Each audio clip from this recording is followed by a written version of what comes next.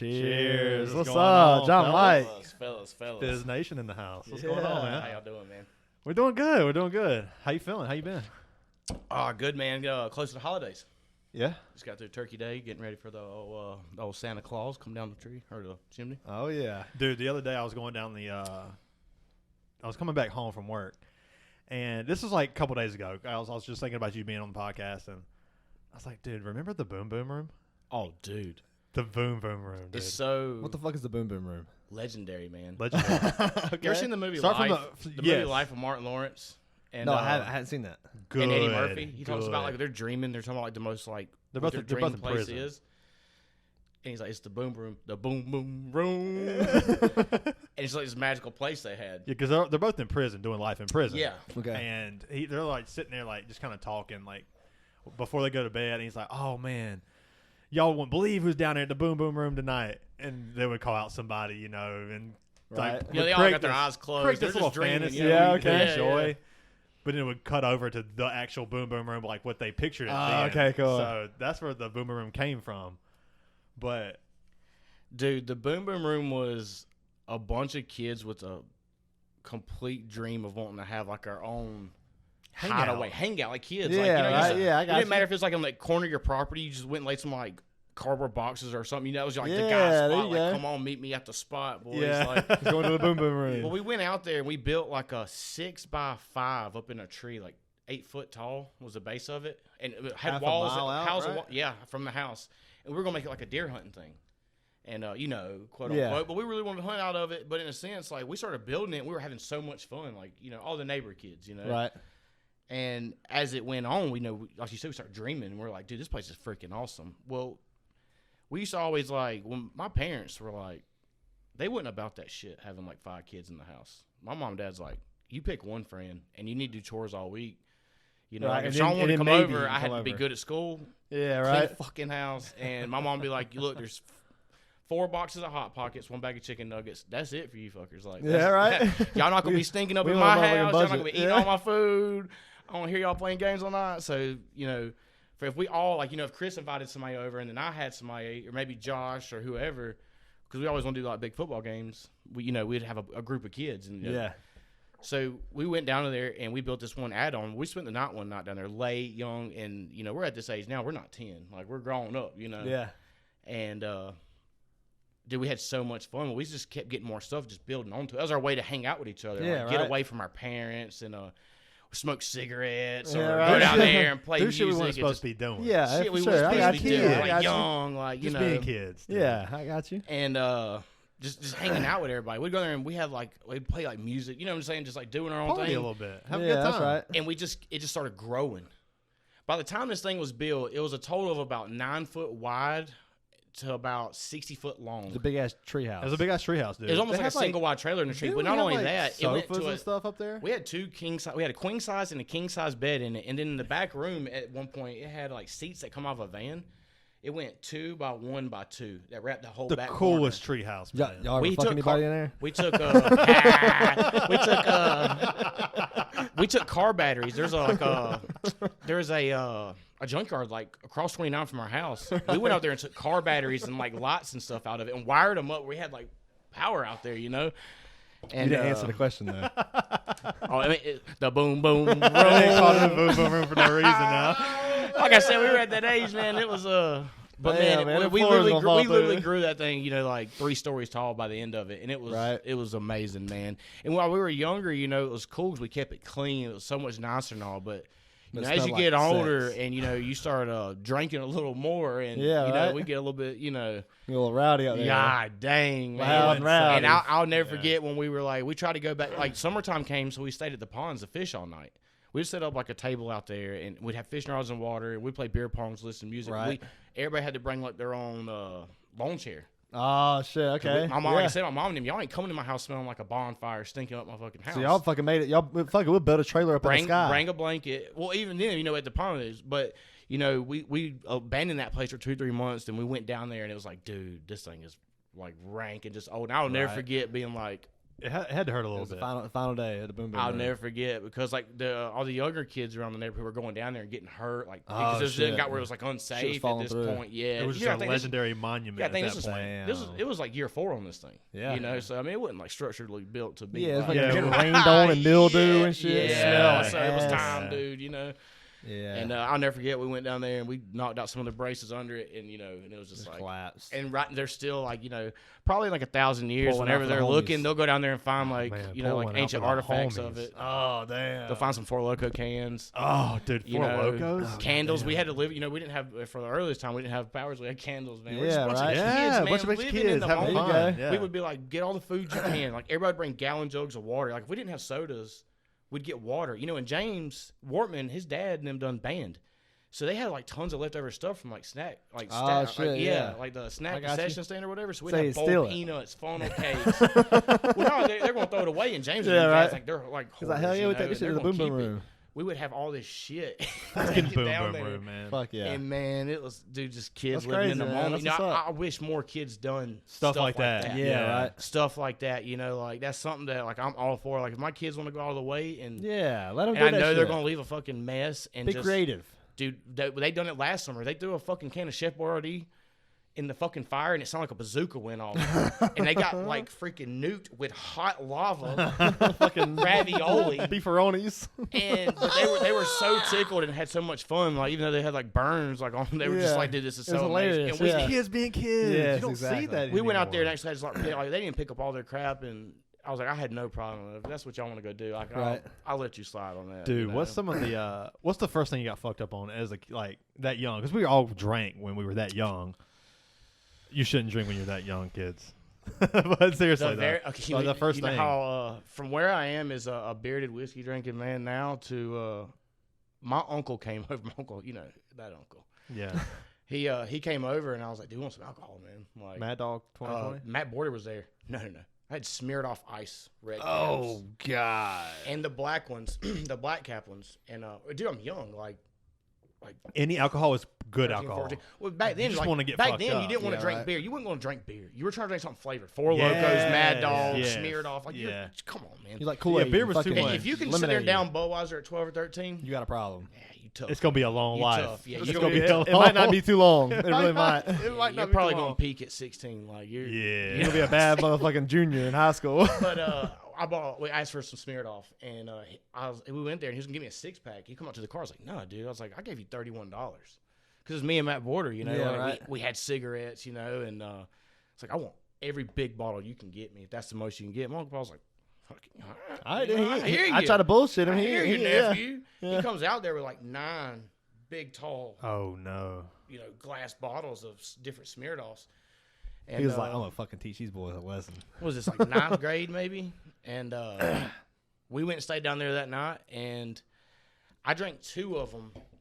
We were working out there to clean it up, like getting all the leaves away from the fire, having like a fire pit ready. Everything was out there. We had for reals off the ground, we had a catwalk built across it to like a platform off the ground Right. that had a love seat couch out there because Jesse Turner used to always talk to his girlfriend at night and would bother the piss out of us. And we would See, always y'all made say a couch like, on the we balcony. fucked up shit on the phone. What He'd be was like that girl's crying. name? Sabrina. Sabrina. That God, was it. that was his first. You know how that is. I love No, I you. don't, I man. love you more. I don't know how that is. I ain't never. Good. I ain't never. What y'all? You turned out fine. you turned out fine. But yeah, we wound up drinking them things, man. And I drank like 2 or 3, like back because we were hot, sweaty, And shortly after, I started getting like the spins, and my mouth was watering. I'm like, what the?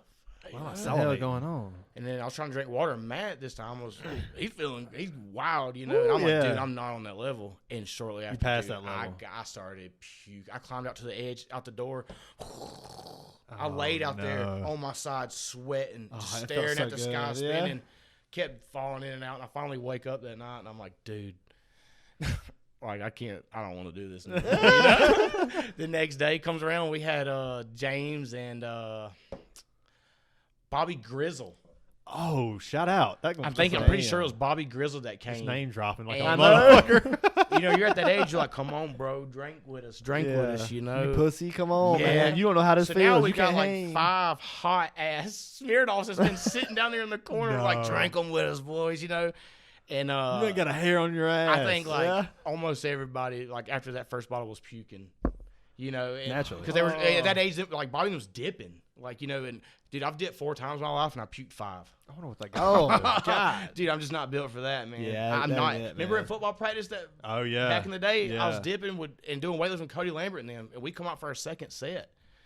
We did weightlifting first. They went out there early in the morning because it was cooler. Varsity got what they wanted out of us, So they went out while it was cool, and they weightlifted after. We weightlifted. I was there, and Cody Lambert, big Indian. Oh yeah, big Indian. Oh, you piss him off, man. You'll see tomahawks flaring in his eyes.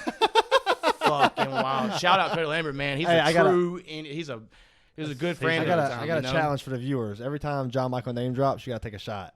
I like this. See if y'all can make it to the end. Yeah, I got you. And see if y'all can make it to the end. And I took a big old dip and put it in my mouth. And I was doing squats, and I never did before. You swallowed it. Swallowed it. Oh, the whole thing. Oh. Well, I was already getting it all in my mouth and swallowing it. I swallowed the whole thing. I go in there and try to wash my mouth out. We instantly go outside. Yeah, that has to hurt. And at that point, we were on the track doing dots. Like and I was first in line. I started doing this. I started getting dizzy, and I knew it. And all of a sudden, I just woke up on the ground with everybody looking at me. Started puking. Oh, you don't want to be a throw-up kid. Oh, dude. He's a throw-up kid. And they were like, Coach Calhoun was like, he's drunk. He's on drugs. Something's wrong with him. And I was like, yeah, I put a dip in. He's like, he changed this. It was like, you little bitch. Dude, I went out there and laid on the asphalt, and my mom was coming, and, this is summer practice. Yeah, so it's hot. You don't want to waste your fucking summer getting up at 6 in the morning. That shit sucked. I remember. I had no intention. They go run the ball 30 times, 40 times a game. It's summer. Go block. Kids dream of summer. We didn't know what real life was. We were still kids in grade school. Summer was all we had to look forward to. True. So all my friends sleeping in, I'm having to get up at 6. Fuck this. So my mom gets mad. She's like, you think you're gonna lay out, make me have to come all the way up here? When I got up off the asphalt, there was a sweat, man, where I was laying out there dying. When I swallowed this dip, my mom was like, "Oh, you're," and I was with the yellow caution tape around it. Yeah, I was sick as shit. Damn, dude, that's a good times, man. That's a good childhood stories, the memories. Yeah, the memories. Yeah, dude. I grew up. Cheers, man. We had to be here, man. That's crazy. That's good to have you on here. I hadn't seen you since I guess the last time we watched the fights up here with him. Mm-hmm. Yeah. But yeah, man, I grew up not really sneaking out and doing all that shit because I was going to all these tournaments whenever I was young. Yeah. So I was going to fucking Chicago and Philadelphia and all this shit, but. Luckily, our dad let me and some of the other fighters, we would just wander around. Yeah. And we just explore these random ass cities. We'd be outside at fucking 12 o'clock, got a fight the next day.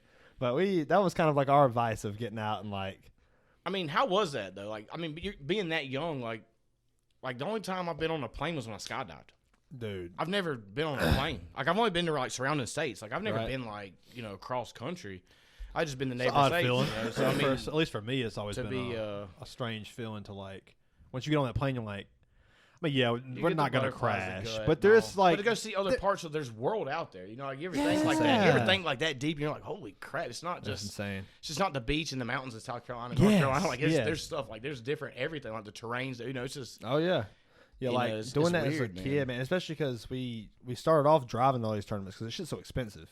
So flying wasn't really our option. Yeah. So we drove to 20-hour one-way drives sometimes. So you would see so much, but knowing that commitment was involved, when you get there and you fucking lose, god damn, ride, dude. The whole way back, you just fucking stewing up fucking hate and anger. Yeah, everything you did wrong, you're just going. And you're watching the videos of you losing over and over, and it's with the guys, with your pops, and all. I know, dude. And it's you get sick of watching that shit, man. And they're trying to comfort you, and it's not helping. And they're like, well, at least we was in the city, we got a good experience. And I'm like, fuck you, man, fuck that, fuck you, fuck all them people. Yeah, I'm not that kid. Don't do that. Yeah, right. Here, I know, And as a coach, I appreciate it, but no. I do the same shit, man. I'm like, you want the good news or the bad news? And they're the bad news is well, you suck. You lost today. And they go, you can see the tears and they're trying not to cry after I said that.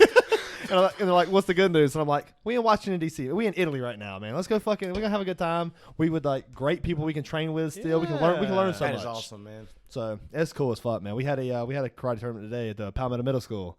So it was a good time, man. We had just so many just fun fights, just everybody from all these different gyms. I just fight everyone. Oh man! We did all our competitive first place, second place shit, and then after that, I just made everybody fight everybody.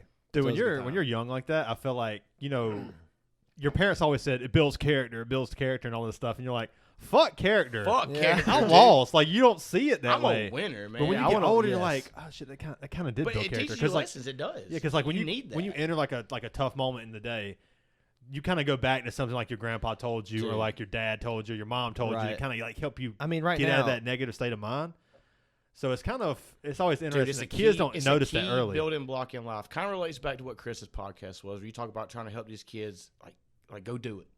Like, go figure out you and all. It's a huge building block is denial and being told no to your face. Hurts. People are so scared to get out of their comfort zone. Oh, it's so bad. And I'm still bad on that. If you aren't willing to be, if everything's comfortable in life, then you're just like you're plateauing. You're flat. You're gonna be weak. Yeah. You're never gonna level up. You're never gonna grow. You're never going to sweat. It's just. And it's huge, dude. It's huge. You have to be uncomfortable. You have to be. And what's dangerous is when you get uncomfortable so much that you love that shit, and you're comfortable in the uncomfortable. That's when you really can take yourself to new heights. Next level. Grow. on any standard, anything. It could be anything it is, but you have to be okay with being uncomfortable. If you go somewhere and you're timid and you're shy and your heart's racing and but that could be the first step. You know what that means? You're already doing the right thing. You're growing. Right? You're not at home or you're not in your comfort zone doing your same bullshit. Well, like you said, there's so much fucking world out there, dude. It's so much world, dude. So you just sitting there in your fucking little room in Williamson playing fucking Call of Duty on the weekends. That's it. Why can't I get laid? Why don't? Why? Well, my friends are getting married, or my friends are doing. I'm still at the same job for the last 8 years, and I'm only making this. Or you can't be scared to fail. Well, I'm wearing the same clothes with the same hairdo, and I don't like myself and. Dude, get the fuck up, dude, and shed some layers and you have to be in the uncomfortable, dude. You have to. And it happens every day. Like you can look up to your most famous or favorite whoever. It could be your dad or an actor or whoever you want. They do that shit every day. Yeah, that's why they got where they are. That's why your dad's a badass. Yeah, exactly. That's why you. It could be The Rock, it could be anybody, whoever you want to put out there. They take that shit on. At this point, they're comfortable in the uncomfortable. Yeah. Like, you ever seen your old man just walk up and defuse a situation or fucking answer the fucking call? Yeah. And you'd be like, damn, Big Papa Pump. It's because he's Big Papa Pump. It's natural. He knows how to get to that. Because you know why? Because he was uncomfortable in that situation before. And he's been there. And he's got there. And he's been told no, or he's had it go wrong, or he's had it go right. And then you just now your standard. You know what you are, what you ain't going to take, or you know what to do. And that's a huge thing for people these days. And this is, people so and scared it happens to fail. Even me or anybody, dude. It's huge, but it's huge now with a lot of people because they have a lot more ways to hide and be comfortable and do stuff and all. Like you can sit in your house and order shit from Amazon every day. It ain't even just like kids. Like a lot of adults now.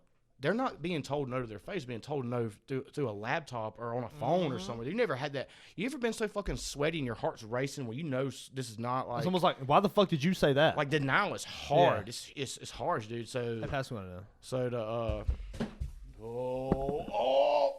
you gotta drink it all, dude. You gotta drink it all, dude. Yes, sir. Oh, there it is. Face the camera. Turn to your left. Turn to your left so we can see this. For the podcast, baby.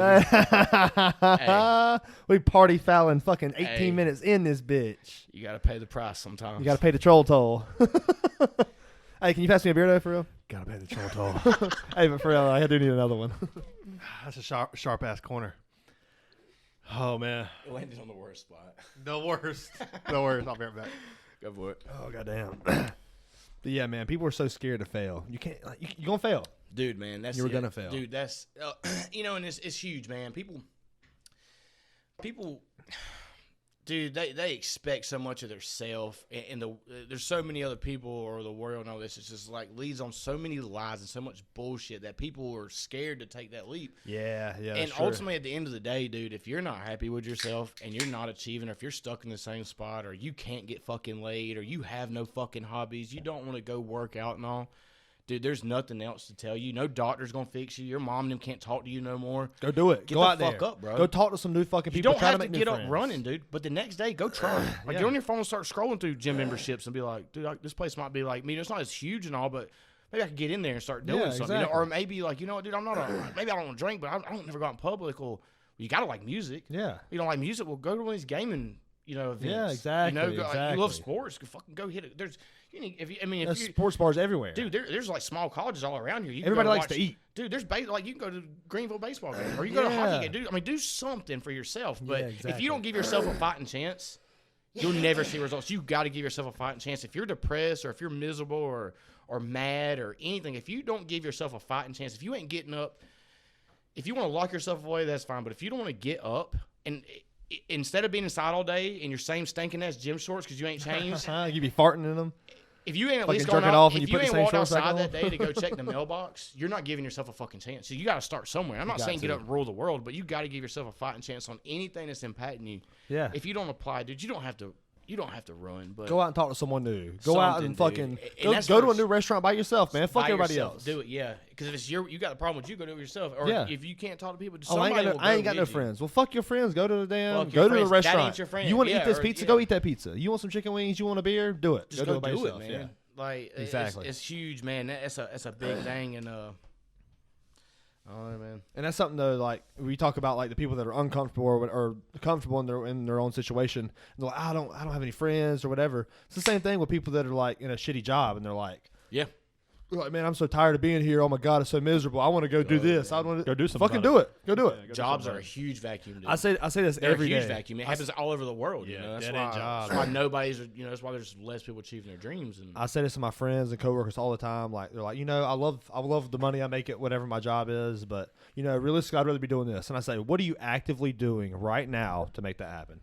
Yeah. What are you doing? The answer is usually nothing. You're like, well, I got this. I'm going to work Monday. I'm getting ready for work Monday. I'm like, no, shut the fuck up. What are you doing right now? If this is what you want to be, then what are you doing? When you go home today, what are you going to do? You going to fucking sit there and play some Call of Duty? You going to fucking watch the football game and fucking jerk off, go to sleep, whatever you going to do? Exactly. Or you're going to go home and fucking work. You're going to actively pursue that dream. Yeah, I mean, you sit there and work 60, 70 hours a week. Would you not want to take $2 less an hour? That's $80 a week. I mean, it's $40 an hour. It's not that much money. Would you not want to take less to be able to go spend more time or go do more? Or maybe if you ain't making that money, why don't you just sack up and get off the fucking couch and go make some more money? Yeah. And if that place can't provide it, dude, there's like I said, dude, like it goes back. There's a whole world out here, dude. Yeah, it's so easy to sit there and pout about your downfall. There's literally everything in life's trying to do what it can to suck you in, and you have to be able to be brave and be accepting and willing to step the fuck out and go get whatever you want, dude. Cheers to that shit. Cheers to that. Cheers. It's good to have you on here, JonMikel. Yeah, it's good. It's always a good time to do something. I got to ask you about something. I've never talked to you about this, and I know you never saw it. I don't think you saw it. I don't think you've seen it, but about 10 years ago, I'm scrolling through Facebook. Yeah. And I see this naked dude on the couch. Oh yeah, I got man. Keep going. We're still listening. Sorry. I got man. Somebody sent the nudes out, and I just want to know, was it you or was it not you? No. Well, this is because I was sitting at my parents' house on the front porch on the swings. Like we always sit on the swings, like they just chill throughout the day. All of a sudden I'm scrolling on Facebook, and then I try to like refresh, and it's like you've been locked out. And I'm like, what the hell? So I tell my mom, like, give me your phone. I saw it all. Something happened. I take my mom's phone. And I log into it, like my account, or no, it wouldn't let me log into my account. I'm like, dude, something fucking happened. So I log back into my mom's. I go look at my profile. There's me sitting there with a phone with my wiener out, son. Like whole thing. Dude, good news too, dude. Well, that was the one. I used to have a rule that was good like for you, man. Good for you, dude. I used to have this thing that I'm 30 now, man. I'm happily on my way 30. Happily on my way to being married. I have kids, 30 but when I was congratulations, man. When I was a younger Thundercat, we didn't have Tinder. We didn't have all this. I always had a 1 out of 10 rule. If I sent a message or a nude to 10 girls, 1 out of 10 is gonna give me the check mark I need. 1 out of 10. 1 out of 10. But somebody did hack me, dude. Somebody hacked me good because I have like 80 unread messages. But when I got back on, when I recovered my account, we got like banned when I recovered. Hey, yo, man, I just saw your dick. Somebody posted those pictures. They post messages of people and stuff, and I'm like, what the hell? So every unread message I had was unread or read at this point. So somebody went through all my dirty laundry. Oh yeah. And they found my pictures and messages that had been sent. I want to ask and I was single at the time, and also it was, or still whatever, embarrassing as fuck, but. I'll have to say, if you saw that shit and you were scarred for life, just leave a message in the comments section, please. Yeah. So you're saying JonMikel got a big ass dick? Is what you're saying? I'm just saying. I'm just a normal dude, man. Normal dude. I didn't say nothing about your character. I was talking about your cock, man. We're talking about your dick right now. Just a normal dude. It looked good. The picture made it look good. It was the angle. Okay. It was the angle. Couldn't believe it, man. When it's even worse. But my mom's rad. My mom's rad as shit. She's the coolest. And sadly, it wasn't the first time Shout my out. mom seen me Shout naked. out. But my mom was like, dude. What the fuck, man?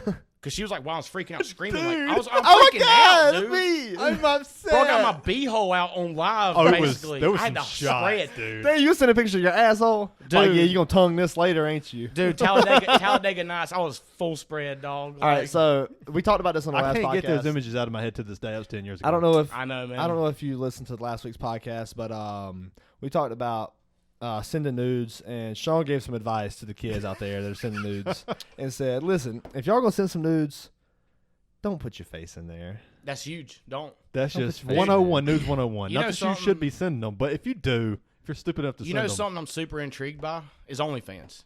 No, I don't do none of that about. I'm 30 with fucking 3 kids. I'm on my tail end. No, I wish. Tail end, you just getting started, What's man. stopping you? Who knows, man? Like I said, I'm married on my way. It's kind of a joke between me and my wife. Like we've always had, like, especially when we're kind of like, dude, we like. Do it. What intrigues me is We'll promote it on the podcast. the amount of money they make. There's a Insane. girl You that about like to send, you about to show 2020 b-hole pics? You about to? Dude, if some I can money? make $20,000 a month, my whole asshole, I'll pop a grape out that thing for fucking $20,000, bro. A month? Shit. That thing will fall out with that loose ass. Shit. Not with a grape. Not an orange, a grape. Like, Shoot $20,000 a month. Dude, like, there's a, like, gonna be COVID before it started, goes out. OnlyFans blew up. There was a girl called, Everybody like, No horny, Face man. Girl in the early stages that done it. She makes $850,000 a month. She's one of those top, when it first started out. A month. A month at this point now, revenue now at this point. there's She's somebody- one of the first people. OGs, and she put herself all over every like social media, like all over her link trees or whatever. And at this point now, like, and she don't show face, like she has a hat, or her neck's out of it, or whatever it is, and she don't show nude. She shows like loose, like she don't show b-holes all the way. Like if it shows her like vagina, it's just a front little V cut. But at this point, making $850K a month by not showing her person like. What People she just wanna see doing. her People titties. that only do feet stuff. And dude, yeah, but like no I need to b-hole, get like into no that. b-hole, like You ever she seen ain't my got feet? like bad stuff. Like it ain't like she's got a can in her ass, but She got a can in her ass? no, she don't do that. She Oh, don't even okay. do that. She just like a little nipple. I was like, a I need to little see this. $850,000 a month, dude. That's generational. Well, I that'll mean, change your family's last name. Like that's, I mean, all right. I'm so- intrigued by so that what's money. your I number? love money. What's your like, number? so. They'll change your B-hole pic. Anything they could ask for a B-hole A pics. monthly number? I mean, you ain't got to stick nothing inside of you or nothing. Generate but what's monthly. $1,000 a If month? I had to have my legs up and spread, probably $50. Case of beer. I don't care, man. Honestly, I twist don't the care, tease, dude. baby. Everybody's got a b-hole. What about you, Sean? All right, so Everybody. Sean, you That's care a just little what more it about is. this. I feel like. So, yeah, I'm very. what if we I'm had very- like $5,000 a month? You do a picture a day. a picture a And day your dick, balls, butt. It could be anything. It could be a $5,000 variety. month. You can have a catalog. to cut my my face is cut out? Yeah, I'll do 5,000. Faces in it. No, I wouldn't do 5,000. $60,000 extra a year. 60 grand. That's $5,000 $60,000 month. a year. Yeah. Oh, Yeah. fuck. See. Well, Extra. imagine if for you really one get picture cool. a day. How long does it take? How long does it take to take a picture? OnlyFans. Imagine if it's $10,000 a month. That's $120,000 extra a year. In 10 years, you I'd have $1 million to probably do retire. For $5,000 or 10? Fucking both. Five. what about 4? What about 4? Why not? It's $50,000 a year. $48,000 Yeah. a year. I know I was on the line about 5K because I'm like, I don't know, I'm not hurting right now. You'll grow if you're making that much at one But month. yeah, You're hear going me to out, eventually yeah. trickle up. I mean, Also, hear me out. If I'm going to defend that, like you can find peace in any kind of wealth. I believe. Like Sure. you can have like Yeah. the smallest amount of wealth and find peace. You can be. Well, it's just And the largest, like Robin Williams couldn't find mental peace. we make you know? $0 Dude, from this that's podcast. This is fucking wealth right here. This Oh, is wealth that a lot of people don't have. We They get don't a fucking understand it. we get to come on have our fucking friends on here talking about seeing pictures of your fucking fat ass dick and sending butthole like that. pictures and like nah, we can do that. We have the luxury and of that's doing some that. people too that they don't know. Like I tell people from where I was and what I went through and all this to, dude, I ran away from the life I always wanted and never knew it. I partied so much when I was younger, and I never gave a living fuck. I wanted to ask you about this. Dude, I literally just didn't care back then. I just had no direction, and shit went wrong, whether it was my fault or life hit me with it. I just got to where I just didn't care. I just loved the wildlife and all. Yeah. Like, oh no, I know. Wasn't out here smoking meth and all this shit, but I was no worried, problem to go stay in bars and just just do stuff like. I was worried about you for a long time because I was like, dude, I just didn't.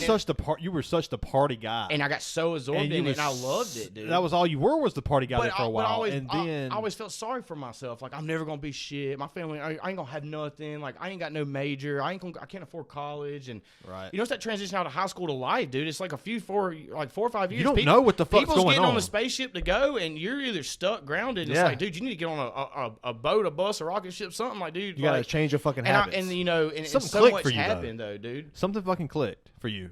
Dude, because I remember. There was a time where I was scared I was going to die, dude. I was scared I was going to die. Like, I was scared something was going to happen. Was it the whole arm situation? That was huge, dude. Like, I was supposed to be dead. So what happened with that? Again, I lived with a bunch of friends.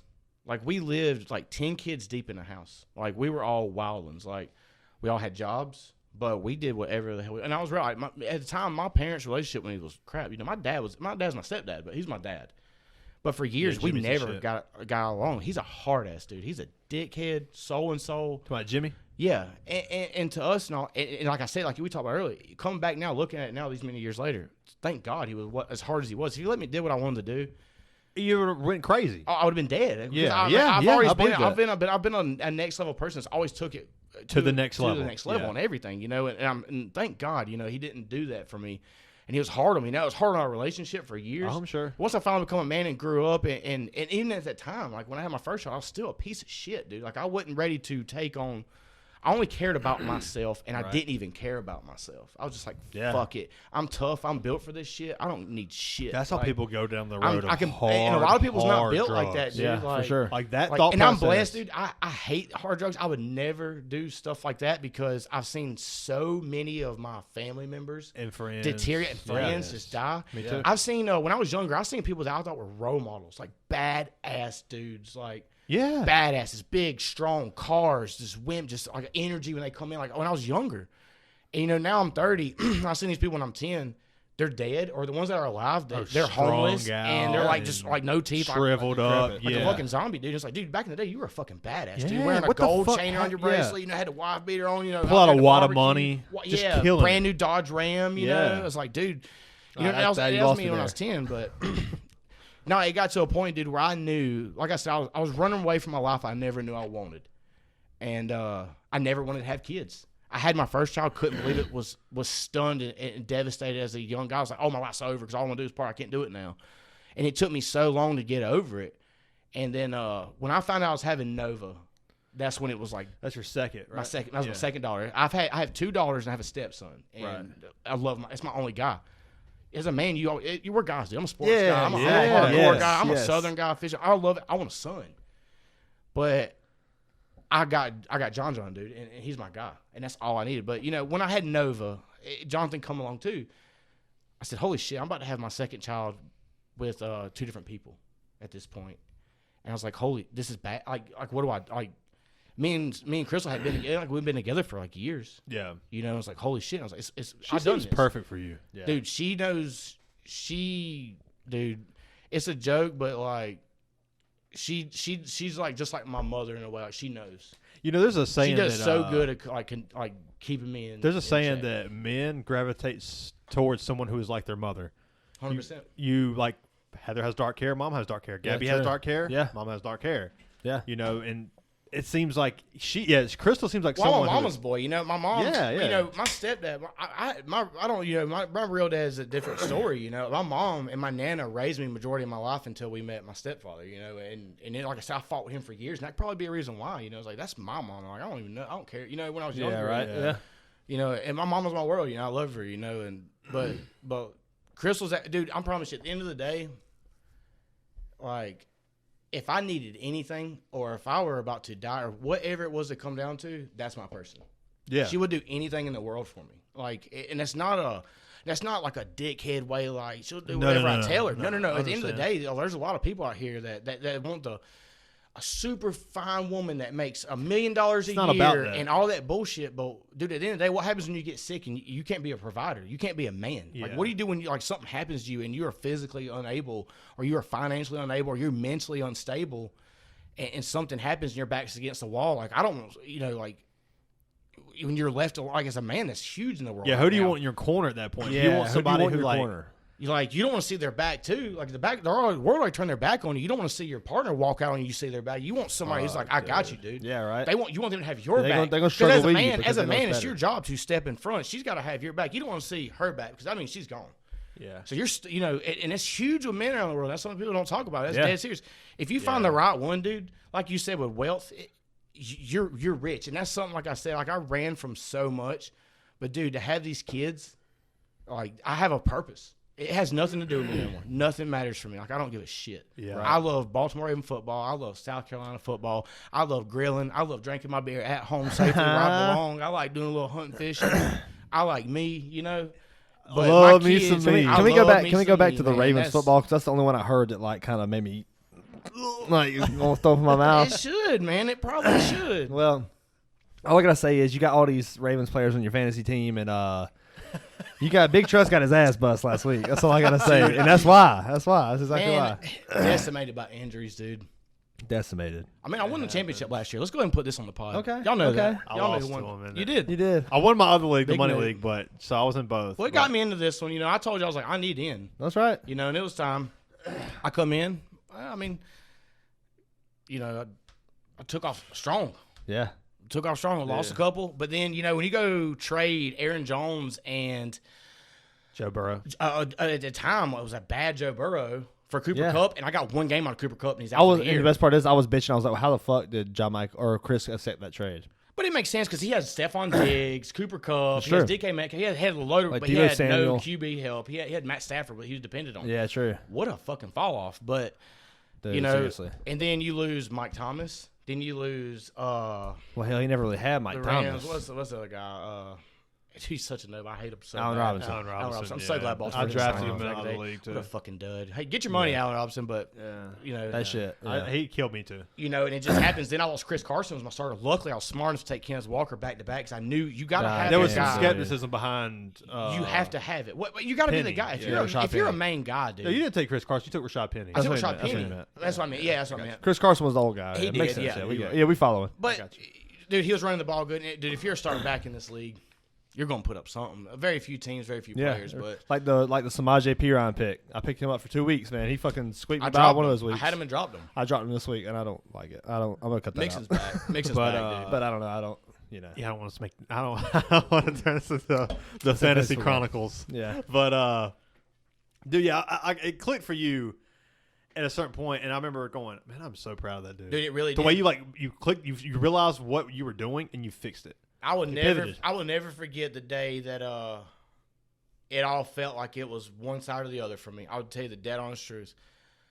We had Nova where I remodeled the old house I grew up in. Nothing special, but I put everything I had to like we're starting this family. Like this is we're in this thing. And can we pause for a second?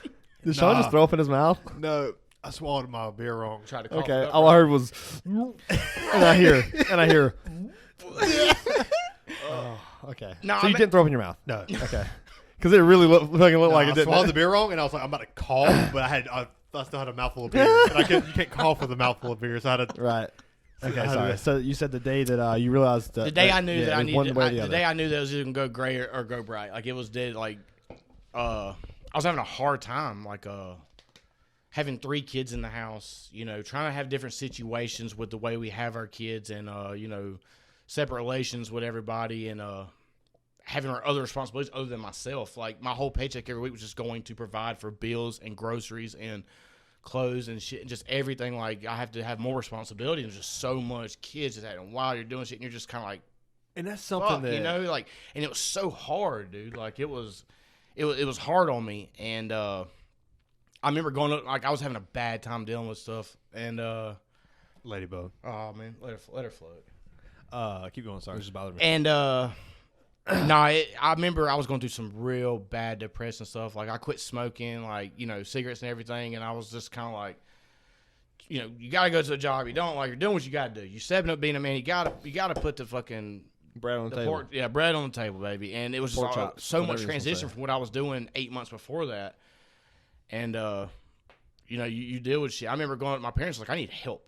I was like, I truly need help. Like, I'm not okay. And I'm not worried about nobody. I was like, I'm worried about myself. I was like, I honestly need fucking help. Yeah. You know, and I was like, I don't know what to do. And my dad was like, dude, I'll do whatever you need to do. And I was like, if I can't get right in a couple of weeks, I said, something's got to happen. Because I was going through some mental, like, huge stuff. I was hard on myself, dude. Yeah. I don't want to fail. Like, I was like, I already failed so much up to that point. And when I made that decision, I can't fuck up. Because you're bigger than that. We know you. You got that big personality.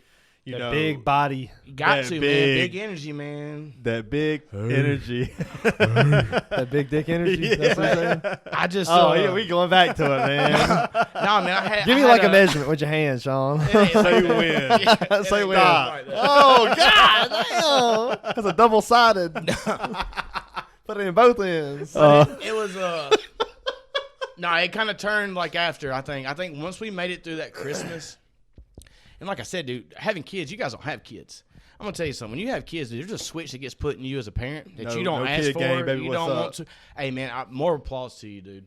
Like, I joked with Chris about this. I was like, yeah, but when you're 50 having kids, he's like, yeah, dude, but you know what I'm doing? I'm living my life, and you're going to wait till you're 40 to try to live the life you've always wanted. You're right. And I was like, dude, you're fucking right. Fuck you. I was like, but it's a turntable of a scale. Like, I mean, if that's what you want. Go live up all you can, then donate to your kids. It's cool.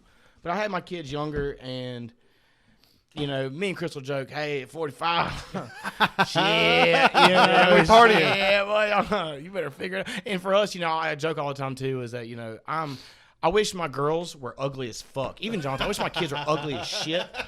Because they're so pretty that they're going to tear my fucking nerves up. I wish my kids are only I could love them. They're so fucking That's like Sean. That's what happened to him. Yep.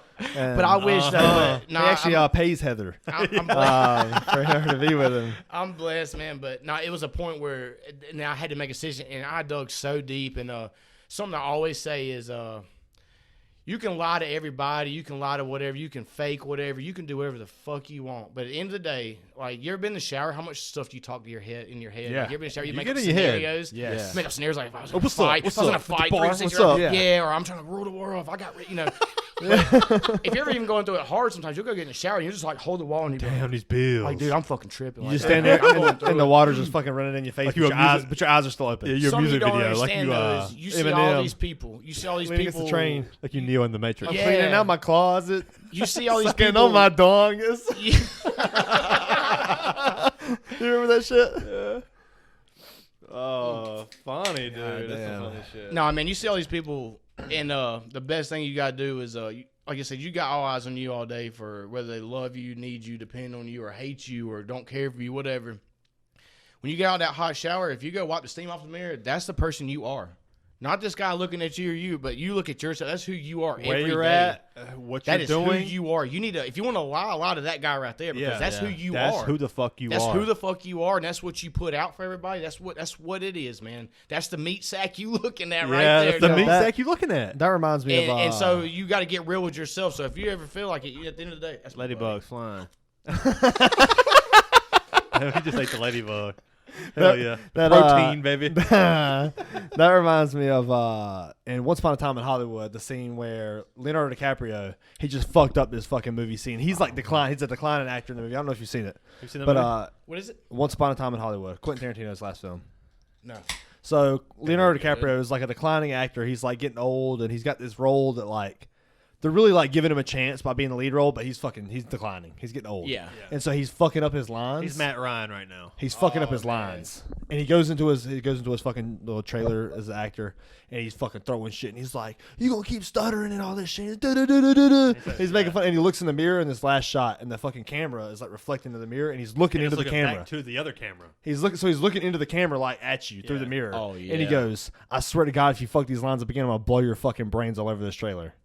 And it just like pauses. Like he's looking at himself, but he's also looking at the fans. He's looking at himself, but like, and you feel that it's like he means that shit. Yeah. But you look in his eyes and you're like, man, I've been there. Yeah, man. Like we've all been in that moment where we're like looking at ourselves and just like, what the fuck am I looking at? What am I fucking doing? Yeah. Dude, you forget, dude. Like, this is who you are. Like, you don't see you. Like, I always say this too. The eyes don't lie. Eye contact is something huge. You look at yourself in the mirror and stare deep into your own fucking eyes, dude, and be like, what the fuck we gonna do? Are we gonna be a fucking winner today? Or we're gonna sit down and bitch? Put we're going David Goggins. Yeah. I mean, but like really, fucking 2 broke feet, shit on my fucking pants. I'm running through this. Like, is that what we doing today? Or are we just gonna spot on? Yeah, you take a look at yourself in the mirror and you're like, is this who I want to be right now? Yeah, and you feel just like, do you ever feel like a plastic bag? Oh God, Katy Perry! Shout out Katy Perry. Do you want to literally just sit there and you have an option to like you can make excuses for yourself all the time? It's easy. It's so easy. So easy. Just sit there and go. You know what? I'll do this tomorrow. Blah blah blah blah blah. You won't. I got more time tomorrow. And the reasons that, we talked about it before. The reasons that you come up with in your head for not doing what you want to do to grow as a person, you won't even do those things that you've made up for yourself. Yeah, it allows you to be comfortable for longer. Yeah. Like, oh, okay, you know what? I'm just going to, like, relax. I need it. It's been a long day. I'll just, work out tomorrow or whatever. I'll just make a TikTok for the podcast tomorrow. And then it never comes. And the next thing you know, I'm playing Overwatch. Well, you're like, I got to do this. Look, man, if your chore list is clean, sure. If you're putting in the work, take care, do whatever and all. But if you are still lying to yourself saying, no, it's fine, no, I'll do it tomorrow and all. Tomorrow will never come. Like you said, tomorrow will never fucking come, bro. Because you'll sleep that bitch under the rug and that's gone. And then you'll start putting off stuff that's really serious that needs to be done. Now. I know that from people, and I've seen them do it. It's like, dude, you can't fuck around with that. What you're doing, like, you need to. That's real shit. This ain't no side quest, brother. Like, this is real. Like, you need to, And I've seen people like just fuck it, and I've done it, dude. I was like that for. I've done it, and you got to make that change at some point in your life. Dude, you got to, man. You got to just you owe it to yourself. If you can't do it for if you can't do it for your fucking self, somebody's got to be out there to do it. And if not at that point, dude, come on, man. Find something. Like, find a way. Like I said earlier, crawl. I mean, if you can't get the fuck out of your house, go check your mail. Roll out the bed. Like, go get the sunlight on you. Go check your mail.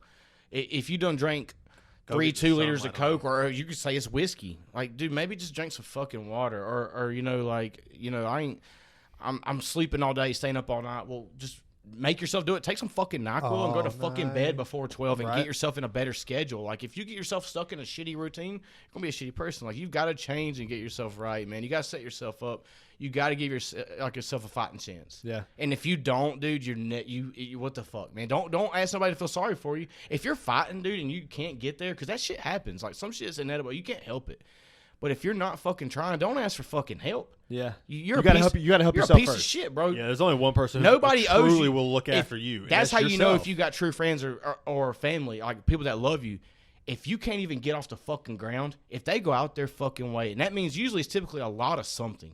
If they go out their way to get you up off your ass to get you going, that means they went more than just you've been struggling, you can't get, and they give you like a little bump to get you. But if they're getting you up and going, like they're putting their all in you, be like, this is your chance, like go, dude. Yeah. And if you fuck that up, dude, like all that crying you did, all that sob ass shit, like that's all on you. Fuck you, man. That's on you, bro. But now if you're going through something, sometimes shit happens, dude. And you know who loves you and who don't. You'll find out who's got you. You will find out. Some people can really just give you like a little boost, boy, a little Mario boost, and you can get back going. You can make up time, and that's fine. Hit the left bumper on the little jumps. Yeah. But so you gotta be thankful for those people, man. Because, but if you just don't want to. If you can't, if you owe it to them at that point, like you owe it to yourself. Like you definitely owe it to yourself. So whenever you decided to make that change, is that what made you go with that haircut? I've always had hair, man. I always had hair. Is that what made you shave the sides like Jason Momoa? I tell everybody, and within a couple of years, I'm Stone Cold Steve Austin in it. You're gonna just. I am. I'm gonna do it. I'm just gonna be like. Just do it, man. I've always had long, wild hair. I kept the short shit. The only reason I kept short shit was kind of like corporate stuff and all. Man, I've always had hair, man. I miss the big fizz. Well, like, how do you feel about a mullet? I want to do it. Do a mullet. The 80s are back, man. The 80s are back. Man, all I got to do is shave a couple more inches up, and all that back. The women ain't rocking them ugly ass perms. The question is, when does the Jerry curl come back? Oh, baby. Oh, it's there. So it can come when back does it really fucking come back? The motherfuckers with a Jerry curl, they're fucking dripping down their face and shit. Nah, man, these kids can't do that, man. Why not? They ain't built the for Jerry that. curls. That's badass shit. Rick James. I kind of like the Jerry curl. curls. I love the Jerry curl. Jerry curl's badass. It's so legendary. That's something you can't steal and take because the Jerry curl comes with a little bit more mana. It comes with a little bit more funk in you. Little swag. You can't just be a little bitch boy putting on. There ain't nobody with no funk for the show. Nobody got no the funk. Jerry curl. Where'd the funk go? Nobody got no funk. Nobody got no funk. They all trying to like Patrick Mahomes and Odell Beckham Jr. Dude, they're all divas. They're all a bunch of divas, man. You know, somebody like have you ever seen a black guy that has the Hey Arnold, the straight up fro, the square That's fro? what's up. You rock that, bro. That's a bad motherfucker. Yeah. You gotta have that mana with you. You talking about the flat top? Like the flat top. The high top. Yeah. The Gerald off of fucking Hey Arnold. Yeah, the Gerald, That's yeah. it. You got mana, dude. Like, because everybody can't do it. You don't call him a rapper, you call him a hip-hop artist. I love doing that stuff different, man. It's kind of a thing. Like, I do it all. I just do. I'm me. I'm not going to, because that's the way or that's the, I don't care, man. Like, I do what I like to do, man. That's what we preach. That's right. I'm a long hair dude. I'm a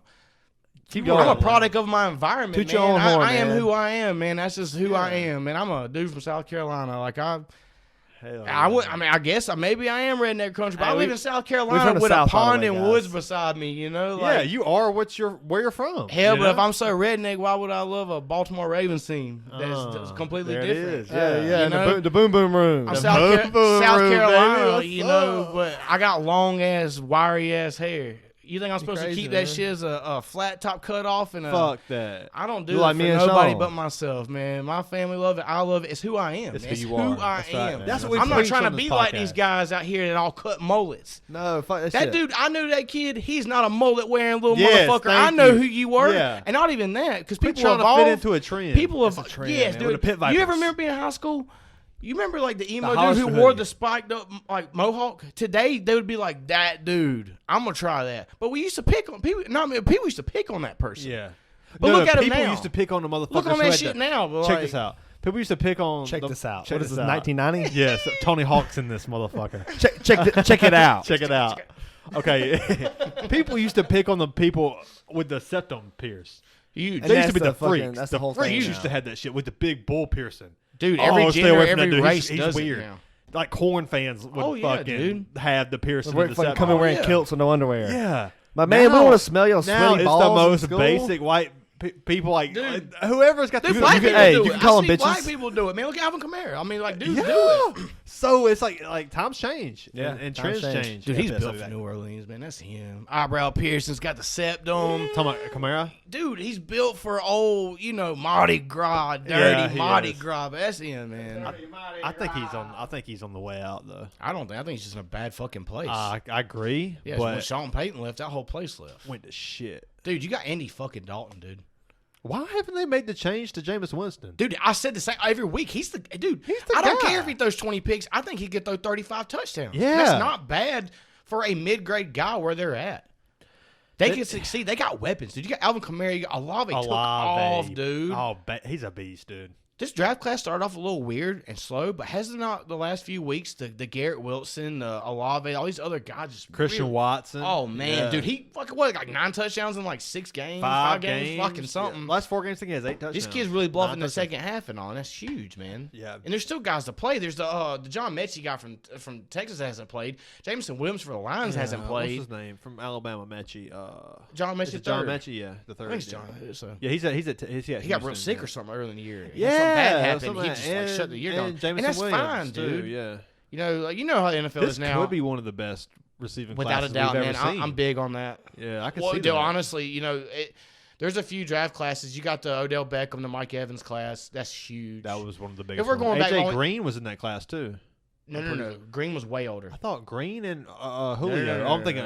Who we're talking about OBJ, Mike Evans. Oh, I'm sorry. I'm talking about like Julio and AJ was in the same class. Yes, I thought you said Julio. I'm talking about like the. You said Mike Evans. Yeah, I was thinking. The Mike Evans class is huge. There's a lot of stat guys in that thing. Yeah. Jarvis Landry. There's so many more I can't. Yeah. But the Jamar Chase class. Oh man. The Waddle. That now. This is going to be one that's really huge. But this one coming up, dude, next year, dude, sky's the limit for these guys. It's a win now league. Dude. Justin Jefferson, Deebo Samuel. Come on. Who was AJ Brown? Was AJ Brown in that one? DK Metcalf, talk to me. That was a good one too, talk dude. To me. So it's I think, it's a win now league. Like, these kids don't get a year or two to build up and all. So some of these kids that had to take time off for health or they're just not getting their chance. Like I said, it took them some of these kids took 8 games. They might have had a breakout or two and all, but like now it's starting to get a weekly trend. Like, okay, this is the guy we drafted, and You know, and they ain't even got their body like NFL form. Like they ain't got all that good workout, that good diet, that good learn the regimen, learn who they are and all. But like I think this is gonna be a special class. You know, one thing I'm starting to notice here lately is, and Geno Smith made me think of this. Dude, good for fucking him. Is that give him his flowers? Is that they buried him? Like when these teams take these Baker Mayfields and these. I mean, name these guys who have been quote unquote busts at quarterback. These Sam Darnolds, these whatever. Dude, this is the hardest position to play in sports. People forget that. This is the hardest position to play in sports. Man. No doubt. We're talking about a guy who has to look at a defense and understand matchup, understand who's blitzing. It's harder than any lead basketball. And make a read within 2.5 seconds. Read the safety down to the linebacker, down to the with Myles Garrett and T.J. Watt literally trying to coming right at you, and those guys are running 4 threes, 4 fours, 2.8 seconds, 3. One Mississippi, 2 Mississippi, boom. Yeah, no, I mean, like, I think that these guys, you can't just throw them to the wolves. Only like a Peyton Manning or Andrew Luck. Peyton Manning, even though like, how many picks 18, he throws? 20 interceptions. 20 yeah. It's insane. And it's hard, you know, but like, you know, there's some places like the Jets they're so hard, so mean, and so fucked up and shitty. Look how many they've had. I mean, look where Geno Smith started. Look at him now. Give him his fucking flowers. Dude, yeah. Like Zach Wilson. They literally shit on Zach Wilson. I think Zach Wilson has talent. He does. I don't think he was ready. They had to bench him though. Yeah, he got to. Mike White is the real deal. He's balling, dude. Guys like that, hey, he's the real deal for you. But like Zach Wilson, give him 3-4 years in the right situation. Let somebody build him up behind the scenes. Let him go to these Carson People Palmer don't realize camps. that like you're going against grown-ass men, and you're coming in as a fucking some cities. New York cities are and you're fucked up, to dude. Lead a team New York to the cities playoffs? Are fucked up, dude. Like they're hugely. They want to win now. And that's every NFL team, too. They want to win right now. And if you don't come in and you don't throw fucking 30 touchdowns in the first season, then we're starting to talk like you're not. I mean, Justin Herbert and Joe Burrow are like next-level talents. I can't believe how Jalen Hurts has developed. I love it, man. I was so for that new scene, dude. I was so fucking mad when they drafted him in the second round. I hated that draft. I've always been the biggest hater of Jalen Hurts. As soon as they drafted, I was too, dude. I mean, I always thought it was gonna be mid and all because it's the way they put it out, and teams don't allow them. They don't want guys like that to do it. No. They're stuck in their old fucking ways, dude. Yeah, they are. And it's so bad. Whether you like it or not, you have to move now. You have to get your ass around the pass outside. rushers are too insane. When he's fucking 300-pound, dude, you got Myles Garrett doing windmill dunks, rip like a you gotta be able to throw. Yeah, he's running fucking and extend 4.5. He's like 270. Running a 6-pack, 4.4 with a 6-pack. You got to be able to extend the play and throw on the run now. Got to, dude. Got to. That's the teams that's winning. That's the teams that's doing it. Like, but I will say that like there's still those prototype. Don't get me wrong, them OG old guys. They make it work. Like Tom Brady's numbers. He has the quickest release now. They knew you can't move. Get it out. Yeah, but Burrow's like that too. I mean, Burrow, like, he scoots a little bit, but they have developed around him now. They learned the first year. But they're both pocket passers. The ass whooping he took, they're like, yeah, this is what we got to do for this guy. Yeah. And also he has the weapons, dude. He's got fucking. I mean, his number 3s could be a number 1 on teams. I mean, Tyler Boyd could start being number 1 right now. He could go make 1,200 yards on any team that needs. How about our boy Hayden Hurst? Hey, Big Red. I got to sign Big Red jersey, man. I love him, man. I love him. When we were at our worst, dude, he was our guy. We didn't have much to root for down there, Willie B. But fucking Big Red, baby. Big Red. That was our guy, man. Big Red. He always delivered. You know, that was probably the best draft that I remember. I literally fucking freaked out. And Crystal has a video of me.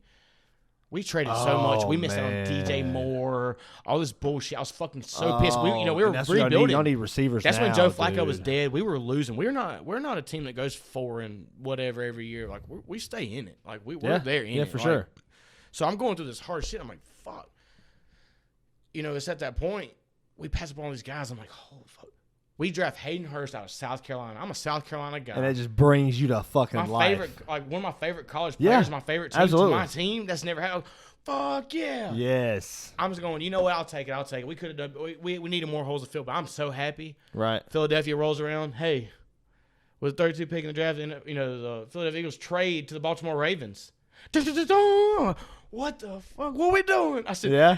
Lamar Jackson's there. And I always thought, we know who he is and what he is. He's a running back. He's a running back playing quarterback.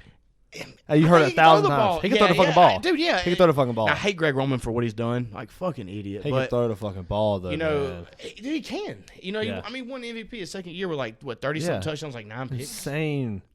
Dude, but that's kind of where I got Lamar Jackson the year, I was like, this is a fucking dream.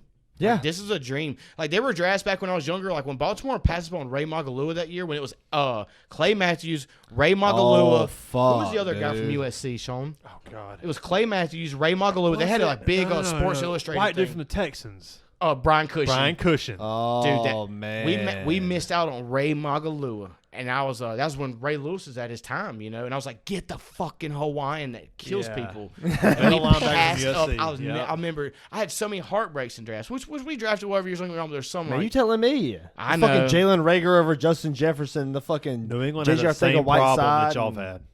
Fucking drafting Jalen Hurts in the second round, and he's got 20 passing touchdowns. There's 3 one thing you interceptions can't measure, and that's the heart. I have always looked at. I've been the biggest critic because you look at Jalen Hurts to the football, especially when he was in Alabama. This is why Alabama got rid of him, was because he couldn't make tight contested throws on the edges. That's the hardest. He couldn't make those throws, dude. That's hard. And then he went to the Lincoln Riley offense to where guys were wide open. Well, guys were wide open. CeeDee Lamb's fucking. You look at the highlight reel phenomenal. of when he won the Heisman, and it is wide open guys. And then, so Alabama gets rid of him. He wins the Heisman, and I didn't believe him even more then. This kind of helped back me up. I was like, this guy cannot make tight contested throws. Because in the NFL, you're going to have half the time to throw the ball, and the DBs are going to go from trailing you to draping you. Yeah. Every throw's got to be right there. Yeah, for sure. Yeah, and Jalen Hurts has never been that guy to make those throws, but you can't take away his he's that guy now, though. He's that guy now. Look at his swag. That's huge on guys. I said he would never be a starting quarterback in the NFL. And he's in the race for the fucking MVP this year. Exactly. Dude, when you're getting beat on and you hear the media, you hear the fans. These are human. These are kids still. I'm human. You got people sending you death threats fuck you, you motherfucker. Especially from Philadelphia. They're harsh, ruthless, son. So you got all that bullshit, but he gets there now with his swagger. The guys he had, the Darius Slays, the Fletcher Cox. You got them guys around him. The coaches that were all questioning. And everybody always shouts for him. Fucking fire Howie. He gets going, and these people are sold in on him. And they go, dude, we got your fucking back, dude. We got, when you can't say that ain't a huge thing, and Zach Wilson, dude, it's a thing. They literally was like, fuck you and your hot mom, bro. You ain't shit. But I get that situation. He said he might fuck you and your hot mom, though. The reason why I get this situation is because, we've seen the flashes of Mike White last year against the Bengals throwing 3 touchdowns for 400 yards, 300 yards. Yeah. And they gave Zach Wilson 4 or 5 games there where it was just nothing but 100 yards passing. We've seen it, dude. I know. 3 or 4 turnovers. I know. And this is a playoff team right now. They just need competent quarterback play, and they can win games. Same with the 49ers. Same with the 49ers. Yeah, dude, but hey, Brock Purdy might be the fucking real deal. I was shocked that how about my man Baker Mayfield the other night? Oh, wow. Good for fucking him because I was kind of rooting for him. I was too. He's been I want to see more commercials. I want more commercials. When you got the world hating on you, but when you got people that's in the starlight, Shannon Sharp and them are so harsh. Yeah. They got a vendetta. You know how the LeBron James things are with them, and the same thing. They'll be anytime you slip, buddy, I'm gonna. And they got a million people watching them. Step on you. Ain't got old Johnny Too Good that lives over here talking shit on Facebook, Twitter with 1,000 friends. Now we got a guy on national TV being who was an NFL star, motherfucker. Who was an NFL fucking monster tight end. I'm always for people winning. I'm never going to dog you out unless you ask for it, but. And he was a Brown, man. There was game. We lost a couple Browns games. He was there. He led him to a wild card. But for him to show up and do that for him, because he was, dude, that's harsh to go home and live with yourself. That's you. That's your career. Yeah. It's not even your career, but that's your childhood dream. Everything. The one thing to come in and do that on a piss poor Rams team they sold their soul. Y'all get that? They sold their fucking soul for that one ring. McVay might be out after this year. They might not be. He might retire. Dude, there's 9 first-round picks or whatever the number is, but fucking and good for them. What's crazy is they still make playoffs. Dude, last year they found a way, and so did the Bengals. I think the Bengals are dangerous, and the Rams were last year too. Bengals are not out of But the way that Super Bowl kind of worked out was kind of wow, you guys better enjoy it. Like, take it in, because I was that way. I don't think they were elite teams. I think the Bengals now have this year coming in with them. They're still there. But I didn't believe the Bengals being an elite team, but I thought the Rams were. You tell me the Bills wasn't fucking meant to be there? The Chiefs wasn't meant to fucking be there? Crazy. Like, come on, man. Like, there was teams that still, like, right now, dude, like, and I'm not hating on the Bengals more than any of them, but, like, the Rams sold their soul. They sold it. They sold it out. Yeah. Dude, you have the most... They got it though. They got the ring. They would hurt Got the the fucking. fucking It would ring. hurt to sell your soul like that and not get that. New ring. England did the same thing that McVay did for a while, and that's when They they were had trading Brady. draft picks for guys that win now. Yes, they were Remember trading their that? draft picks for guys who understand what they need to do Well, they were to eliminate their certain position. Like if it's a, I mean, Stephon Gilmore, and they pick him up and then he wins Defensive Player of the Year. They understand, like, we'll trade a first-round pick for a guy that we're going to develop in 3 years. Yeah. This team is ready to win right fucking now. We're carrying on. And we're going to get a guy who can just completely lock down one side of the field, dude, and win a Defensive Player of the Year. We're going to that's a first-round pick doesn't mean, like, that means That's nothing nothing. to so us happy right as now. the Eagles are doing if that you can right get now. a guy like that. Patriots had the biggest run in NFL history. No, It'll Yeah, never for be sure. better. And there was than a time when they were drafting bad. So plenty Bill of said, times. what's that Coney Ely guy? Like, y'all trade like a third rounder for him. For He's playing Carolina. well.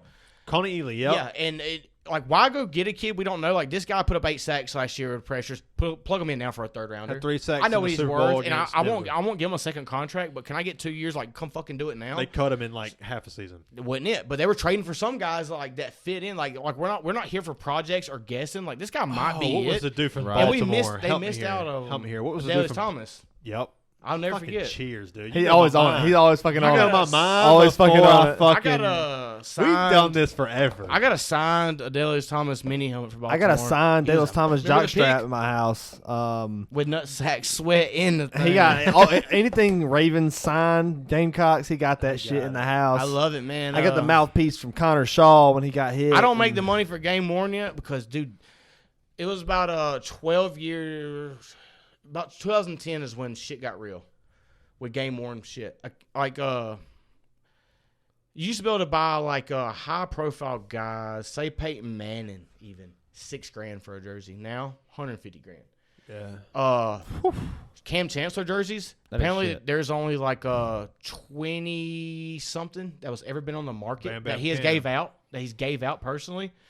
Some guys will hold them until they die, and their kids will take them, and some has been gone. Whatever it is, they're $25,000 right now for a game worn, and there's only apparently 6 circulating. Well, But people give are it 20 willing. years, And you know what they you're gonna do? have some People money. get. I get it for Sure. $15,000. I sell for $16,500. I get it for $65. I sell for, and it's just got to the point where there's only so many circulating because they only gave. Some guys don't do that shit every day. Like, Yeah.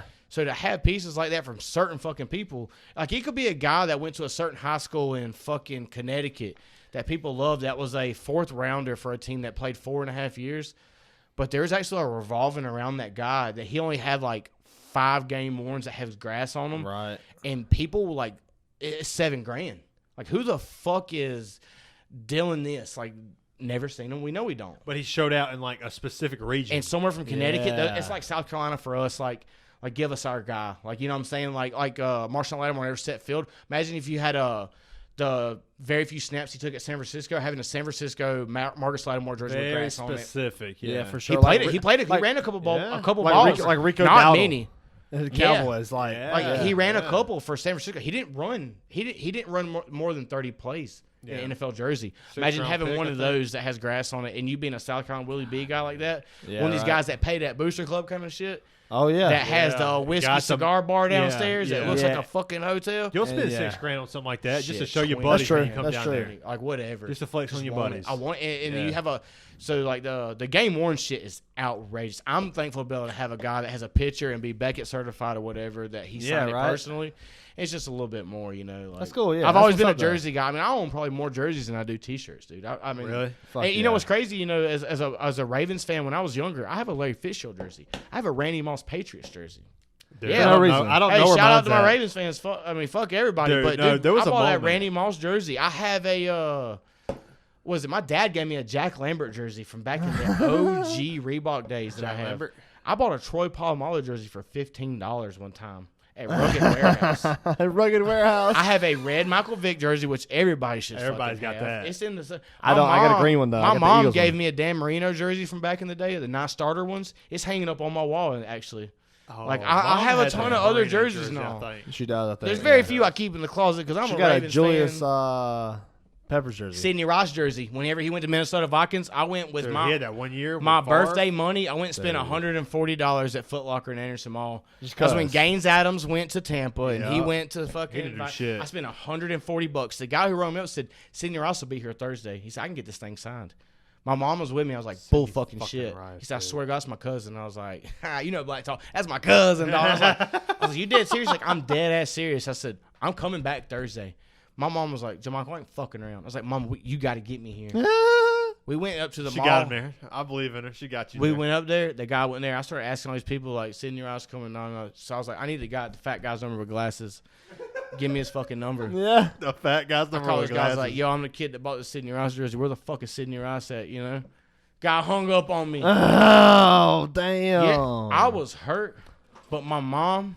She was like, I drove all the way up here for this bullshit. Where does he live? Your mom is a rider. Where does he fucking live? Hey, man. I love that woman to death. Respect. Mama Dukes, man. Mama Dukes. For real, though, like, she's always been one of my favorites. She is a ride or die. Man, look, she on the damn podcast commenting about everything she hearing, man. I love it. Respect that shit. She knows how to pat you back and pat your ass too. Pat your ass at the same time. Yeah, she'll tell you how it is. I mean, she told me the other day about that. She was like, "Look, there's a time to tell you I love you and sweet talk, kiss your ass. There's a time to tell you to get the fuck up and figure it the fuck out." Yeah, that's right. You know, that's why she's telling you to get the fuck up and figure it out because she love you. Because she care about you. Didn't ask for it. That's that tough love. But she just felt it and she was like, "That's what the fuck." When you a kid, you don't want to hear about no motherfucking tough love. Man, I was bad about that, man. Nah, I want fucking character. I want some little Debbie cakes and some Kool-Aid, man. I don't want no motherfucking. I was a rebel against it, man. It got to a point where I was like, I ain't fucking doing this. I don't need to. Mountain Dew, Doritos, and fucking video. I look back on my younger self. I wish I would have sat there and took more ass chewings. I wish I would have learned more, knew more. You know, I guess something I have a big thing for is respect for old motherfuckers. The OGs. OGs. I mean, wrinkly. I got guys that I see, you know, that I go around and sometimes I talk to them. You know, this motherfucker might be fragile and like he is now, but fucking brittle and his skin. This get cold motherfucker seen something. Like this motherfucker had a cell phone like this. He had a can across the world with the lines, with the rope. But I asked him like, you know, how much has the world changed? And they're like, it's scary as fuck. What the fuck am I even fucking doing here? Like I'm on so much medicine and all. I'm so old. Like I don't even know what the fuck's going on. Yeah, it would be. You know, weird. And I love old people because they've been through it and they've seen life and they know shit. Like you. When I was younger, I was kind of like, fuck you, old man. Like I don't give a fuck. But now you look and you're like, fuck you, old man. You still like that, but yo, wrinkly stinking. It's like no, but really, it's like these dudes, man, like have been through so much, dude. It's amazing to see them. I love old people. I fuck with old people, man. I like them spunky old people. You know them spunky jokers? You know? Yeah, I got some fucking word, man. I'd rather hang out with someone older than me than younger than me, I'm going to be honest. Yeah, at this point. That's because you're an old soul. Them old you young guys are trying to chase trends and shit that we had. We had like one of ones, and you guys have got like one of 100,000s. Like you guys, I like the old people, man. Okay, I want to ask you, because we're 1-1 right now. On the guest on the podcast right now, we're 1-1. Where do you sit on a shower beer? Does a shower beer... You know what I do. Look at my shower right now. I have 2 empty bottles that's been stuck in the corner. One of them's probably growing legs. I got to dump it out every couple of days. I got 2 trash cans in my bathroom, but like I'm off all the time. Like, cause there's some days I wake up like I'm a shitbag. Does it make you an alcoholic is what I'm asking. I'm not an alcoholic. Answer the question. I mean, what's an alcoholic? What is an alcoholic? We get into your business. It's like I think alcoholics, if you're living on the street trying to like suck dick for $5 for beer, that's alcoholic. Not guys like us that will put down. That will just suck dick for $10 worth of beer. and like that's the line. Like live like a few months. Like probably like when I was I don't as much now throughout the weekday. No, there was a point where I was drinking probably 60 to 80 beers a week and 3 bottles of whiskey, 4 bottles of whiskey. I got the receipts to prove it. I just drank because that's all I got. That's all I got. I want to see the receipts. I do too. Come on. Oh, y'all know the receipts. I want to see these fucking receipts. Come over on a Saturday when we do the old. Hey, we need to do that anyway. Come on over to the damn. I'm trying to open up Low Country Bowl. Baby. Low Country Bowl. I'm down. Let Big Papa hit the grill up for y'all. Yeah, I'll feed you. You'll get right. Get your feet back under you. You'll shake it loose. You'll be shake it loose. Hey, you already know. Look, you know I know about some shaky legs. Shit. You know I know about the shake legs. You remember the fucking Sean Castle days, blowing your ass up through the middle in the Madden. You gotta give me my flowers on this. I give you hit flowers. That 56-yard field goal with Joey Sly. When did 56 yards, 58? It might have been longer than that. It was like 60 something. 62-yard field goal with Joey Sly. I'll never forget. You beat him with that? Yeah, dude. We had a neck to neck. He scored with 13 seconds. I was up like fucking 8. I was up like he scored me with 13 seconds. He cussed me for everything. It was so loud. I was going. I know how he is. I was up like 3 touchdowns going into half. I called one play I knew, tied it off a corner. I just put it up. He snags it. Time bounds. Or whatever. It's timeout. We went out. Whatever it was. I knew I couldn't stand the Hail Mary. I've always done it. You know. And I'm thinking JonMikel always lag on these field goals. I ain't got nothing to worry about. I always drilled switch it, kickers. baby. OG. Joey Sly. 97, 98 kick power. One thing these like new man accuracy. Players don't respect is the OG. Pressure. The pressure, but the OGs are like all the new man players, they'll be on their own 20. It'll be 4th and 20. They gonna go for it. No, you got to get used to kicking in field goals for the real time of kicking a field goal. Well, the problem is, because you ever lost by 6 when you went for it on 4th and 29 times. Hold yourself accountable, dog. You play the long game. You feel like a clown. Oh, you putting on the makeup the whole game. These players, clown. These motherfuckers don't trust their own defense, man. I hit that Joey Sly kick, Bryant bitch, and got real close. Got man, what a foe, man. You know, good game. Good game. Yeah, I'll see y'all. I'll see y'all. Hey, man, I got to go to bed. I got to work tomorrow. Bro, I was in the kitchen like this, oh, shit, I can't believe it. Pull out the good whiskey. Pull out the good glasses. Pull out the good glasses, we hopped all in the chat, and I was like, what about that? Like, I wanted to keep on with it, because it felt me that good. Like, I felt like, I know you don't give a fuck, but I was a fucking winner, bro. Yeah, that's right. I hit one, but it's the same thing, though. Whenever I was catching my dubs, I wasn't talking too much shit. No doubt. No, yes, you was. You always talk that shit. No, you ain't that bad. Chill him out. It wasn't Diablo sauce, but it was definitely some mild or Don't medium. worry. We're gonna bring it back. We're gonna bring it back 1 year. Yeah, I bought this one. I gotta get a PS5 before I do it. Okay, I read up on all this information on it. I got the new Madden. PS4 for it. It's garbage. It's literally the same fucking Madden. But you go play on PS5. It's new. Fucking juicy, dude. It's crispy. Really? More franchise options. More gameplay options. What franchise options? Dude, it's so much. I can't explain how much more. It's what we want. It's next gen. It's not all what we want. It's next gen. Next gen. Yeah, they have a next gen mode. Like everything. You have like stadium. Like before the game starts, they give you taskbars up there. Like fuck them, fuck you. Like you got more crowd perseverance. You get a bonus here. It's always above the game when you start. Yeah, yes. It's like that for real. They got so much more added to it. And I was like, you get like home field advantages. Like they're not bullshit like the other Maddens. Really, dude. It's the training. I mean, everything into it. The French, the money, the very contract, detailed. What we've been looking for. And okay, I like that. Yeah, I but it's from an OG. But it's $600 because you got to get the PlayStation 5 and the game and a spare controller. I already got the game. Shit. Don't matter. You got to get it for it was only like a 1-year deal with that. If you bought it, no. I think it was a 1-year deal. I could be wrong. Somebody check in on that. You got the new game? Yeah. 23? Check in on that. I think it was a 1-year transfer. I'll always buy it on this you time. Dirty dog. I always buy it. Chris got it for my birthday. I actually bought it too for he bought it for Christmas. Yeah, he did. Yeah. I think it might transfer over, but I think it's like a 1-year deal. Oh, I just got it like. Oh, you're set. This week. Yeah. What's it matter? Fuck it, $50. If I can get a PlayStation 5, man, we got jobs. We just go buy that shit. Look, Crabman's got one. You got the PS5. Yeah. Maybe after Christmas. Shout out to Crab Man. Maybe after Christmas, I'll put my money on. Shout out to JonMikel for being here and fucking drinking these goddamn beers. Did you listen to the? I don't know if you listened to the man that wants to watch the world burn, dude. I have so much respect and love for that guy, though. Honestly, I love that man. I love that man because he is like me and him. We might not agree on something, and see things eye to eye. Fine. But I love the fact that he's a free thinker. He doesn't let anything dictate the way he thinks. He's not gonna like it because you like it. If he don't like it, he's not gonna be like, a trend follower. He's not. Yeah.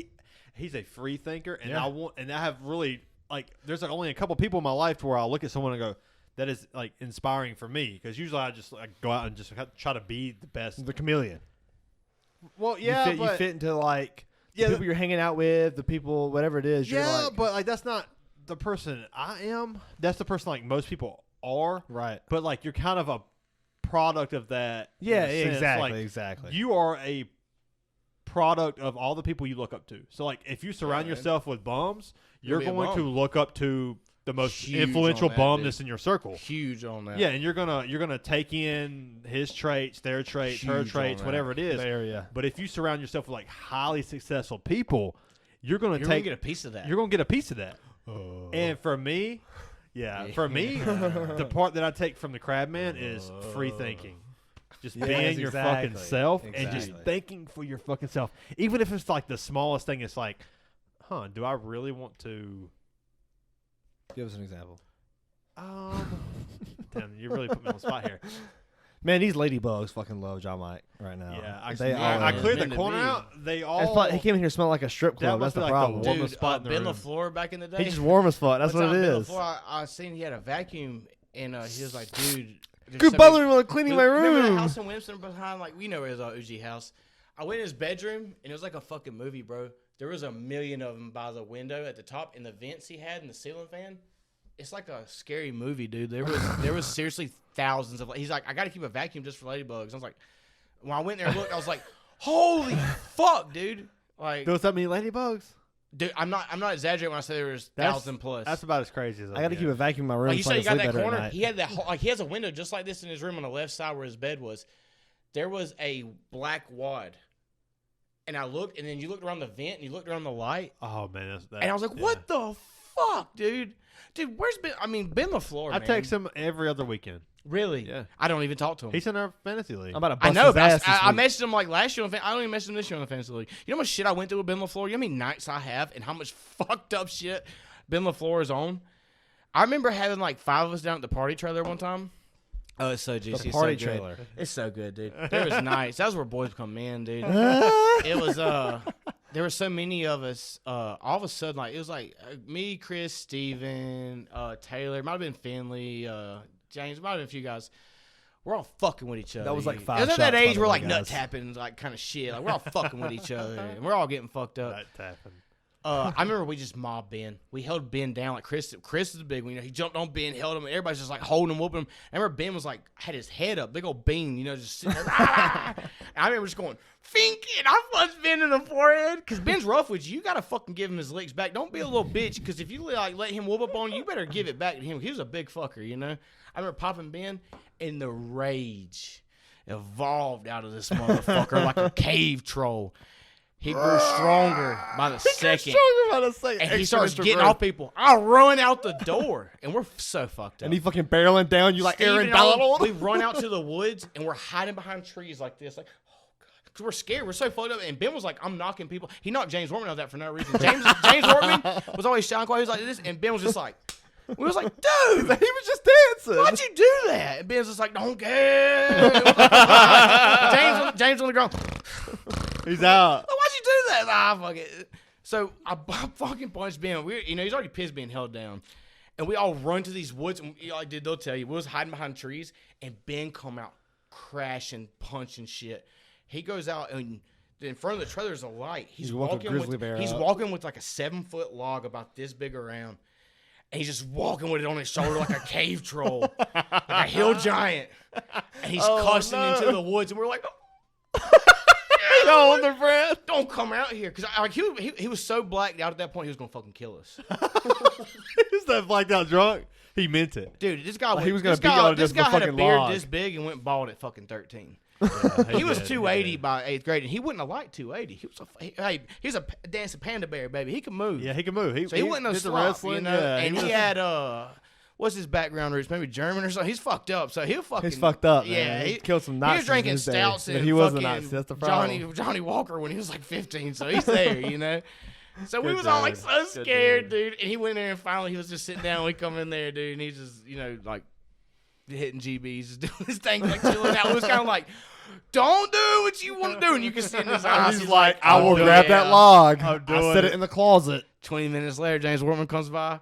Wham, wham, wham. He's James again. Like, why did you do that, dude? But I love Ben, man. He's that dude. We went through I remember he would wear that Ray Lewis jersey of Chris's out at places. We went at Myrtle Beach, and he had a Ray Lewis jersey on just walking down the strip with a pair of black or purple Etnies. Yeah. That's that pizza place down the road, ain't it? Pretty much, bro. Etnies. That's all Danny Boy's place. Man. Dude, there's like a certain energy when it comes to the night podcast. I was telling Bryant. There is. I was like, these night podcasts, there's like this energy. Juicy, like, man. Before, like, you drink some beers, you come on here, it's like, it's a lot of fun, hey, well, look, dude. Sean told me he's got a bet for you, man. We'll go downstairs, and if you can choke me out in 5 minutes, then you get $100. But if not, then I get the $100. Shout out to Chris. Money don't mean nothing. Yeah. I don't ever. That's something that's true about me too. I'm not. You ever know guys that want to fight all the time? Ass whooping, receive, ass whooping, give. Those are the guys who you don't understand their mentality, bro. They just fight. I see red and body drop. They see red and body drop, bro. Fuck you. Well, even gotta get their ass whooped. You ever seen guys just like you got your ass whooped last weekend, and this weekend they're still cussing and fighting? What are you doing, man? Simmer down. I've never been somebody that want to be that, but I'll tell you, it runs deep. I have no fucking problem punching somebody in the fucking face. I'm a barroom fighter. He sees red and bodies drop. I'm gonna fuck you up, dude. I'm not bragging. I'm nobody special. I'm 30 and fucking fat now, bro. But I never had no problem trying to knock your fucking teeth out. That's right. You come in here talking that slick shit, and I'll sit there and still laughing on. But when you try to take it to that personal level, like you swinging your nuts or you do something really disrespectful or mean, like Chris brought up I don't know, that was that night. The guy you knocked out and all at the lake that day. Good story, dude. Did he talk about that on the podcast last week? I don't remember. We were at when Chris we went to that bar where he drug me and Heavy out of there because the guy that I fucking knocked but a out, fucking country boy. What was his name? Country boy with a fucking Ford. He said, "Here's my address. Come here, I'll kill you." Yes, the guy I knocked out was best friends with Big Country. That's his name. What's his name? Big Country. I can't even remember. Big Country. I just know what business I just know Roy Nelson. That's all I hear. He literally was like that. He was that's what I'm thinking boy. He wish he was fucking Roy Nelson. Got real tree tattoos like the gut, but he could move. It wasn't them big guys that could move. He wasn't a slob. Real tree tattoos? He's he made good money. He's a good so when you say real tree, you mean the now. brand or like real trees? Like South Carolina, like the redneck camo tattoo. Oh, okay. So the brand. Okay. We're part of our environment. We live in South Carolina, dude. Like, nobody knows. I don't know if you know him. I barely know him. I don't know. I know Big Country. I know him on 3 occasions. He said I knocked his fucking friend out. Chris said his name was Country Boy. I'll tell you right now. I was dating somebody. They had a couple friends. She had a couple girlfriends come with her. We went to Party Island. Okay. And it wasn't the main island. The old school cats over there at the main island, they don't fuck around with that young shit. There's a strip that still has island. Old heads, OGs, they just trying to have a good time. They don't want keep no that place bullshit. clean. They don't want the police there. Yeah. They old. They on Vicodin. They 40. They retired. Got money. Trying to live for puss. Maybe got the old lady out there. They got a $80,000 boat. We got guys pulling. They don't work to We got chill. guys pulling up in Everlude fucking 1987. Drinking Four Locos, fucking party rockers in the house tonight. Y'all. So I get there, LMFAO. pull up. I'm just literally quiet. I'm just glad to be. I'm just here. I'm drinking Natural Light, just chilling, dude. I got a pair of Panama Jacks on. He got his fucking shell. What's a Panama Jack? It's just a black gold rimmed. It was that time, gold rimmed glasses. Okay. Just a black lens, gold rimmed. Nice edges. Just a nice little pair of glasses, It wasn't gas station glasses, but they were nice. I felt good that day. I was out there. They were Panama Jacks.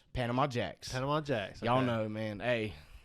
I'm just listen, keep going. We just like a picture guy. Yeah, I'm a picture guy. I'm out there and had a hat on and just drinking beer. And I had a lot of good friends that was out there and all. And DJ knew that guy more. Oh, DJ. At the end of the day, DJ's my guy. DJ's like my brother. I love that. That's my guy. That's a fucking. I want to get. But he works with this guy. We gotta get DJ on this motherfucker. He works with this guy at Miller. That's his guy. So. Fucking DJ. All of a sudden, there's this dude out there just drunk, starting shit with so many people. Like, one thing happens, they have to break this guy up, and he's just sloppy, fighting with these people, and he fights with this girl he's with. Later on, it happens again with a younger kid that we knew named Chandler. He starts fucking with him and all. Named who? Chandler Crumpton. Okay. Oh, Crump, baby. Oh, hey, I watched that kid grow. I remember watching that kid at one of his earliest parties when he was real young. He's like, JonMikel. I was like, what's up, dog? That dude graduated look at him 3 now. years before me. He's an iron worker now, man. He's doing his shit. Not Big Crump. Jonathan Crumpton's his brother, if I'm not mistaken. Jonathan Crumpton, I know that name. They're good dudes, man. Hard ass dude. Alabama fans and all. But Lil Crump, this dude starts fucking with him and all. I'm still out there. We have the girl's dating a couple of her friends. One of the people that was there was Lauren Eckerson. That was one of the girls. If y'all are taking shots right now, y'all are so fucked up.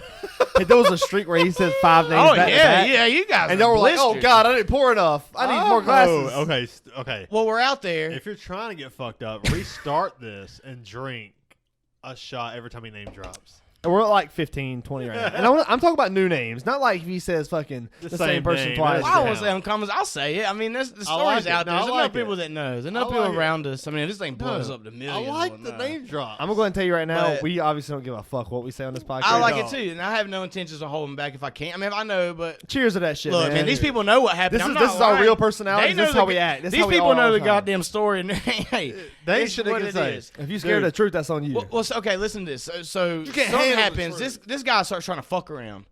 He tries getting this fight with somebody. This girl, Lauren, goes up there, tries to help him. He's like sitting in the water and like fire's breaking up there. At this point, they're like, fuck this guy. They're trying to help the other person, like, let it go. And the energy out there is like it's like fuckboy energy on Party Island back in them days. Like, it's just a bunch of dudes just like fucking drunk, looking to fucking start shit. You know, that's how it was. Bad vibes. And I remember like this girl was going to help. She was like, "Here, get up!" Like she would like reach her hand out, and she went to pick him up. She went to pick him up, and he went boom and stuck this bitch. A female? Lauren, yeah, stuck her. Not when he said this bitch, punched her, and I kind of like the dude punched her hard.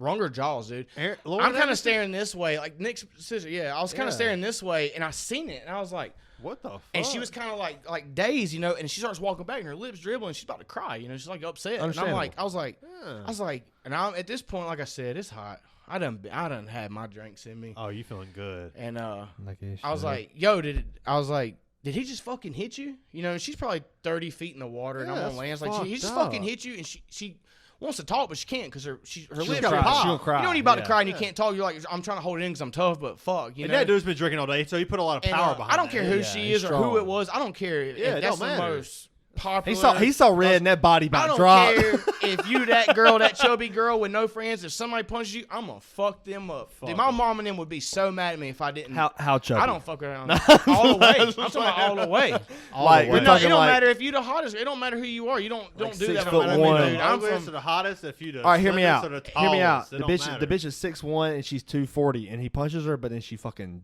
body slams her. Darren Garrett. Then you gonna be like, Darren fucking Garrett, bro. That's another shot. Darren fucking Garrett. I watched her knock numerous women out, but I watched her knock fucking dudes out. That's a bad bitch. I wouldn't fight her.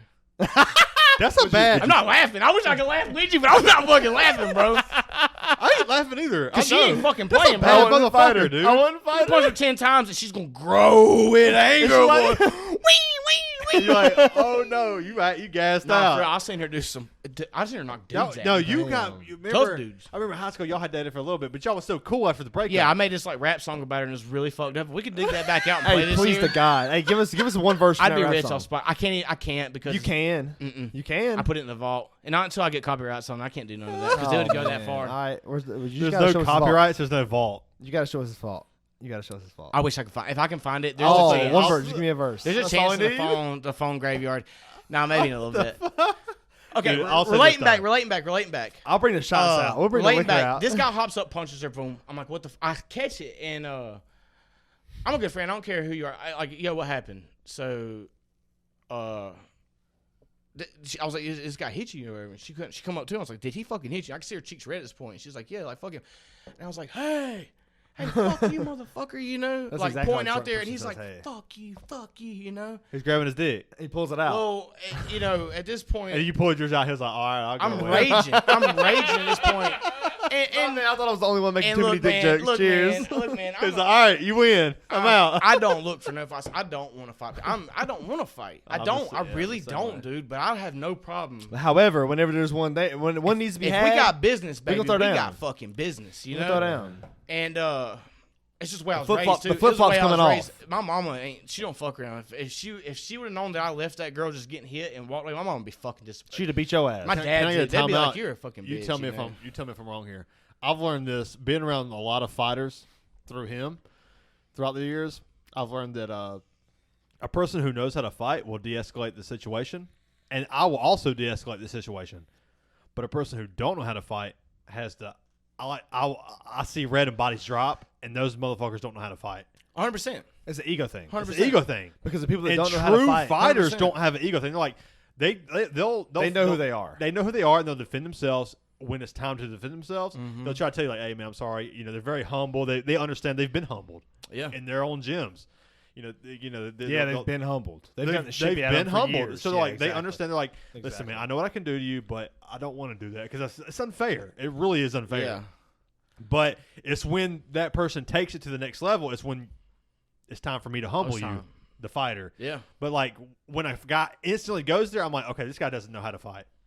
Because he instantly goes there. Exactly. Because a true fighter would never just go straight to fighting. For sure. I mean, there might be a couple exceptions out there. Assholes, yeah. A couple assholes, but like from what I've seen through the fighting scene, martial arts really creates a humbleness. It really does. It really does. Yeah, so like when you got a guy trying to de-escalate, you're like, I'm not. You're a very de-escalating kind of guy. Yeah. And I'm the same way. I don't want to do that fight. shit. But if you get where my check bar goes, engage. I'm sorry. Then I'm on it. I still give you your chance. I'm not going to chase after you, try to sneak you and all that. No. But when it's time, put the dukes up, baby. Let's fucking roll. I'm here to handle business. I got an obligation to handle, and eat 'em up. You've crossed the line, and dude, y'all know me. I got humor. You can dog me. You can do all that shit. I do it all the time. I do. Yeah, not as bad as Chris. I'll be fucking. We'll dig on Chris. But there's situations. There's certain things that Like if somebody was just whomp a woman right in the face in front of me, I could be like out on my day just walking the dog in the park. I can't go for that. And you about to walk the dog on this motherfucker now. I'm tying the dog up to the park bench, and I'm about to go over there, and it's what we got to do. And this dog will be, you about to sick him. and it's no different. And that's how it was that day, And this guy kept on all this shit, and I started walking down the strip line after him, and he kept talking shit, and he was like, I'll kill you, all this shit. And at that point, I'm already raging, and where I'm from, somebody's like, I'm going to kill you. We're rednecks. I think this dude's swimming towards a boat, like reaching into a boat, and I'm scared that maybe he has a fucking gun. Yeah, right. I start getting the stumpy. You know that adrenaline. Oh, yeah. Fingers tingling. Oh, yeah. Heart thumping. You start to feel it. Dick pumping, boy. Yeah, dude. My dick will do that, dude. I feel like I got blood rushing, and I'm just like, oh, shit. Because that thing's so big, it just soaks it all up. I make a choice where I'm like, it's time to I'll lose on his brain it's time power to handle this. It's like time to either escalate or de-escalate. And in that situation, there was no choice given. It was what it needed to be done. And I probably wouldn't have fought him if he would have just been like, I'm sorry, please. I wouldn't have just hit him. I'm sorry, please. I took my hat. Sorry, please. Begs for his life. I took my glasses off and I took my hat off at the shore, and I start stomping out high knees. He's stomping the yard. And I'm going, come on. And sure enough, this guy was like this, squaring up. And the first step I took, I do a left, right. I didn't hit him full. I just popped him because I didn't want to gas myself and fall in the water. And that's I strategy. gave him about 80. Boom. I just caught him right here. Boom. That's what it sounds like, ain't it? That feels so good, don't it? Oh, dude. Like a sack of potatoes. It is, man. It's like you threw a baseball and hit him on the mound. I mean, it's just flash. Just like, wow, boy. So good, man. And he sunk, and I never hit him again. I just sunk him. And I'm trying to back up. At this point, there's boats of people jumping off boats, and there's hundreds of drunk teenage and 20-year-old people. So I'm panicking. I ain't got none. A lot of my friends have already left at this point, by the way. A majority, like Heavy and all these guys, have left the island. So I don't know who I got. You in a fucking mosh pit. And I know what I do. I start backing up, getting my feet under me on higher land. These people are rushing over. Well, I realize I see this guy still in the orange, murky Lake Hartwell Lake, sinking under with his eyes open, going brrr, bubbles coming out. I stop what I'm doing, and I go to reach under, and I go to pick this guy up because thinking in my head, he's gonna fucking die. He's gonna fucking drown and die, and I'm gonna go to jail for life. And I ain't about it. Like I said, I could have just beat him. I could have whatever the fuck. I don't think like that unless my life's in danger. Yeah, that's right. Yeah. I only had one situation where it was like that in my life. I had to defend myself from my life, and I didn't fucking care. But I go to pick this guy up, and as I'm picking him up, dude, this kid Spencer comes running in with a drop kick and kicks that guy on the side of me, and I fall underwater. As I'm underwater, I keep my eyes open. I'm alert. You're ripping fast. Like, you're still in you fight got him mode. still. You trying I to see legs, orange legs from the murky water coming around. Like Hartwell, God damn it, dirty as shit. I hop up, and I'm still backing up towards land. Like, fuck all y'all. I don't trust nobody. I don't care. My people, if my friends, that's right. Yeah, I know my 5. You got your boys with you. I know my 5 or 10 I'm taking with me. Yeah, right. And ain't none of these people hear that. And DJ might have been, but he's so friends it's you. With you these free people, for all he now. Wasn't in on you free for all. DJ's kind of like, what the fuck, That sounds like DJ. I'm trying to get towards him, And at the end of the day, I expected to hope that he would have been there, but I had nobody. So I got out there, and these other people picked this guy up and they're dragging him away. Well, that fat boy dude comes up. He's like, fuck you. That's my friend. We had our shit on his boat. He was going to take us back to the island because my friends on left. We're like, we're staying. The island's not far. The island's 200 yards away, 300 yards away. Yeah, right. So we put all our liquor and our clothes and our flip-flops on his boat. He comes up, and I was like, I don't give a fuck. I was like, he fucking knocked the girl out. I don't give a fuck. And it's like, if you support that too, I'll hit you too. Like, I don't give a fuck. And he was like, all right, hold on. I done got Super Saiyan, probably level 2, not monkey form, but I was fucking feeling. You're going Dragon Ball Z now. You know, and he kept on. I was like, fuck that, dude. You know, you don't hit a fucking girl. I was like, you need to be on your boy. You got to get your boy together. That, yeah. Dude. You know, and that girl with Lauren still there. I was like, he fucking just hit her, dude. Like, fuck that. Like, she bleeding out her mouth. So I go tell our people, I was like, go get ourselves this boat. I'll swim back home. I don't give a fuck. Like, I'm feeling threatened. Adrenaline I got 3 girls and just me. And DJ's kind of like, and he's like, that's my friends too. DJ's like, damn. I'm like, dude, you're my fucking friend. Like, we grew up together. Like, you're my fucking guy. I've always been like, fuck them. I don't care who they are. Shout out DJ, man. Shout out DJ. Shout out, man. That's my fucking legend. He's gonna be her next. I was like, we got a lot of DJ. Go DJ. We got a lot of guys around, and sure enough, we go get on the boat, and this guy's like, I'll take you back, no problems. Like, I'm not fucking with you, dude. I was like, if you call something, I'll knock you out, and I'll take this boat, and I'll wreck it on land. I'm going home. I want to go home. We threatening people now. I came out here to drink beer, catch a tan, have a good time, and you little motherfucker. This is in the daylight? Daylight. I saw this whole time I'm picturing the shit in the nighttime. 3 o'clock, 89 or 90. I picture this whole thing in the nighttime with the fucking... 98-degree weather, 3 o'clock on a Saturday. Alcohol this guy put me on the boat. It's not a good combination for some redneck motherfuckers. No doubt, man. That's what we. But I'll tell you what, alcohol and heat. The only it's time either bad or bad. Like, there's only a good time for alcohol and heat, and that's when you in a hot shower and you got that beer in your hand. Baby, the shower beer. So go back to the shower beers. You're for it all the time, every weekend. So 2 for 1. The Crabman has brought this up. Okay. So every guest from here on out, I'm going to ask how they feel about a shower beer. Because we're going to run this record up right now. The problem is we're friends with so many alcoholics. Okay, maybe so, but I think... Dude, not even if not even alcoholics. Sometimes I'm not even trying to get in party mode. Like, not party, but like, we got a UFC fight night, I'm grilling. Like, I'm going to be drinking. Just winding down. Sometimes I'll grab a beer, just drink it in the shower. Or sometimes I'll be in there washing laundry and I'll finish a beer and I'll just leave it in that little trash can. And that trash don't get took out every week. It's where we put our lint and shit. I still got a Yingling. It's just a fucking bottle in there. It's been in there 4 weeks because it just holds lint and pocket trash. I still got a Yingling in my bathroom trash can. Every corner of my yard, every porch, like a little crevice. If you look, there's like a little Corona bottle peeking out. But shower beers all the way, man. All the way. Yeah, a shower beer is. I don't think that. I think there's a disconnect between an alcoholic and a shower beer. I agree, man. Some guys just don't drink like that. They might drink, but they don't get drunk. They don't drink. They don't drink like that. They wind down, you know? Yeah, that's what the Crabman was on. Our first guest was talking about how. Shout out to the Crabman. Crabman, man. OG. The guy who wants to watch the world burn, baby. Yeah, I love that dude. I love him. He was saying that. He I feel like he had never really heard of a shower beer. He said that, like, if you drink a shower beer, you have a problem. So that's why I've gotten to the point where I want to ask every guest. I don't think there's displacement on where you drink unless it's a driving vehicle. I think that's the only place of concern. Yeah.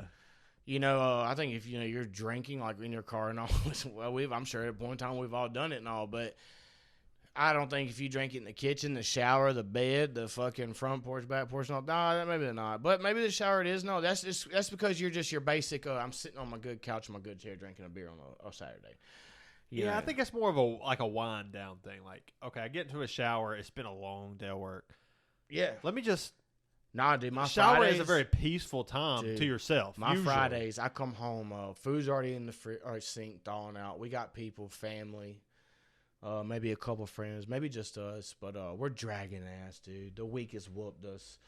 The Friday, we excited as we were, might have got out there an hour early, whatever it is, you get home, you got some shit you got to do. Take the trash out, go grocery shopping, whatever. You get home, you sit down for a little bit, you go to bed. Yeah. But goddamn it, I only got 2 days, and there's some good shit going on tonight. Like, I'm playing, we're doing something. And, well, me and Chris will look at each other. We'll be like, hey, let's get with it, Wake up. All right, let's go, babe. Let's go. You go ahead and get in the shower. I'll tell you. You go ahead, because I'm still just dragging it. Like, go ahead. Yeah. She'll go get her a good hot shower. She'll come out and she'll be like, I'm ready. She'll start cleaning. She's like, that's her thing. Like, women do that, dude. Women power cleaning is such a dangerous, powerful thing. It really is. You ever seen a woman just get in their zone and just start fucking cleaning? Like, you're like, oh, the motivation. I'm going to help. And I'm like, get the fuck out the way. Yeah. This is my time. No, you're in the way. I'm playing Your my thick music. Ass is I'm in playing the way. my music. Yeah. Like, you grilling and you watching sports, doing your shit, I'm out the way. But when it's my time, it's not womanizer or anything, but like my wife does it. She's like, but there are certain women who exist inside of. And what you got you're when you have talking kids about, and all, exactly. like, dude, this so regular. Like, we don't make them fucking mess. It's like very rarely. Like our messes are easy, like cans or plates here. We just throw them away and like clean dishes. But kids are fucking animals, bro. Yeah, they are. You know, so but when they get in that zone, man, it's kind of like get the fuck out of the way. Like, you know, let them do their thing. So for sure, dude. Dude, that's gonna be forever. Oh yeah, I just it's sent gonna be forever. Caleb Williams from USC just won the Heisman. Did he? Yep, they just nominated. It was him. deserved. I said something on Chris Gillen's post late last night after some beers. He put up Stedman, man. This is nothing against Justin and all, but 20 touchdowns, 7 picks. Stetson. I mean, or Stetson. Stedman, Yeah, Stetson. I'm sorry. But I said, no, that ain't the guy. He's like, fuck that. I said, no. Let me tell you something. Last year, he played his part and he did well for that team last year. They won the chip. They won the big one. Georgia won it. And they might win it again. And but you know what won that thing was their defense because they had 5 first-round picks. That's okay. Lewis Simon was number 30, 130, whatever it was of Minnesota last one. But at the end of the and day, there's numerous ones. But this let's year he played his role. Let's stop that right there. When they won with the first, like the 5 first-round picks from on defense, you still have one person who touches that ball every time. I'm all for the quarterback on the most important side of the football, which is offense. We can argue what's more important, offense or defense, but offense puts up points. I get it. Defense stops the offense from putting up points. I used to be a defensive guy, but I think now's the time for these offenses are so prolific that it doesn't matter how good the defense is. Like a number one defense, I don't think it will do enough to stop a number one offense. I don't believe that. Now for Georgia, I'm sorry. You take that for Stetson Bennett, who, I mean, he's not like a number one offensive guy, but he's a guy who's elite running backs this year. Georgia's an elite running back country. He's a guy who knows clock management. He's a guy who knows how to complete a pass. He knows how to do a slant route, or he's the perfect game. He can move the ball. He can move the ball guy. and not turn Jimmy the Garoppolo kind of guy. Not turn the ball over. Alex Smith kind of guy. Alex Smith kind of guy can win you games when every piece Garoppolo's around like you is don't there. Put up what he was because he's won. How many games has he won? Yeah, but you can't win a Super Bowl with a guy like that. It's like 29. My defense wins them, dude. Whether you want to believe they it or used not. to, but not now. The offenses are too good now. Dude, defense. You don't tell me Aaron Donald and Jalen Ramsey didn't play a fucking part in that Bengals game. They killed Joe Burrow, dude. I get that. And Joe's the guy, But man. let's talk about the the Chiefs versus 49ers. I agree with you. The 49ers defense was nasty that year. Dude, but guess what? Pat's but guess what? Different. It don't matter. That's what I'm saying. That's what he's trying to say. Exactly what I'm trying to say. I got it. And what I'm also trying to say is, okay, Jalen Ramsey, Aaron Donald, and you add Bobby Wagner. That's all 3 levels of the defense. That's not a playoff team right now because the offense can't get their side of the ball figured out. No, they can't. That's You're true. right. You got to have pass rushers for sure in this league. Well, let's talk about college football. Look at Clemson this year. Exactly. Look at Clemson this year. Exactly. The quarterback is so bad that the defense is on the field motherfucking 45 minutes of the game. Eventually, you're going to They go get up tired, against man. a team who puts up 40 points. But do you think you can just have like a non-vague defense and win? Like a non-vague, like nobody. Like you think you can give up 480, 500 yards offense? You have to have. Yes. You have to have Patriots versus Eagles Super Bowl. Tom Brady threw for 450. 400 yards passing. Yeah, that game was dead. But it was an offensive and defensive game. It was both. Yeah, that was to me. It's back, baby. It's back, baby. When Nick Foles pulled it, when he done it's back, baby. That was Jalen Hurts. That was more about Bill Belichick's ego to me than it was anything. Oh, you sit your number one corner in Malcolm Butler. That was huge, dude. Why? Like he did it. He did it with Wes Welker when he made the comments about Rex Ryan's feet. And set them, and they lost to the Jets. I know them in things. the You got playoffs. some cankles. I will go ahead and tell you right now. I'm like, what? You know that's another cameo we didn't talk about. Was we talked about cameos last week? That's another cameo we didn't talk about. Was Rex Ryan on Ted with his fucking with his Tom Brady bobblehead. But Tom Brady was in that too, right? Tom Brady was too. Yeah, they were both in. That's where they got his. They stole his semen. They tried to steal his cum to make the perfect baby. Yeah. That's just so funny, man. Oh, Rex Ryan. Oh, man. Rex Ryan's like, hey, don't touch my Tom Brady bobblehead. What's wrong with Look at that jawline. Yeah, look at that jawline. Dude, yeah. That's when I really started, like, I really hated the damn Jets. We all know I'm a huge Patriots I don't blame you. But, like, even now, like, I don't hate the Bills as much as I hated the Jets then. That's fair. I don't know why. I just felt like a fool. Because you knew the Patriots were so much more superior than the Jets, so whenever they lost to them, it pissed you off. It hurt me more. But like now, like the Bills are just a good fucking team. They're just better. So it's than hard. New It's England. hard to be mad when you lose to the better team. Exactly. I think that's exactly what it is. Like right now, for me, like if we were to, whenever we go into Dallas, the Eagles go into Dallas, and on Christmas Day, it's gonna be a fucking hard game to win. I'm gonna be honest with you. The Cowboys are gonna win that game. I think the Cowboys are gonna win the game, and I'm pulling for the Eagles. But that's a 50-50. I mean, that's how it's supposed to be. But the team wins at home, the other team wins. But but that Eagles offense is nasty. That Cowboys team is the best they've had in a long time. But can the Cowboys offense keep up with the Eagles? I think they can if they wanted to. If they play a perfect game, it's going to be a shootout. It's going to be all the problems we had the first time we played the Cowboys were we couldn't score after the half. That was pretty much the only problem. We couldn't stop the run, couldn't score after the half. We just held Derrick Henry to 40 yards. And then we put up 35 fucking points against the Titans, who was supposed to be a solid defense. 35-10 against one of the best AFC teams. I have both defenses in both my fantasy leagues. I've followed them the entire year. Dallas is a better defense. I agree. And I hate to say it because Philly is like, oh, yeah. They have the top power, 5. 2 star corners, great middle linebacker core.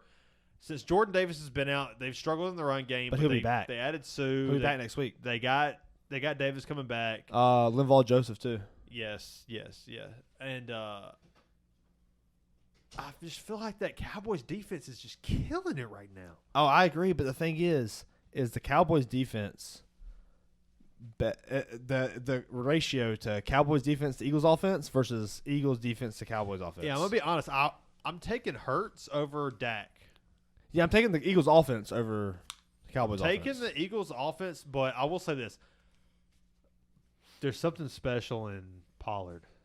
Pollard is the guy. Pollard? We've been saying Tony Pollard's the guy for years. Is the guy. Zeke, man. They're just overpaying for like the last for 3 Zeke years. right We've been now. saying that. They got to. And Jerry Jones is so stubborn. He's so stubborn. He's so stubborn. He wants the Emmitt Smith, Michael Irvin, Troy Aikman days. And Zeke has got that personality too. Yeah. So with the septum piercing, Jerry Jones will overpay for a stud running back, quarterback, and receiver, which is what he's doing now.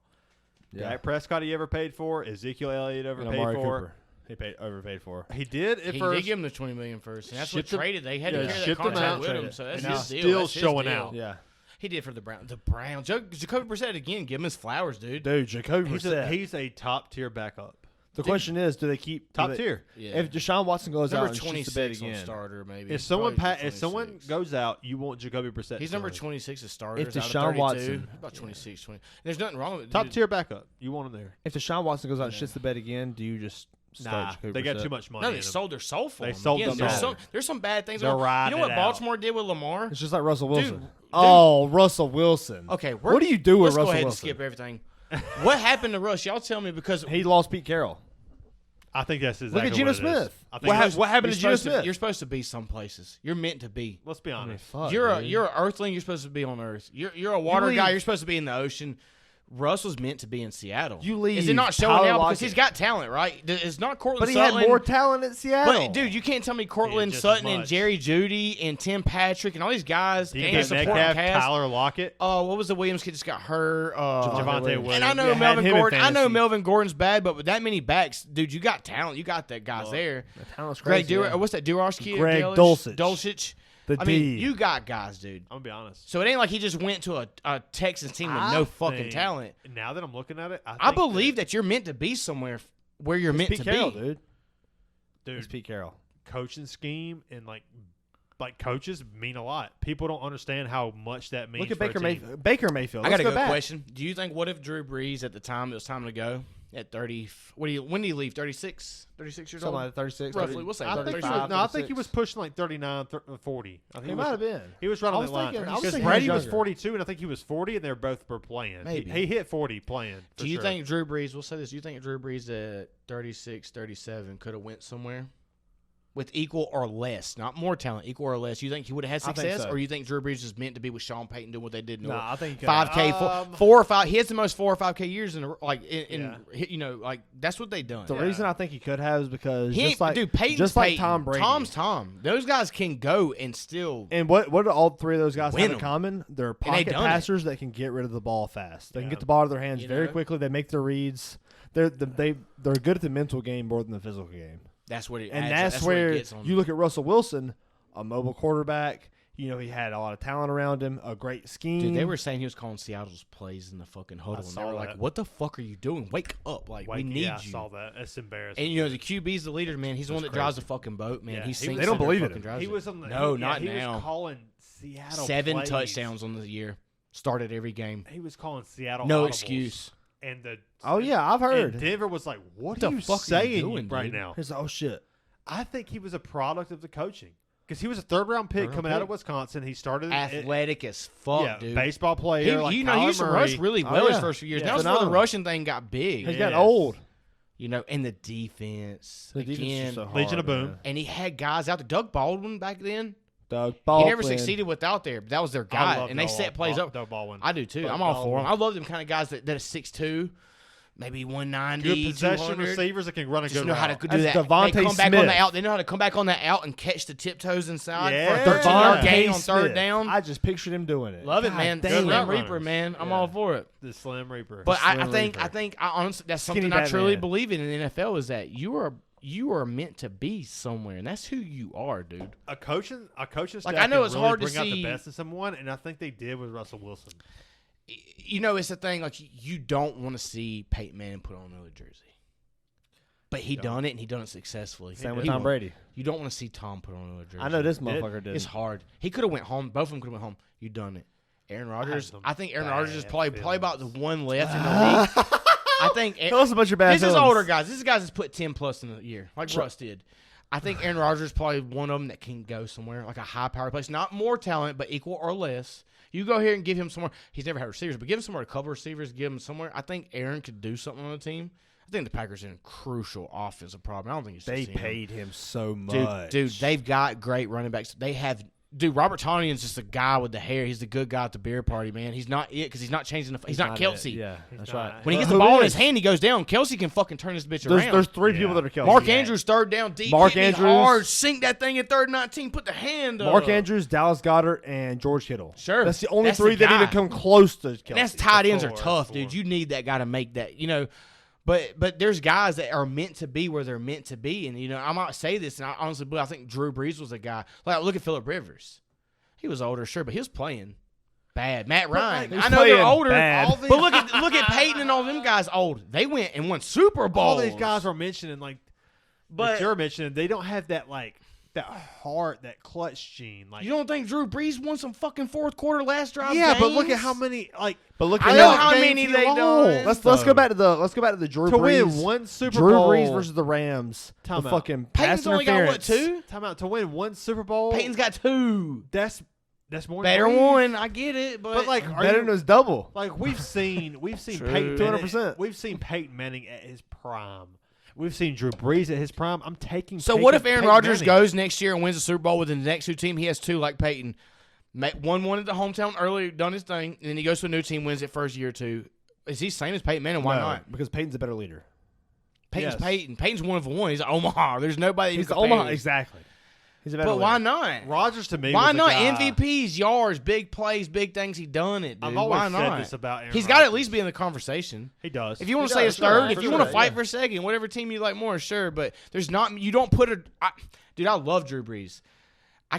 I love Russell Wilson, dude. He won bowls. He went to a couple. Who you taking? But those guys ain't there, you taking man. Brees or are you taking Rodgers? Me? Yeah. If you're starting a franchise, who you taking? I'm taking When? What Rodgers. age? What age? Any 20, age. 20 years old. But they're prime.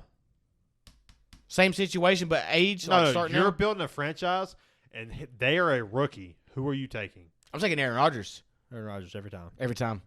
Intangibles, high, time. built and all that. If you want to talk about like the injury thing, fine. But like Aaron Rodgers went behind Brett Favre thing, I'm so cool with that. I'm taking Aaron I Rodgers. love that he went behind Brett Favre and he plays this game like Brett. He'll sling that. I'm gonna be honest with you, But guys. Drew Brees' offense set around him. There was years they didn't rush for fucking 800 yards. There's the reason I'm There was taking backs that only had 600 yards on the season. the reason I'm at taking one Aaron point. Rodgers because the same reason we both just said.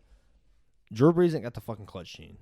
He doesn't have. Neither does Aaron Rodgers. But he Dude. does. He's got the most No, Hail Mary no. victories in That doesn't history. mean shit to That's me. still the clutch gene. That's part of it. No, I It don't listen, look man, good I've this seen it- year, but nah. dude, I'm telling you. I've seen it so many years. I don't want a guy when the going gets tough, you blame deflect gets going. on the coaching staff for not picking the right guys. He's so self-absorbed. Call him out. He's so self-absorbed. You gotta be, dude. Everything. It's when we win, it's because of me. When I agree we with lose, that. I hate that shit. When we lose, it's everyone. He might else's say fault. it different, but you don't think Peyton behind the scenes ain't telling the coach, "No, this is what the fuck we're running." You don't think Tom was like, "This is what we're doing." Brees. I'm sorry, But I love him, man, dude. It's a He's hard got close. way Don't get me more wrong. heart. It's not one sided. I get that Rodgers the more talented But I'm guy. taking Aaron. But when it comes to time to like, It's we time to need a lead your game-winning team. drive. I agree with that. I agree And with that. That's fair. there's a guy who's self-absorbed, and there's a guy who's like very team-oriented, who's trying to like fucking win this game. I'm taking Drew Brees. Those guys are gonna. Those guys. I don't believe he's got the whole team's gonna rally around Drew I've Brees. always much said this better. about Aaron Rodgers. He has got a drop of Jay Cutler in him. That's so good to put that. Good. He's got a fucking drop of Jay Cutler in Dude, him. that's fucking right, dude. That's the right. I've been saying, and people like shit on me for it. Like I know I get his hot take, dude. But this motherfucker comparison. is so heartless and doesn't give a shit about the Packers organization. Drew Brees bleeds fucking football. You know what really hurt him? And he can throw. There's been no prettier. You know what really deep ball hurt I've seen him other than Drew is Brees. what they did with Jordy. Oh man, Jordy Nelson. That's when he said It broke him. He said, "You ain't got me a first rounder." And I took Jordy. And Jordy was not just a guy that got put in right position. Jordy He played got hurt that year, and they just traded him off to the Raiders. to the Raiders. Yeah, But like it's the thing we say, like charisma guy. You see these 6'2" guys, this white guys that's out here putting up 1,400 yards a year. Blame Aaron all you want, but that guy caught them 100 balls. Yeah, he that's ran true. those routes against number one all pro. Yeah. At the time, $13, $15 million a year corners. Like, yeah. Why don't you let Jordy just die there? Like, not die, but like 38 years old. If he wants to fucking come back, like Randall Cobb this year. Yeah, exactly. What'd you get out of Jordy? They're catering to Aaron Rodgers there. The organization is catering to Aaron Rodgers. They should have catered for Jordy because that's when Aaron Rodgers said, "You know what? I'm an MVP. I won a Super Bowl. Fuck you. Like I'm fucking done." They should have kept Cobb, and they should have kept Nelson. That's a one thing in QB's exactly. minds. It's a QB mind thing. Like Lamar talks about it. You I lose gotta your win number a one Super guy? Bowl. You gotta win one. Look at Dan Marino the way he looks in the camera. You gotta win a Super Bowl. It might just be your one, but you know what? You'll Laces fight out, for your Dan. one. You fight for your one. Hey, Pat's got. I mean, there's the guys out here's got one. You want one. I understand. It defends you. I understand you're taking but Aaron Rodgers in this situation. But Drew Brees same way. It's not like it's so close and hard. I don't know, man. I love how Aaron holds them accountable and he calls them and does whatever. The Saints literally fed Drew Brees. They went years without any rushing yards or anything. They had defense that literally got fined and suspended the head coach because they were trying to kill people. What was the fucking? What was the Like, they running were back putting they out had? bits. Pierre. Fucking. His last name was Pierre. The running. I know exactly what you're talking The about. light skinned Thomas guy. Pierre? Did I say Thomas Pierre? Something Thomas Pierre. Yeah. exactly, that's what I'm Thomas getting Pierre. at. Yeah. Yeah, right? Like not just a mediocre running back. Like I've watched both of those guys for so long. Reggie Bush project failed. You know, he later on in his career, he had a couple 1,000-yard seasons. That's fine, but Yeah, Miami. that's another talk. Yeah. Some of them flashy guys don't make it. But, College like, is different. We've all watched Rodgers. We've all watched Breeze, and to me, it just seems like Breeze is a better leader of men than Rodgers is. Well, I mean, it depends on how you take it. He says some shit. You know that shit he said about whatever? That was kind of like really stupid how people took it. Like, What do you mean? Oh yeah, with the politics thing, with the kneeling for the anthem. He did that. He was whole like, "Fuck thing. that! Like, I'm not doing that." It was like, He said he doesn't agree with Talking it. about Breeze? Yeah, and I hated how they whole- done about that because they were nobody ever gave each other an equal chance to talk and sort things out as And then men. it got weird. But we were in a weird time in life Yeah, where it was we was in a weird. weird time in life with COVID. There's a lot of bad shit going on in this world. People don't want to talk about it. They feel like it's just passed over, but it was not. There was a time where shit was really fucking divided, and it was either your side or my side. There was no middle ground. And I hope there comes a point in life that we're getting better with this, with anything. Politics, racism, men, women, size, shape, color, whatever Just the love fuck the is. person next to you. Please Love be the able. person No, next it to don't you. have to be white and black. There is a gray area we can come in the middle and be like, it's fine. Like people cannot find a fine, middle area and be yes. like, I can agree to disagree, and it's cool because now it's either I either disagree or I fucking agree and fuck you, or all right. You're either on this side or that side. Yeah. There's a very small room for a gray area, and there's fine to be that. You don't have to be so true to your soul that you say fuck everybody else around them because one person dictated you or your culture dictated you where you were just so harsh that you won't even intake somebody else's opinion or matter or their culture as hard as you believe in yours, they do too, whatever it might be. I hate that there's such a bad part where we can't come in the middle and agree. There's a lot of people that do and all, but there's still so much strong, bad shit out there like that to where it's either one side or the other. I'm so for the way the world is. The world's so diverse. There's not two trees. Let's just get along. Dude, there's so much middle. You're okay to like this and not like this, and we still have a lot in common, or not a lot in common. It's fine. It's okay to do that, but now they make it to where you have to be one-sided. Yeah. And dude, look, I love, you love who you are, you love your last name, your culture, your beliefs, and you're strong to it, and that's fine, dude. But some people take it so harsh they won't even open up and attempt to believe that man in front of them is a good man, that's a father or a husband, or a woman that's a mother and a daughter, or whatever it might be. Some people are so fucking hell-bent because somebody else told them. A celebrity, a family member, a media or something said no, so now they're going no, and it's like fuck, dude. Like, please just step back and think and look and talk to somebody around you. And dude, it's so much with everything, dude. Yeah. There's no room for gray no more. You got to be one side. It's not like that. This world's too diverse, dude. We're so open. Yes, we're not the 60s and all this bullshit. Like, they're so diverse. You're allowed to not like this and like this and still be cool. Just like you said, but at it's the so beginning of fucked the podcast. Up, dude. There's the whole world out there. It's a whole fucking world, dude. Just get out. Like, there's the whole fucking world out there. You're just living in a closet. You step out in the room. Step out in other rooms, but step outside your front door. There's a whole fucking world. Some people live in a closet. Some people live in a living room, and some people step out the front fucking door, and there's a whole fucking world. Yeah, for Sean me, been living in the closet for for me, a long it's time. like, dude, turn that fucking news off. Turn CNN, turn Fox News off. What they're off. meant to do to fuck and us. just love the person next to you. Yeah, exactly. And you'll realize that, dude, exactly.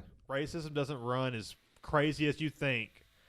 Sexism doesn't run as crazy as you think. Even though it's there for sure. It's definitely there. I don't want to minimize those no things. doubt, man. Because they definitely exist. Yeah, they definitely exist. Yeah. But at the end of the day, if you turn off the fucking news outlets and you just love the person next to you, regardless of their gender. Most people fucking get along. Regardless of your gender, regardless of your skin color, just love the person next to you or hate the person next to you. Just judge them off their character. Yes, their character, which is good people or bad people. Yes, good That's people. That's what I was raised. My mom told me, like, it's either a good person or a bad person. You try to do what you can for good people and all, and you pray and help for the bad people. You don't just down them or hate them because you don't like them or they're mean or there's something negative in that type of area. Just because you don't like them or they're doing something bad or they're fucked up, you don't just dog them because they're whatever it is. You just be like, I wish you the best, brother. Like, I hope you figure out what it is. Yeah, exactly. But there's good people in this in a bad situation and all, or good people, you be like, hey, I got you. It is what it is. Not saying you don't have the good people as bad people. Like I'm saying, like, I understand it is what it is, but go do that over there. Like, it's fine. Exactly. But it's either good people or bad people. Some people out here are really just one stream of, like, fuck everything, fuck this, one way or the other. And it's like, dude, man, like, stop, man. Just lay back. You're not hurting nobody but yourself and yours. And it's... But time out. There's people who... We all have this energy that we have to, like, give to something, to anything, to where it's like... Man. We all have a certain amount of energy to give to whatever, whether it's our family or our job or whatever. Some people are sitting at home in their basements or even go work a simple job and come back. And they don't really experience those social discussions like... We get deep, baby. You got some deep down there. Oh, man. I was kind of hoping that chair was going to fall over. I was going to let it happen. It's deep down. I'm sorry. But yeah, we got that all like rooted like deep in your family at some point. It's back to at some point. Yeah. It's like we all have those like. Help me! I kind of lost my train of thought from the ice. We all got. We can always like be a product of our environment, or you can just think about what the fuck is right. Well, it starts with roots. Like some of our roots are so deep, and it enhances to us as the next generation, and all. But we're in a point now where. This is a different time and all, and it's not race or nothing like that. No, the world is openly divided with not just race and all, but it's politics, it's this, it's that, left or right, whatever the fuck it is. People are trying to dictate like whether you like this food or that food, this beer or that beer, red or blue, white or green. Everything is so Toyota, Camry, whatever the fuck, whatever it is. Everything is so opinionated. There's Toyota no or Camry.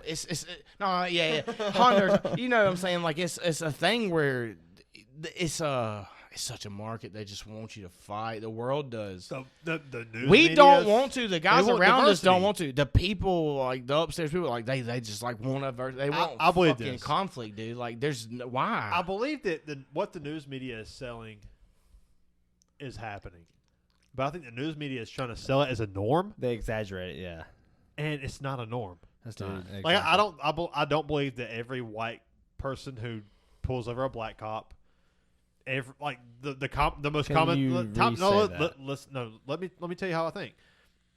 I don't think that every white cop that pulls. I'm sorry, every white cop that pulls over a black person. Yes, I said black cop. You said every black person that pulls over a white cop. I was like, hold on. Well, that does exist, but every white person that pulls over a black cop, it doesn't end in a hate crime, but that does exist. But if you watch the media makes you think that it's a norm.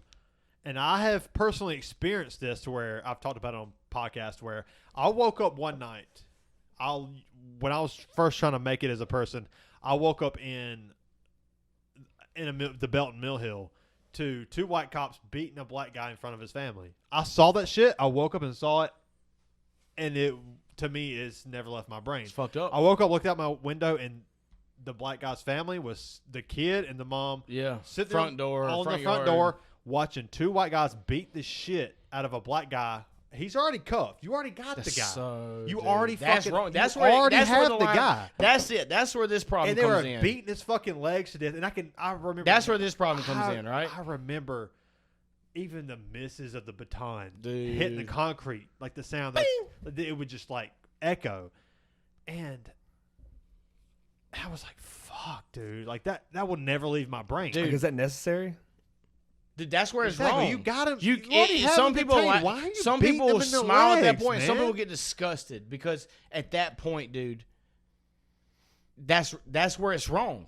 Like that's where it's wrong. It's not wrong when a white cop pulls over a guy that's got a quarter pound of crack with 9 felonies and 2 weapons in the car and a stolen car. You're going to jail. That's not hate on hate crime. But that shit right there, that's where it is. And there's no in between. Take it how you want. Both exist.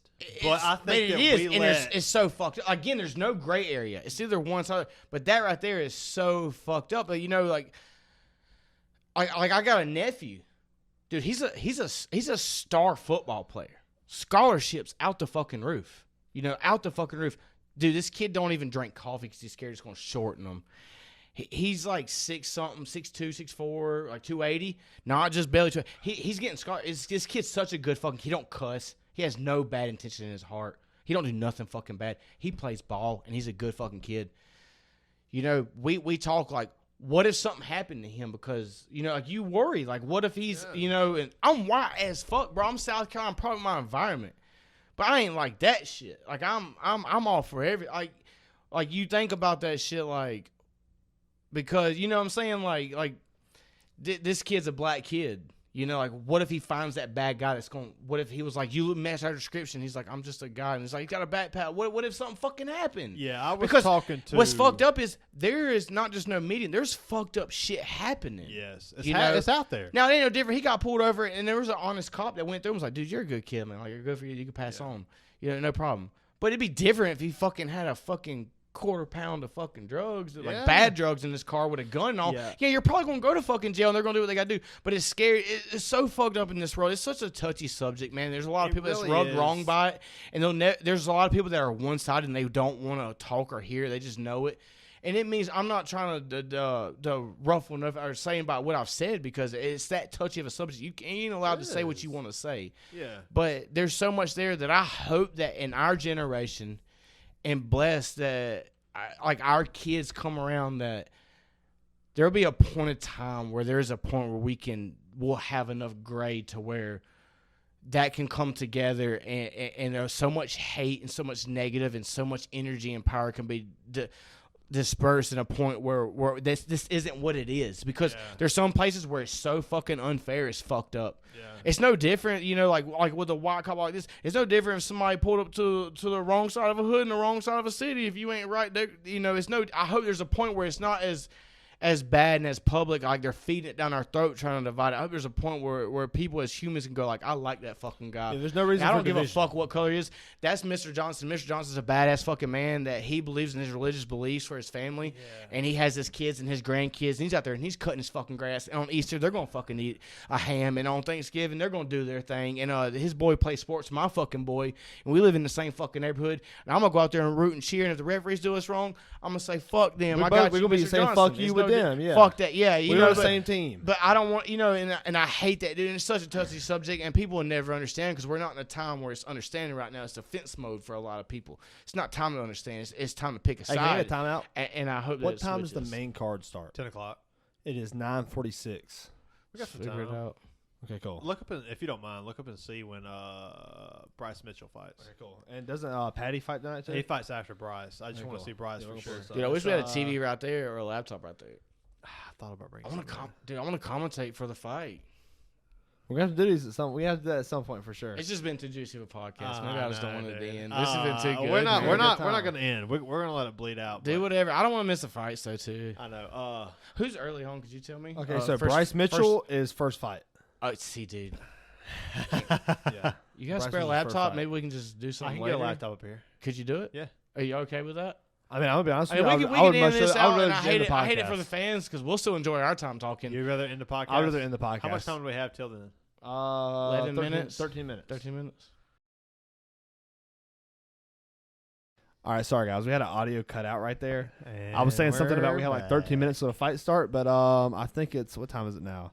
It is 10:07, so this has been about 20 minutes. So we got our audio fixed, and we are waiting on Patty the Batty to fucking come up. We're about to watch this shit live. Bryce Mitchell? I'm sorry, Bryce Mitchell. That's right. No. It's just starting. It's starting with Jan. The main card we're just on started. it. We're back on.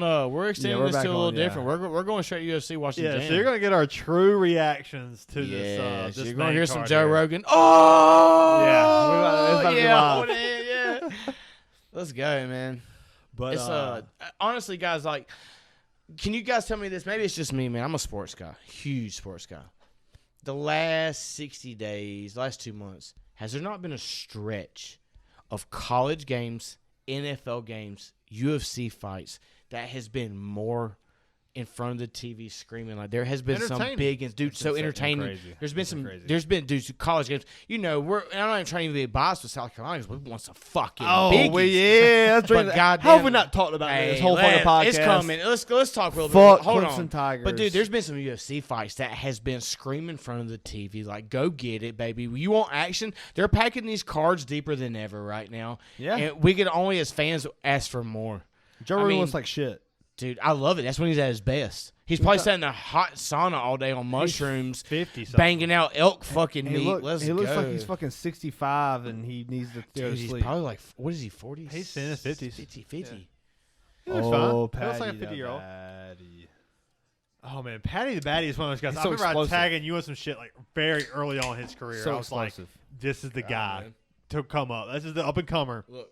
And he started making moves. Like, I watched him before. I forget if he was in Pride or Bellator, or I can't remember what he was in, but I was watching some of his fights early on. Look at that, dude. Before he made the UFC jump. And he's still raw, but Patty the Batty has got, like, He's from Liverpool. He's like the Beatles. I know guys that's 9-0 with Dana no White energy. knows what he's doing. Dude. He's going to build a brand off him. Yeah. He's going to build him up. I know guys that's 9-0 that people literally. I know guys that's 21-0 that pass over. And they're I like, ain't "Why gonna are you lie. passing me over?" She's like, "You got no market." I'm not gonna lie to you. But this guy right here, like, it's like Sean Is there a way we O'Malley. can go live It's like right Sean now? O'Malley. You hate him, Is there a but way we dude. can go live right now? Sure, With we can figure out what? something. Like stream this live. Oh, I don't know. Like just stream our voices live. I don't think we should. I don't know. Okay. I don't know. I mean, if we can, yeah, but like, how's that going to affect the We the could probably do podcast Spotify, itself? but we're just sending it. It had to be the second part be live compared to what we done. Like it had to be like, hey, this is a bonus, but this is live Something now. we can We're look tagging into, it though. on. Yeah, we'll have to do it next time. Like, For sure. Yeah, I honestly truly believe, guys, like this is a point. Like there's guys there that want to hear this. Their phones will be playing loud while they're watching it. I While don't you know why- guys I are don't know why the fuck commentating, they and wanna I'm do for that. it. Like I'm so for it. Like I mean, I call you guys during these fights. I'm like blabbering That's true. over wild That's shit true. because I love, man. I love what Sometimes I love there's this just shit, there's just too dude. many fucking white people that ain't watching this Dude, shit. when we won, I talk to people at work, and I'm like, Okay, this is like a good fight card. They're not watching NFL. They're not watching UFC. They just watch fucking college football, and they don't even really keep up with it. Man, honestly, people love NBA, and I'm very. I got a couple guys I love, and I love Jimmy Butler. I love Russell Westbrook. People hate him this year, but there's guys I love, but I don't sit down and watch games. Yeah, exactly. Maybe finals or something, because there's nothing on at that point for me. Yeah. I'm in exactly. it, but you know, I'm not an MLB guy. I love Bryce Harper. I love Big Kid. Prince Fielder back in the day was. How you feel about Prince Fielder, Manny Ramirez, one of my favorite guys. But you know, I'm not huge on it. What is it? United States in the World Cup. I don't give a fuck about soccer, but hey, I'm us. pulling for United States, baby. We're not, dude. I'm pulling for United States at all times. We have the most hate towards when it comes to that kind of football. Yeah, because it ain't real football. It's exactly. Soccer. You know, and they hate us for that. It's but I'm all now. for UFC. Last time I remember USA being in the World Cup was when I was with Charles Thorpe, and they had Tim Howard at goalie. He's a bald guy, kind of tannish, and that was the guy. And I remember him being like, "Dude, fuck all. Like, well, this is what we're doing right now. I don't care, but this is what I'm doing." And I was like, "Dude, I'm sold in with you." Like, because I don't know soccer, but I was like, "I'm here," and it don't take much for me. I'm a pea-brain dude. Like, you get me on some sports, and you tell me what wins and what lost, what's a point, and what's not a point, and I'll just start rooting for somebody I like, man. Yeah, there you go. Like, what made you like what you like? Was it your father's team? Like, was it because you seen a colored jersey? Was it a number? Was it a certain guy? It was Michael I Vick. remember my day, like, Sean, like, playing Madden with me and all, and he was like, "Dude, you gotta have a fucking team." I was like, well, I remember watching a Ravens-Bengals game where Ed Reed took a pick down, and I watched Ray Lewis he was like, "Dude, that's the fucking guy." And I just remember, and as I called on, it was 8th grade year, and I've never, dude, it's tattooed on my leg. You know what I love. Oh, and that's right.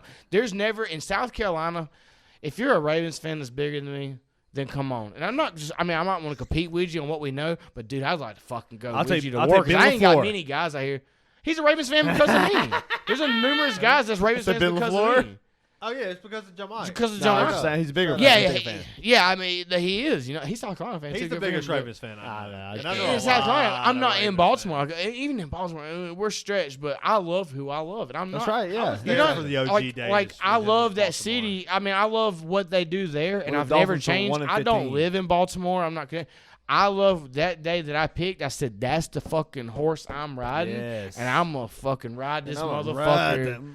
Ride. But that's just me, man. That's it, dude. You know what's crazy? I'm one of the people that when I pick something, when I say that's me, that's a brand to me. It's yours. Hey, till the end. If we're losing, we're singing, hey, and we're sinking, hey, holding hands because we're gonna go down crying with this bitch. And motherfucking sobbing. I'm not gonna swim away. In my heart, we'll fucking go down, that's baby. Because when it's time to win, we'll You'll win. sink with the shit. I'll sink with. But that's what makes them win. We'll so much sweeter. We'll drink when we fucking win. That's a true fan. But we'll cry when we fucking lose. That's dude. what makes them win sink, so much baby. sweeter. I'm that sold in on this shit, dude. That's the beauty of it. I'm sold in on this shit. You know, let's go ahead and bring up Willie B. I'll tell you right now, there's been a lot of times where I wore my red around enemy territories, and we got fucking slammed, and I stood my fucking ground at a place covered in orange. And you ready to fight. And I just had to be so composed and so grown, so brave and stunning around a lot of these kids, because them kids stunning and brave. A lot of these kids brave. there wasn't them kind of brave Clemson fans, motherfucker. If you 23, you wasn't no Clemson fan. You wasn't a Clemson fan until your mom and daddy had an orange shirt and they won that year, and then you love winners. Yeah. Like some people pick winners. You know the bandwagon term, but the real The fans Seahawks are the fans. Tommy Bowden fans. you know the BJ. When Harders. you believe, BJ Harder's allowed to talk shit. Shout out BJ Harder. I seen him at a Waffle House. Good for him. I don't know. I didn't get to talk to him much and all. We had a bunch of shit go down at Waffle House that night. But yeah, shit on him because he's a Clemson fan and a Panthers fan. But that guy's allowed to. He's allowed to enjoy his wins. Don't want to give it to him. I'm not going to. But you know what, man? Just keep your side, keep mine. But there's a lot of these kids that were like 23. It was like Clemson won. It's all Carolina. But now look at them losing. You know where they're at? Nowhere.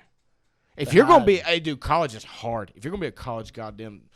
In your state, if you pick an in-state college football team and you talk all that shit during wins and you go out here to these games and you ripping and rowdy and you showing your ass, motherfucker, don't be shy on game day when you lose. That's right. You better fucking hold your ground. Don't be some little bitches going back home with all these excuses about how we didn't do this. How we did. No, you better take your fucking. I'm with it, man. Because we got to answer the toll. You got to pay the toll. I don't know if chat knows, but we're in South Carolina, man. We got a big in-state rivalry. I don't know if chat knows. There's a time because Twitch streaming right now. Because time will come around here. But I'm saying, you hit that beer on the corner of the edge. the toll man comes. And JonMikel goes, "Oh, you got to drink all of it now." And you're like, he was God right. Damn he was it. right. Got to, man. He was right. We're going to let that beer just piss away dying. You give that beer his life and let him go out. That beer's going to be empty regardless. That beer will come out in the toilet tomorrow morning.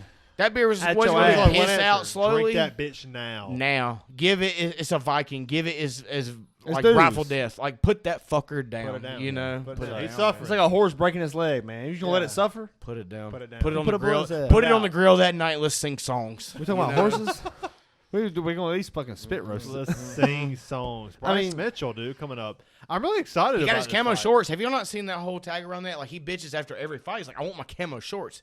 6, 7 fights. He's like, I want my camo shorts. You know what he did an interview today with? He drops blue shorts. And he has camo shorts. And he's like, oh, yeah. Bryce Mitchell is starting to become a gimmick to me, though. He kind of is. He's selling. He started calling out Joe Rogan, it seemed like it was more like kind of backing flat earthers. Oh, to me, it just seemed like he didn't really believe in that. It just seemed like he was trying to just get on the market. Joe Rogan experience. I'm a market guy. No, it's kind of starting to add up because Nutswanger is a huge Bryce Mitchell fan. He mentioned flat earthers the other day. Makes sense. Exactly. This is kind of adding up. Well, dude, he's won 7 in a row. Like I said, in this game, you could be 10-0 and people not hear about you, but Patty to Batty comes in and wins 3-4, and it's like. But Bryce Mitchell is understanding that, and he's trying to create controversy around it. Well, you know what they said about Kobe Covington? They was like, dude, you're probably gonna get cut. Well, now, hold on. You know what he done? All of a sudden, he said, fuck the UFC, fuck you, fuck your mama. And then he crossed all the bad lines, and people were like, dude, what the fuck? Then he's like, fuck. What did he say? Was it Mexico or something? They was about to cut him. Yeah, but what did he say? What country was it? He was like, fuck you, dirty fuck. And then the world went nuts. I can't remember what it was, but after that, every time after that, he become the bad guy. Well, he was wearing American flag suits. Mitchell's like, fuck all Johnny Walker? That's not right? Oh, no, that's actually alcohol. Dude, Johnny Walker. So Bryce, didn't he? Bryce Remember Mitchell. that? Remember that little experiment? Yeah. He done that weird. That's the Dan Hooker. Dan Hooker's kind of entering that. No, Dan Hooker tried fighting top tier guys. Bryce Mitchell also got a huge. I love Dan Hooker, dude. Bryce Mitchell also got a huge. He took guys a bunch of clout from the Twister. He won like the second Twisters in UFC history. He has 2 of them, right? Yeah, he has one. He has one. Yeah. Bryce Mitchell's fighting Johnny Walker. I didn't realize he's not fighting Johnny Walker. No. He's not fighting Johnny Walker commented on Twitter. Yes. Oh, okay. I was about to say, wait, I don't remember him fighting Johnny Walker. I don't know the name of the guy he's fighting. Oh, let's go. He's got camo shorts. They're black and camo. He bitched about this. JonMikel definitely had one of those necklaces in high school. The shark tooth one? Yeah, like it. No, JonMikel had the beads, the shells. The shells, yeah. I did. I was a Hollister hoodie. Hollister hoodie. I definitely had a Hollister hoodie. I did too, though. But that was our trend. That was our time, man. Let us grow, man. It was our time. Had to step out, man. Because before that, no, it's nothing different. I was wearing SpongeBob shirts and like Hanes black T-shirts and whatever my parents gave me. When I had a choice to pick, like it was American Hollister was at their peak, dude. Like it was Ray Lewis jerseys and a Hollister and Ed Reed, man. That's it. Ed Reed. I picked that for one of my birthday gifts that year. I still have that same jersey. I'm gonna be honest, dude. I've watched a lot of fucking football. There is no better coverage safety than Ed Reed. What about punt blocker? Punt blocker? Kick block. You know, he has like 6 punt blocks in his career. Ed Reed does? 4 to the house. That's what Bill Belichick said that during the top 100. He's like, I don't know what Baltimore's doing, but why do they ever take him off punt blocking? Because he blocked that many and took him to the house. Yeah.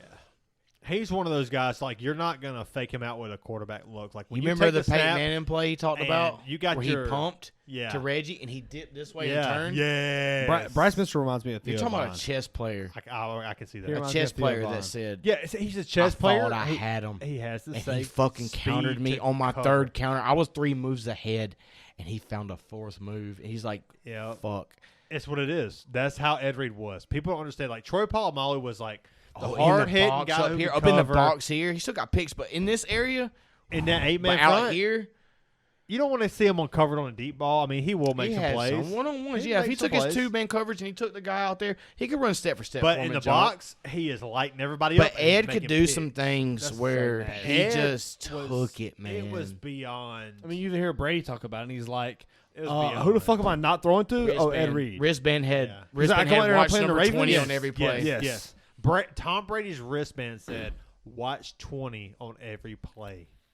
That's Ed Reed, and like I've watched behind the scenes on Belichick and Brady game planning when they go against the Ravens, and it's okay. What's like everything was based off of Ed Reed, not Ray Lewis, but Ed Reed, around him. Because at the end of the day, when you want to make big plays, like you 10 yards got starts from the safety. 10 yards plus is pass route. Yeah. 12, 13 yards You plus. believe your guys can beat the corners because that's the guys you believe in. So, like, you don't believe that the corner's going to make a play on you.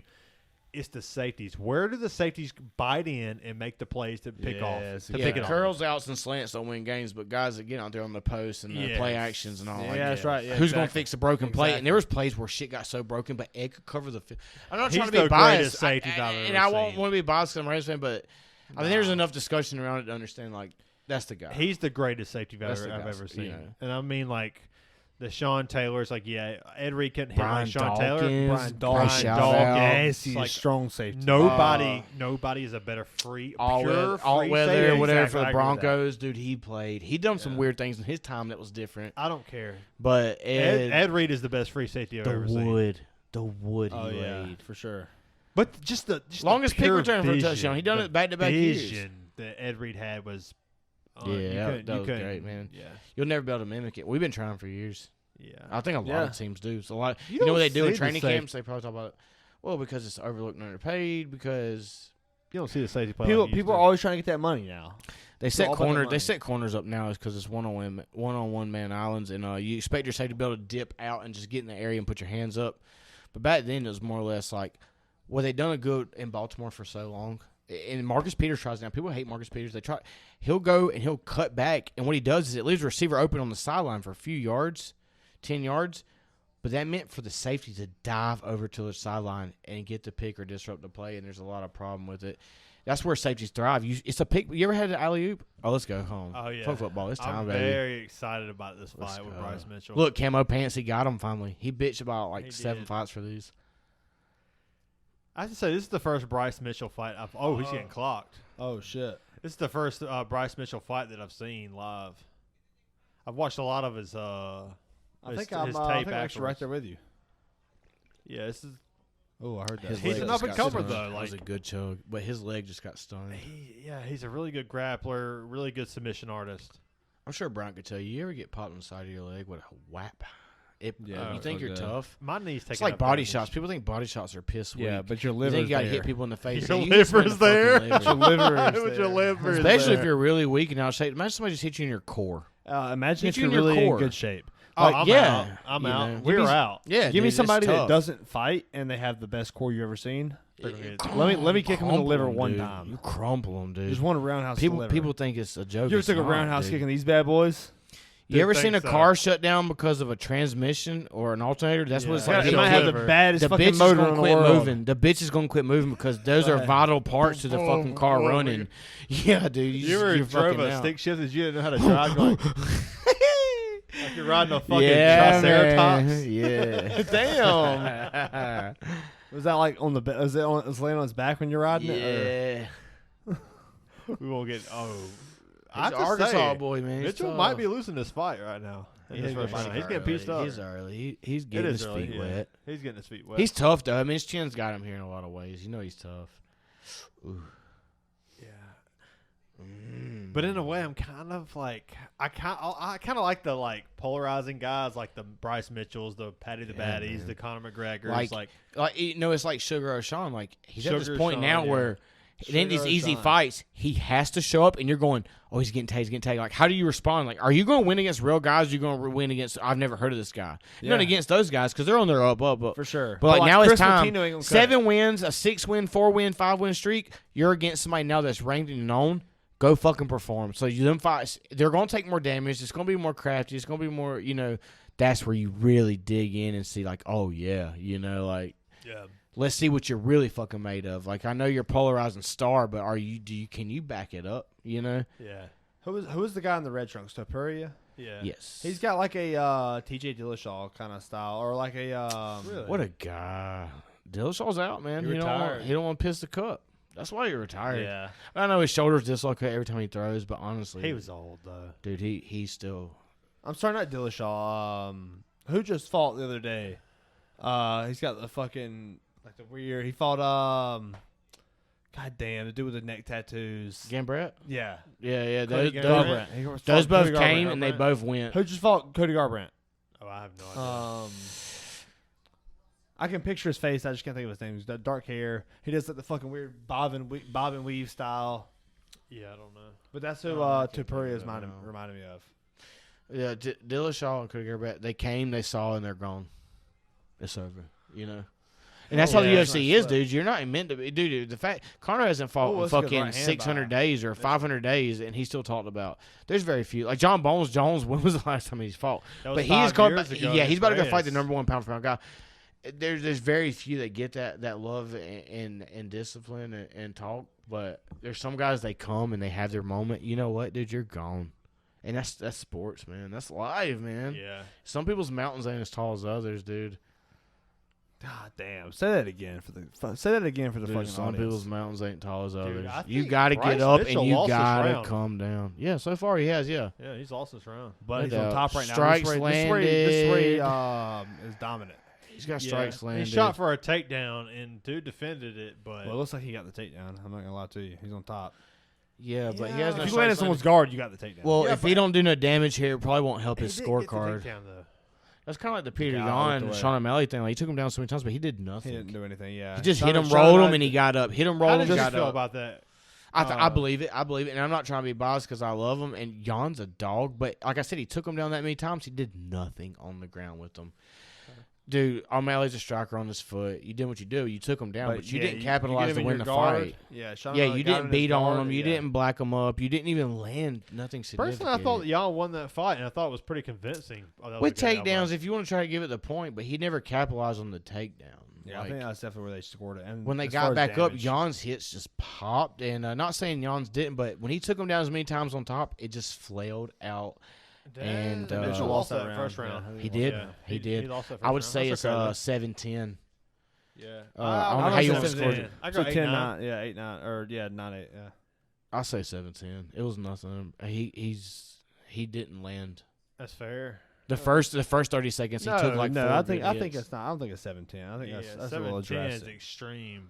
Probably. I guess we'll go 8-10. I'll go 8-10. Maybe I'm just too harsh on it. I'll say 10-9. I'll give these guys them numbers. 10-9. I don't keep the score close. 10-9, 9-8, something like that. Yeah. I don't know, dude. He didn't pop them none.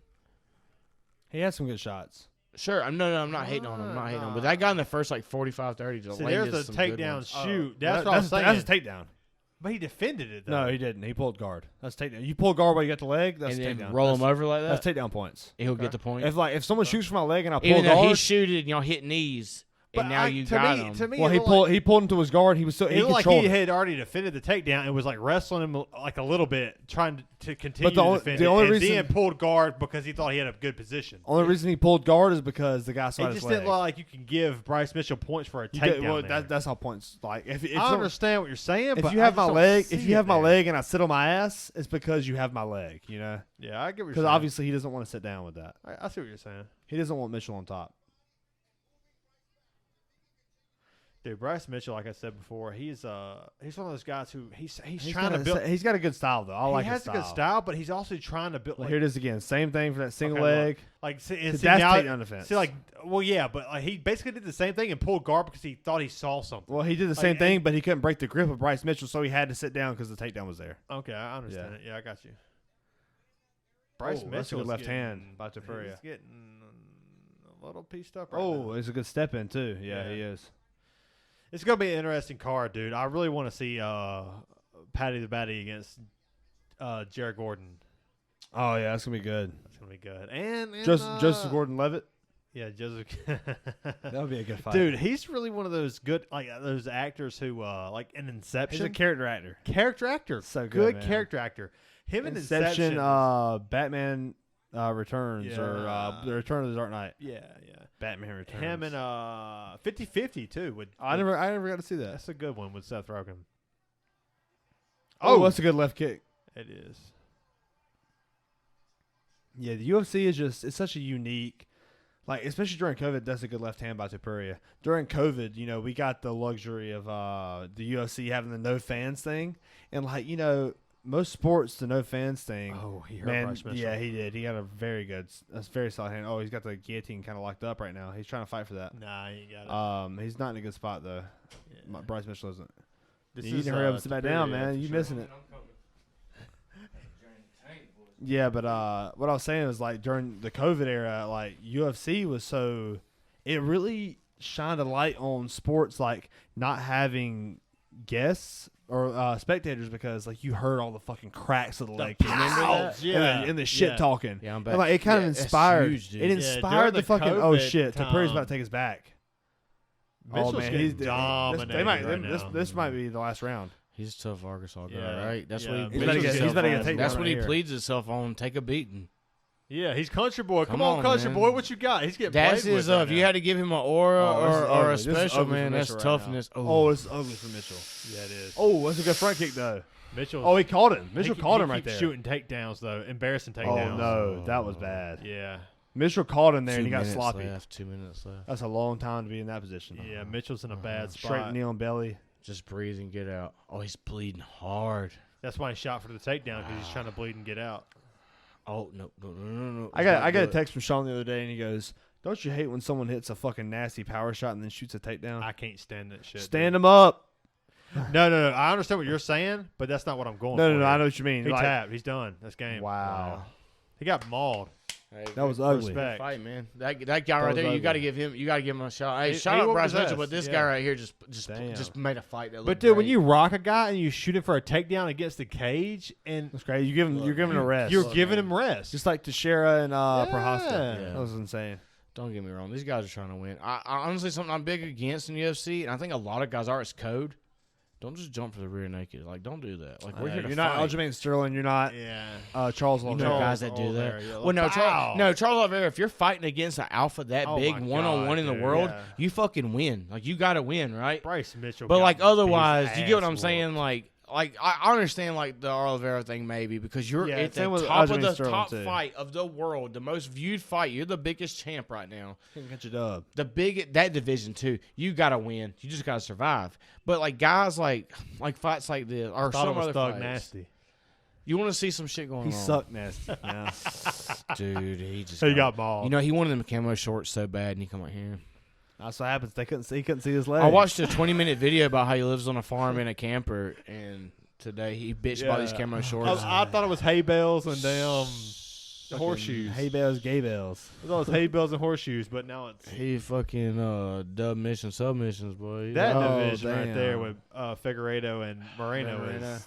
How many times you got to run back the same two guys? Yeah, that's the best two guys in the division. It's not gonna get there's better. no there's Kaikara France, but Kaikara France is pretty solid. Brandon Moreno ran through him too. Hey, bringing back the COVID thing, you know, COVID got really weird.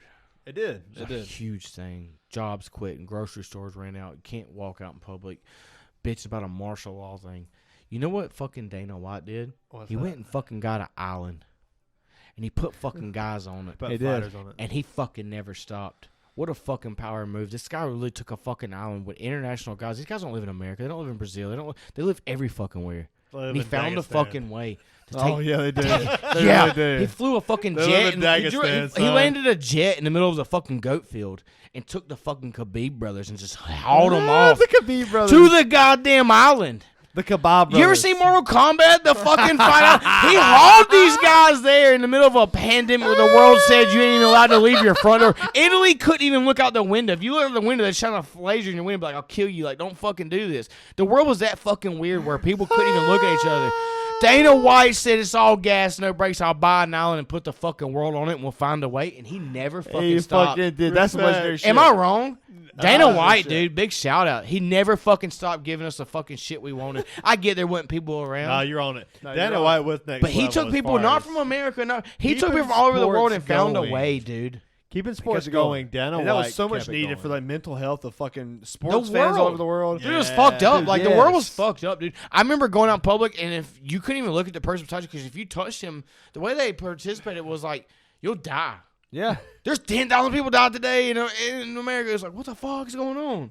Like, don't call for a look at me. You know, they made don't look it at me that wrong. Bad. You might give me that shit. They made it that bad, dude. They made it. Got that shit. You coughing, dude. We couldn't even get shit paper. I got a question for you guys. It's the most disposable thing in the world. Can't get shit paper. Is like where we stand today. Does like when you go to a store and you see is the little flimsy mask like the sign, like is that the equivalent of a MAGA hat? It's a sign of weakness. Wait, what flimsy? Both. Is that you talking about the Florida golfer? No. When visor? you see a, you know what I'm talking about? The foam, it's got a foam forehead. The bingo guys one. Yeah, I'm sorry. Go when ahead. you see a mask over someone's face, do you automatically think MAGA hat? The opposite of MAGA. So it's The like opposite, the liberal yeah. MAGA hat. Yeah. So like when you see it, it's like Dude. to me, it's like kind of portraying like I'm for this side. I'm clearly left-sided. I'm blah blah. So. Yeah. I think that's I'm not It's the for new any of MAGA that hat. shit. That's how I see it. Like, now. I don't I want to know- get into the whole politics thing, but that's probably fair. Dude, I'm 100% against any of all that shit because as it first started, it was scary, but had COVID or whatever it is. Look like, at those guys. To share dogs, man, dogs. I got bullet. I got I something. thought to that was say Dolly here. Parton. Are we? Goddamn. Dolly No, I'm Parton just kidding. wishes. She does. Look Yeah, at my chill. guy, man. I want, Dude, dude. I know chill. people hate him, but he's got to give us one. We want him. We want him. Hey, We want him in this league. We want him in the UFC. He's got to get us Are one. we wanting to sit here for the next 2.5 hours to watch these? Oh, it doesn't matter. I have no problem. I mean, if you want big screen, baby, we'll get big I screen. do want big screen. I'm hungry. That's the problem. I'm fucking hungry. What time is it? Go get your sushi. 10:36. Just go get your I sushi. ate all of it.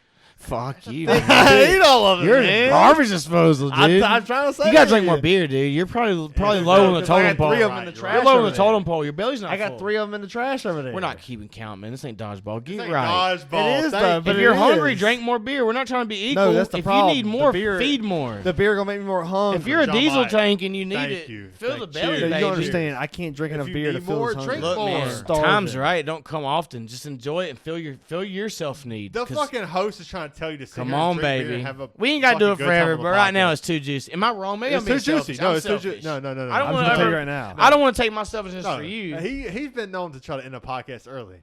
I've been known to be right too. Don't. Well, One time. I- But somebody had shit. no, I about fucking passed out in this chair. Okay, that's good podcast. Yes. Hey, nighttime. No, he's was falling. it a daytime like that? It was. Okay. No, I This would motherfucker never going- pass out. He going. Yeah. I'm like, You hey can- man. Hey man. You wanna? But no. It wasn't at the time. In my defense, you wasn't trying to end it in that time. It was an hour and a half later. No, it wasn't. It was an hour and a half later after that, and also at the same time. Okay, so there has been times where I've almost passed out in this chair, but it's definitely not a day podcast. We got a crowd, man. I'm just here living. But I don't even think I've yeah, looked at the when camera the often. juicy is juicy, let's fucking roll. I'm sorry, dude, but you got to drink a little bit with me, baby. What you mean? I want my fucking 10th beer. Well, just think about I've been it. drinking since 11:30. You ain't got no more sushi. Think about it. I've been drinking since 11:30. What? No. Once you Come get here, you've been sober when you got on, here. yeah. So that is That's what the you did rule. before. I didn't guess, count. right? Yeah, that's it. I've been drinking since 11:30. No, What's wrong with what me? you did before you got here don't count because you were sober when you got But here. I'm still in that pace though. Oh no, Come I agree with you. I'm We not. here, baby. I I'm don't know just how you saying, saying I ain't we drinking. I'm in this thing. Come on. Okay, what else? We ain't saying you ain't I'm just drinking. hungry. I'm just We're hungry. just saying drink more to fill that void. We all can't. hungry. The only Fill void- that void, the liquid. It's not an died. emotional void right now. You got a hunger void. And hunger to do some weird things. I know. Just fill the belly, bro. Fill the No. belly. It's that liquid No, diet, I baby. need- I Go need eat some of them protein. raw hot dogs, them glizzies. Get a raw glizzy or two. All right, I'm Put a little listening. ketchup on it. Nah, I'm a fan. We all come Man, from you the was just- bottom. you was We're just from sitting- South Carolina. We know our families what we did. Some nights on Saturdays, but we had hot dogs. We Boy, had- boiled in a pot of water, baby. Put a little ketchup on it. Get back on RuneScape, boy. We in that game. Come on, baby. Hey, we need at least a little bit of mustard on Don't that forget shit. where we on come now. from. Don't Yo, forget where we so come from. We need some mustard. We need some mustard on that shit too. Come on, man. Oh God man, damn. what a good John night, fellas. John I'm Mike, I glad. got I'm a glad to be question. here, man. I got a question for you. Talk to me, Mike. baby. So, how long have you been keeping the tinfoil business? Oh, afloat? in game, I don't understand why Rose don't send me the check. I honestly I could don't. have fit something back. Man, I'll tell you Dude. right now. So what's the go-to as far as like the JonMikel grill out? The go-to is What's don't waste as many dishes as you can. If I could buy 80-cent pans. But what's- Okay, but What's the automatic like? We're cooking this. Like when okay. when, Here's like, the thing. When the boys are coming over, One of my best what's your friends, go-to Heavy. cook? One of my best friends, Heavy Diesel, Heavy Australia. We Diesel. know. What's up, Heavy Diesel? You know what's funny? Shout out. It's big motherfucker. His name's Heavy D for a reason. Yeah, I know. You know, the Diesel's Diesel, baby. He don't eat meat on the bone. Chicken wings? No. Ribs? No. Pork chops? No. Heavy I Diesel. said, how the fuck you get so fucking big off chicken tenders and fucking milk, motherfucker? What the fuck you talking about? You don't eat Boneless fucking wings. meat on the Chicken motherfucking- nuggets and fucking. I'm cooking garlic parm wings. Fucking baby back ribs, motherfucker. baby You don't back want to eat them. ribs. You can't even pick it around the meat. Your lady will dig it off with a fork. You won't eat it. I don't like it. Motherfucker. The other week, I had a whole thing of fucking St. Louis ribs. Hey, it takes different strokes for different folks. But, dude, no. He's got a different language. He's got a different formula. Some people like eating on this a bone. motherfucker's. People don't like that. Dude, I'll eat on that mother. I'll gnaw that bone down to the fucking tissue. Bro, he's 350 doing the sea walk. I don't know how he fucking does it, bro. 350. No, you know what's funny about him too though? It's an inside job. I know him for so long. You know, we were cool in high school, but after high school, we done this thing where we would become best friends after high school. That's my boy, man. We would this is our younger years. We'd kind of go smoke a little stone stuff. Yeah, and I got you. we were young. You know, it's 10 years ago or something. We become good friends. We'd go to a buffet. We'd ride on the way there and smoke a little devil's lettuce. We'd show up to a new buffet every time. We've probably done 35 buffets. From Greenville, Easley, Pickens, Pelzer, Winston, wherever the fuck it was. Buffet? Oh, he took me to this hole-in-wall one time that was for Japanese, and there was only like 9 seats in there, and it was so questionable, but because it was like 6 seats. This place was like fucking 30 foot by 50 foot. The building outside. We went in there, and there's like 2 booths and like a couple seats. I'm like, what the fuck is this shit? It was like a sweatshop, and it's nothing racist by saying that because you know it's a foreign place, but. Take it how you want, but it's on truth. And them people will fucking back it up. That's the best shit I've ever had. They had 2 little metal tray rooms, like 6 foot long, like right here, like to the wall. One tray. You could walk down this aisle, walk down the edge of the fucking building, and right here. Like a Golden Corral. Dude, let me tell you, man. And this is my early years. I never grew up rich. My parents took me like buffets and bought food and growed up. We ate fucking chicken, dude. Cause chicken was cheap. Back then, you could get 12 chicken legs for $4.99. My dad grilled them. He boiled them. He baked them. He fried them. Whatever the fuck it was. And that's what we did. And mac and cheese or something. My dad did what he did, you know. You shut it down? That chicken, man. But we went to this little hole in the wall place where it was so fucking weird. Dude, I seen a fucking man, maybe I'm fucked up. I seen this. I don't know, like Japanese, Korean, and Chinese. I don't know what they're. Go ahead and say some racist But this tan person like this, Asian guy. they was smoking a cigarette when the kitchen door opened. Smoking a cigarette with a white apron and a black hat on. I go to this buffet bar, and this motherfucker's so good, dude. Me and Heavy sat in there for like 2 hours. We done filled our bellies up. And you just got back in here. What we done was back in the day, we smuggled those. Well, me and Heavy was never. We were good friends in school. I'm not gonna fucking eat. We would come back. I'm fucking deal with this. Listen. Just take it how you got to. I walked in. I hear. We done talked about this. Fried up some shit. I'm like, oh, what was he frying? You gotta drink more. You gotta drink more. But listen, I seen this dude open the kitchen door. You know how they swing like this. I seen this mug smoking a cigarette in this little bitty building that has like 2 booths and a couple seats, smoking a cigarette, and we're just picking food off this table. Dude, we ate for like 2 hours, and we're still blistered. We're like, God damn, man, just keep bringing the Coca-Cola and sweet tea. We're trying to get another breath in. That was our game. We didn't just come eat once and go home. We sat there for hours on our phone trying to find out the party that night. Did we pay $12.99 or $8.99? We're trying to fucking get right. We're broke young kids after high school. Yeah, dude, this dude, when that door opened, I swear, I kid you not, this place is so fucking wrong. Every corner was dirty, but the main walkway was clean because of foot tracks and shit. But dude, the food was so good in this place.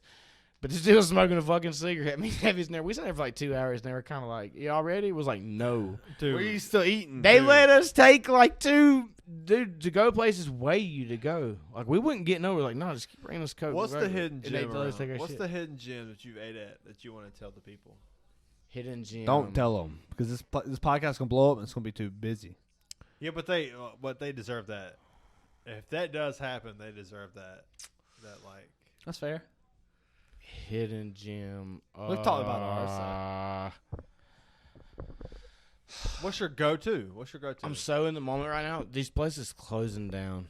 I'm trying to think 100% of the name of it because I'm losing it. For me, it's right beside Anderson Hospital. It's the Italian restaurant.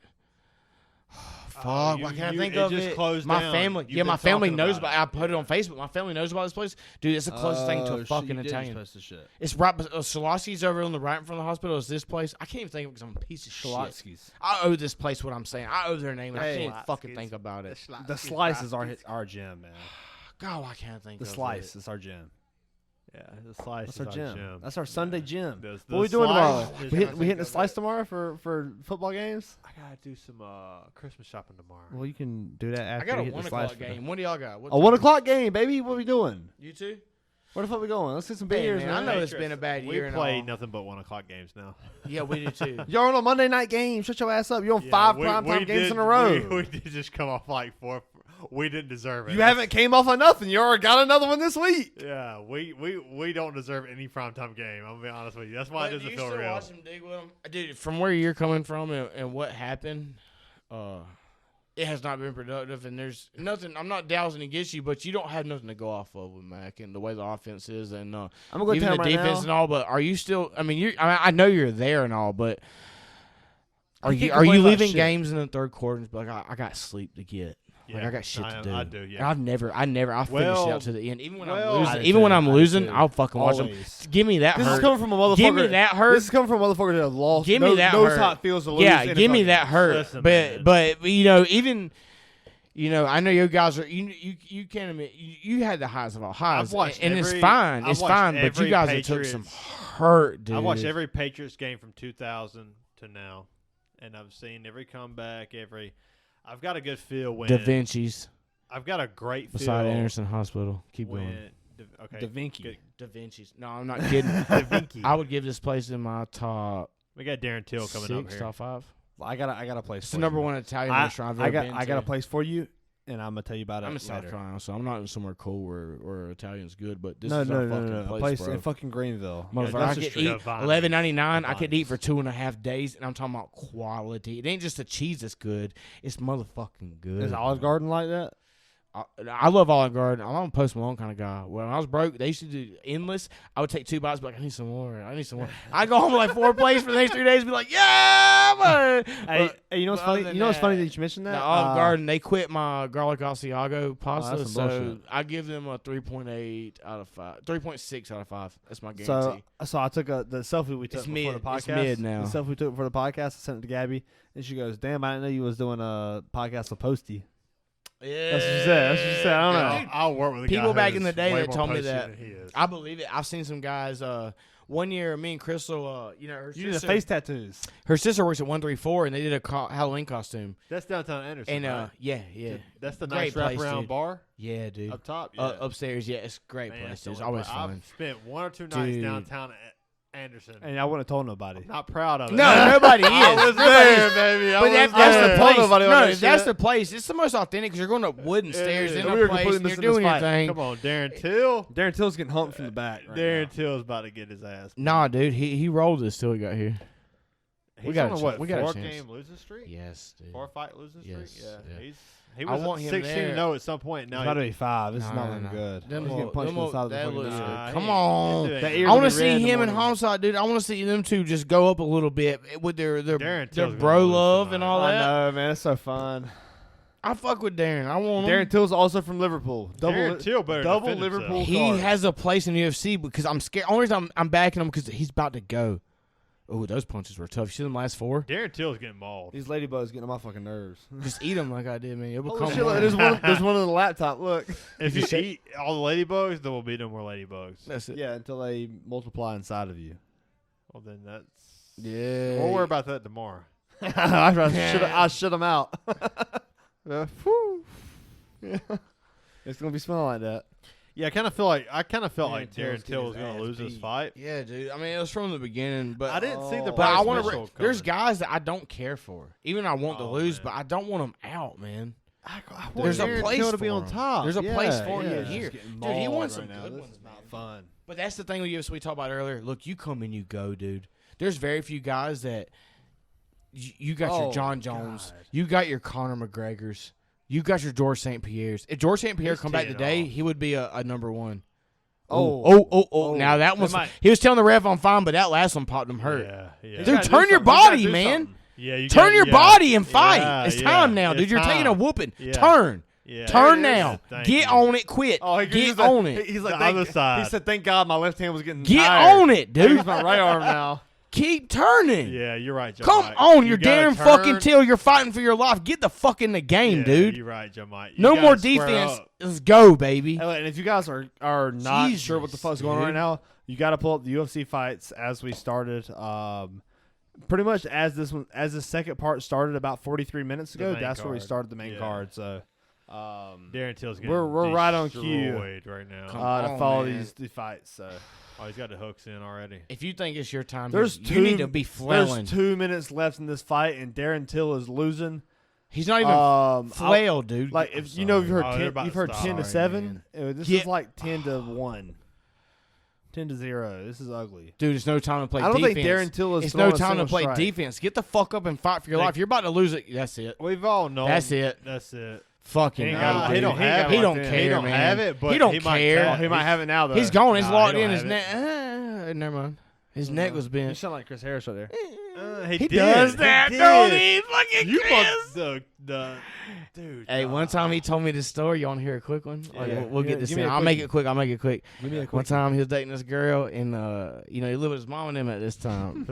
Shout out Mama Lisa and Rusty. Them are some great people, man. They're assholes, but great people, man. They do some real for me. They did. I mean, I love them. I love them. One time Chris had this girl, and they was in there doing some shit. Chris Harris. Check out the last podcast. His mama come in the door, and Chris 60 total strikes to 0. Wow.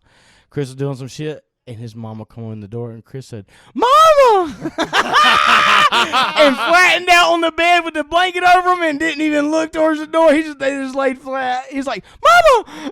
He said that was the most embarrassing point of his life. He'll probably kill me for saying it, but it's the most funniest thing in the world. I've been there. I don't think you'll get you for saying that. Dude, it was so great, man. Oh, come on, baby. I love my brother, man. That's my brother, dude. That's my brother. I owe him the world, man. I really owe Chris Harris the world. I owe him a lot of my life because there's so much bad. You guys don't even know what he done. There's times where I hadn't ate, and this dude just showed up at the right time. Shit like, in your mouth. No, he was like, yeah, but I mean, I take that different from him. I love his douchebag. Oh, let's go, Till. But no, he would show up and take me to Sue's, man. And dude, the food was good. The food was good, but the talking to somebody when I needed somebody to talk to me in my baddest times. That dude never questioned nothing what was going on with me or whatever. People who can't. This dude just fucking fed me and loved me and was just like, dude, I love you, brother. And he was like, even when he was on different levels and all, like, that's my guy, and he will always be. If I hit it big, he would be my big cat deporting. That's that ride or die shit. He's gonna be the one to go and do my interviews. And if I needed somebody to be smarter, and I don't have time to study this because I'm studying something. Motherfucker, go figure it out now. I'll send you across country to be the best. I when the time comes here, I expect him to show up, and we're not coming in suits. We're coming in how we feel, and I expect him to just fucking Andrew Tate fucking fools. I don't think I understood a single word of that last, 12 You shouldn't, man. Other than if I hit it big, I don't got time to study something because I'm studying something, and I was like, if I was ever to hit it super big, millionaire style, if I could only take on so much at a time, I would expect Chris Harris to pick up my slack and be my right arm. Like, whereas a whole, I would give you the world, but if I needed more and I could only take on, I would put him as. I just know that, dude. Tell me he's not, dude. He literally dedicates his life to be the biggest dickhead or the best that he can be. Like, if we ever go on trips, this motherfucker leads the crew and he's gonna get us there. I'm gonna tell you right now, if something happens, he's gotta have that power. 5 minutes, he's gonna That's because of his mama, dude. His mom's like that. His mom's a commanding ass fucking woman. I kid you fucking not. So if something needs to be fucking done, this fucker inherited that. He'll get it fucking done. So I'm not kidding. Like, he can figure it out for us. I will always. I bet my money on him, dude. 100%. Me too. I'd bet my money. If I needed him, I'd be like, dude, you can fucking figure it out. Out of all the friends we know, he'll fucking figure it out, dude. He'll fucking figure it out. If he dedicates his time, if that Chris Harris is a fucking legend. He's a fucking dick. He's our dick. He's our dick. Our fucking asshole. Yeah. And motherfucker, he don't care. He don't care. Wrong or right. That's I love that dude, man. like, deep down to my core. I really do. Man. Like, that dude means a lot to me. 100%. And I know he means even more to you. It ain't even about that. That's our guy. That's our guy. I mean, that's my guy. You guys are my guys. If I ever hit billionaire podcast style, there's gonna be a brother to duo. There's a place there. You heard it here. If he hits it big, there's no question. They ain't got recorded, we get in this studio, baby. Just know he hit it big. Recorded. They knew it in their heart. Yeah. You was a bonus package with this. Sean was one of my 5 friends I was ever allowed to invite to my home. My parents wouldn't even allow people to come to my home. Where was he at on your MySpace top 5? He was number 1 or 2, depending on what we done. And what we done was who was the other one or two? He can't think of them. That's where that shows you where I'm We at. done some things one time. Chris Harris. Cheers. It's me or Chris. It was 3 in the morning. Cheers to you or Chris and John. The fucking brotherhood. It's our guys, man. We had a brotherhood, straight up, JonMikel. We had a brotherhood. It's never ended. We're here still. No fucking past tense. We grown and got here, baby. We're here. Yeah, we have a brotherhood. And, for sure. Dude, I'll never forget one time we stayed up a little too late doing some stuff. And one time? We were young kids, and we come back in the house being a little too loud off some Hot Pockets and some Dr. Thunders. Some Dr. Thunders, baby. And all of a sudden, my door in my bedroom kicks in, and Sean was playing Madden. I had a couch in my room. I had a stripper pole in my room, by the way. He did. He really did. I had a stripper pole in my bedroom for my 16th birthday. Is that the one you was taking nudes in front of? No, I was actually on the couch. The stripper pole coming out 16. Living room. Those pictures were like years later. But I had a stripper pole on my 16th birthday. Till. But we had a couch with a TV for my room. My mom kicked the door open. Back then, my mom didn't fuck around. My mom didn't be cussing you out, be trying to punch you and shit.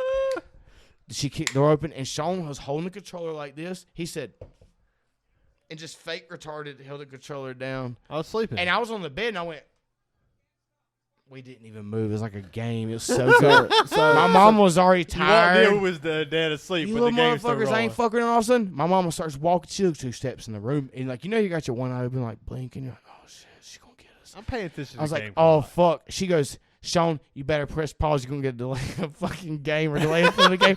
Sean said, boop. And the fucking game falls, and I was laying on the bed, and Sean was sitting on the couch like this, like a retard. And my mom just walked the fuck out, dude. I swear to God, you remember that on that red couch against the black wall? I'll never forget that shit, bro. Let me get a time out. All the people listening on Spotify, you've got to go to YouTube and see this shit.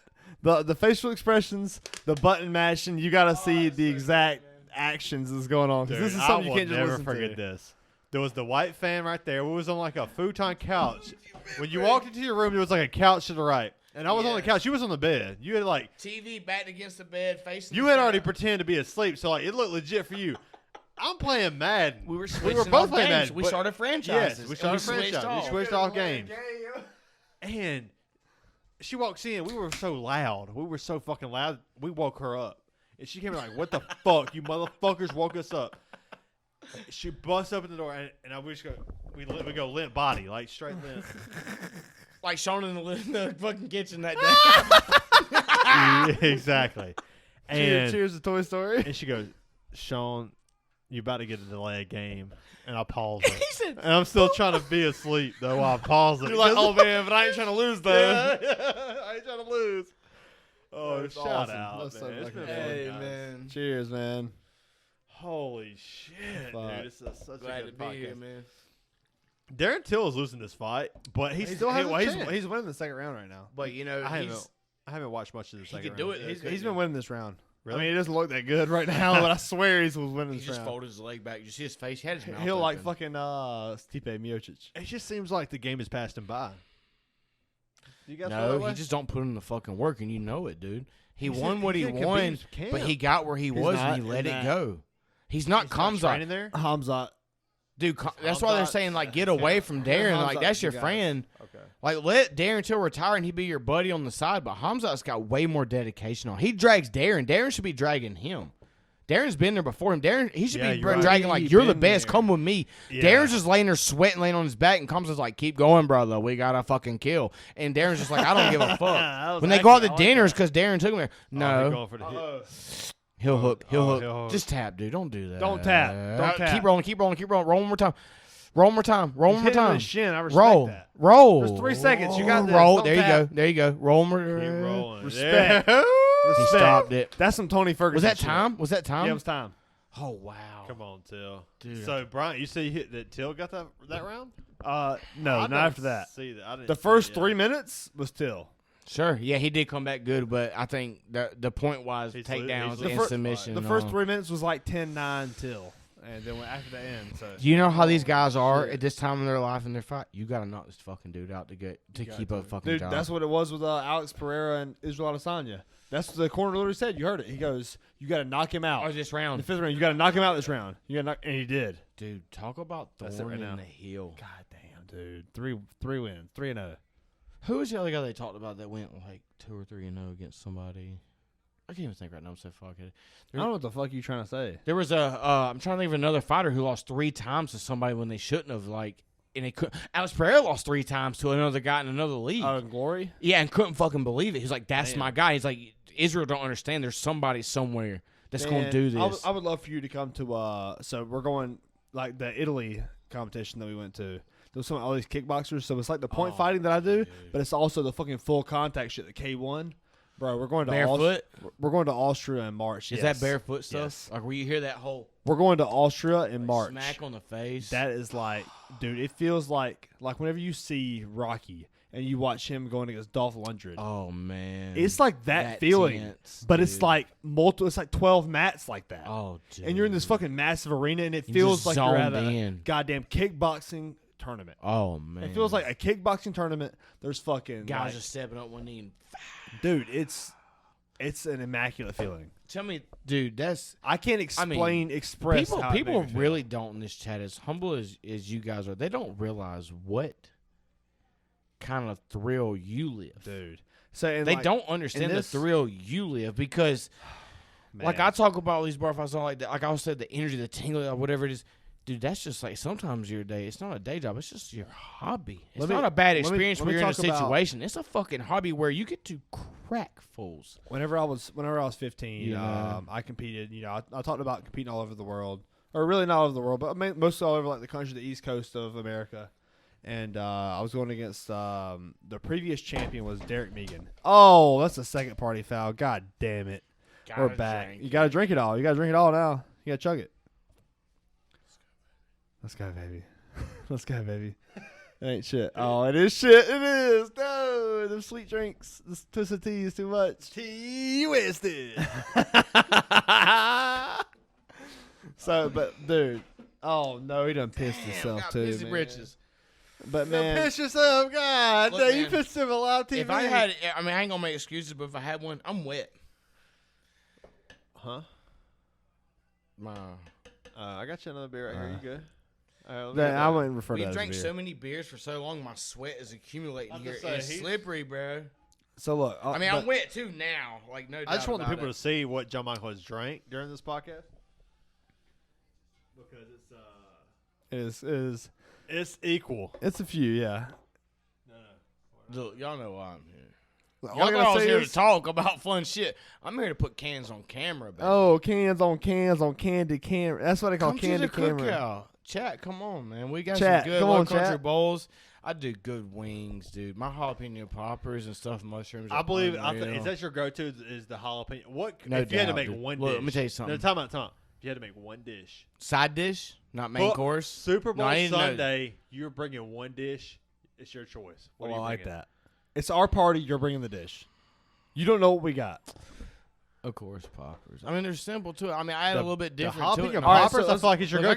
I got three that'll fuck everything. Everywhere I went, they went empty before I got to take a piece of it. Jalapeno poppers. Oh, Darren told me sad, dude. We knew it was coming. Yeah, we did for sure. Sad. Look, jalapeno poppers. Patty the Batty's next. Stuffed portobello mushrooms. The way I make them's ungoddamn real. I take little smoky weenies and I roll them up with bacon with tons of brown sugar and barbecue, and I bake them. You know people that bring the little crock pot weenies? I went to a couple of get-togethers, and those sat stale all night, and all 150 of them wieners just fucking gone, bro. Like, cause that hurts the soul. Well, I mean, you know, you try to get out the easy way. No, they try to get out the easy goddamn way. It's about the beauty of it. No, they try to get out the easy way with just adding 1 pack of weenies, 1 pack of barbecue sauce. That's fucking soft. But like, let me taste my shit. Yeah. And that's why you. JMP is in the smoke. I look, man, I grew up not eating shit, man. My family grew up on chicken. There was times we didn't have shit. Like, my dad, if he cooked, we ate chicken. Chicken was cheap. I had steak twice before I was at the age of 15. Because we just didn't afford it. That's a lot of fucking twisted teas, bro. Tea with cheers. Yeah, this is the podcast brings, baby. Look, I told we're in overtime. I told a good friend of mine. I said, "Hey, come on over. I'm only gonna drink 6 beers and I'm gonna go home." Yeah, I bought a 15 pack. I'll lie straight to his face, man. He gonna listen to this podcast and be like, "You son of a bitch! I'm glad I didn't come." Dude, you know what Heavy D told me? Heavy D was like, "I've never seen a liquor bottle brought on the podcast." You guys know. Let me tell you something. I love Evan Williams Peach. We did bring a liquor bottle. Jaeger. The Jaeger. The big ass fucking mug of Jaeger. Yeah. Fucking tall. Okay. Yeah, we did bring Heavy told me, he's like, I went through 100+ bottles. I started in COVID 2020s when I become a heavy whiskey guy. I went from rum and vodka to whiskey 100%. And like I said, I'm a weekend guy. I'm not just like bad drunk because I'm a parent and all. But dude, I drink. Like I like to drink. My kids are in bed. I drink and I can bust out the gun. You carry your shit. You take care of your kids. I'm a heavy guy. Just like you said. I'm not 180. Your I'm fucking number one priority is your kids. I can hold my feet. I do my thing, yeah. man. So I want to be clear here. You stand by Team Shower Beer. 100, dude. Wild question. I sent the picture. Look at my fridge. Look at my. I need to see those receipts. So Chris stands by Shower Beer. JonMikel stands by Shower Beer. Crabman stands by non-Shower Beer. He's wrong. Understand. But he started it. I want to ask. So is it 3-1 from here on out to see where we stand in 2 or 3 years? 3-1. It's 2-1 right now. 1, 2, you and Chris have stood. If you include us too, it's 4-1. Yeah, but that's not fair. I'm not gonna. That's not fair. Next guy's got a chance at a tiebreaker. Don't mention it. I mean, let him go off his own conscience. Don't make him feel guilty. So just bring him in raw. Like I didn't know y'all was gonna ask it tonight. That's why. But you guys, I mean, I don't know if you knew where I stood, but. Oh, we knew, but we were gonna like we joke around us, dude. You seen it? Did you see the bow and arrow picture last night? Yeah, I'm the only one that reacted to it, man. You know, I saw everybody was dead on the water. I checked everybody. I was like, I wouldn't look. I was so. I was like conscious. I was like, you motherfuckers. Like that was good. Well, all I gotta say is, so I hopped on everybody's like messenger, and nobody was green. I was like, okay, everybody's just dead, having a good fucking Friday night. Did you see that? Okay, Bryant posted a picture of a woman getting on her handstand. With a bow and arrow that was on fire. She did a handstand and leaned all the way over her feet over. And shot the bow with her feet. An arrow. A bullseye. Okay. Instantly, I went and grabbed the crossbow out of my fucking room. Hold on, no. Pause. Time out. Because it's fucking real, baby. No, time out. Oh, yeah. I sent a video of a woman doing a handstand on 2 beams, and she's shooting a bow and arrow with a flaming arrow at a bullseye and hits it with her feet. While doing a handstand, and you didn't react. Precise. I never saw it. Nobody was on. You didn't react just now when we told you. Yeah, but nobody was on that night but me and you, dude. Nobody was on. I was so self-conscious, like, I'm funny, dude. I fuck around. And that was a good one. But I went and checked Justin, Brent, and Sean was like, you motherfuckers, if you don't give me my shit, like, I'm going to be mad. But nobody's been online. Everybody's dead. Either they was having a good time or they was asleep. Let me go and tell you right now. I had to work at 4 o'clock this morning. I got up at 3 o'clock this morning. Was it good though? I woke up. No, listen. I was asleep. Not really. I was about to go to sleep. And you know what you normally do before you go to bed? I was in the middle of that, and I went and reacted to that picture. That's how good that picture was. Did you have the best climax ever? For sure. Well, I was trying to. You're going to finish. I was trying to watch the video. I was trying to watch the video, and it wasn't good enough, so I went back to that picture. I was like, I got to see it. God damn it. So I was on the video, and I was like, you know what? Fuck it. I'm going back to this picture, and then I finished. That was it, man. Cheers. Thanks for that picture, man. It was great. Everything. With your belly hanging up in fucking negative gravity. Dude. I love it. Oh, man. Darren Till just got mauled, man. Yeah, dude, honestly, I'm going to go ahead and talk about it. Why is this guy still talking? I know, that's good. He should. He beat a guy that was like 10 minutes. Dude, he beat a guy like 8 months ago that was the guy. Y'all got pickles in the fridge? Darren Till was like the guy, dude. Beer breaded or? Oh, yeah, I remember those. Yeah. Bread and butter. Bread and butter, baby. Sweet pickles. Them motherfuckers I only are like good. the little mini sweet pickles. Dude, I like those too. But you like the big ones, though? Because you're a true fan. Next time you make a salad, put those in it? Put those in it. Okay. Put them on the side. Drizzle a little ranch on them. Ranch with the sweet? See, I'm a ranch guy. It's fucking good. I just made 2 cups of ranch before I left today. I filled up 2, like, restaurant bottles. I filled up 2 what of those. What did you just call it? The bread and butter. Bread and butter, man. That's the bread and butter. Is that good with ranch? Before I left today, I took I made pepperoni wraps and I made chicken wraps. I took chicken, sharp cheddar, and lettuce and ranch. Rolled them up. I put them on the George Foreman. And I got like a quick little sear on them, like like a little cruncher. Because the air fryer, I got my air fryer cleaning right now. Because I'm I air fryer some shit. I like some air fryer. My everyday thing, like if you got a freezer food, air fry it with whatever season or flavor or cheese and meat what you got, you can make some shit. You put good. Chicken wings on the air fryer? I have. I heard it's really good. I heard it's the best. No, I have 100%. I have. On my can't beat fried, but. Let me tell you something. Last week I fried first foods in my house since I've moved there. I don't fry foods. because grease stinks. We don't either. We go outside if we fry foods. Like if we're gonna pop out like the big fryer with the wings, we go outside. No doubt. I don't want that shit on the stinks in your house and it gets everywhere on the ceiling, Dude, the cabinets. You're going like, to bed drunk or tired. Yeah. You wake up in the morning. I have the fan on the the overhead fan for the stove, but your house still stinks. That oil smell.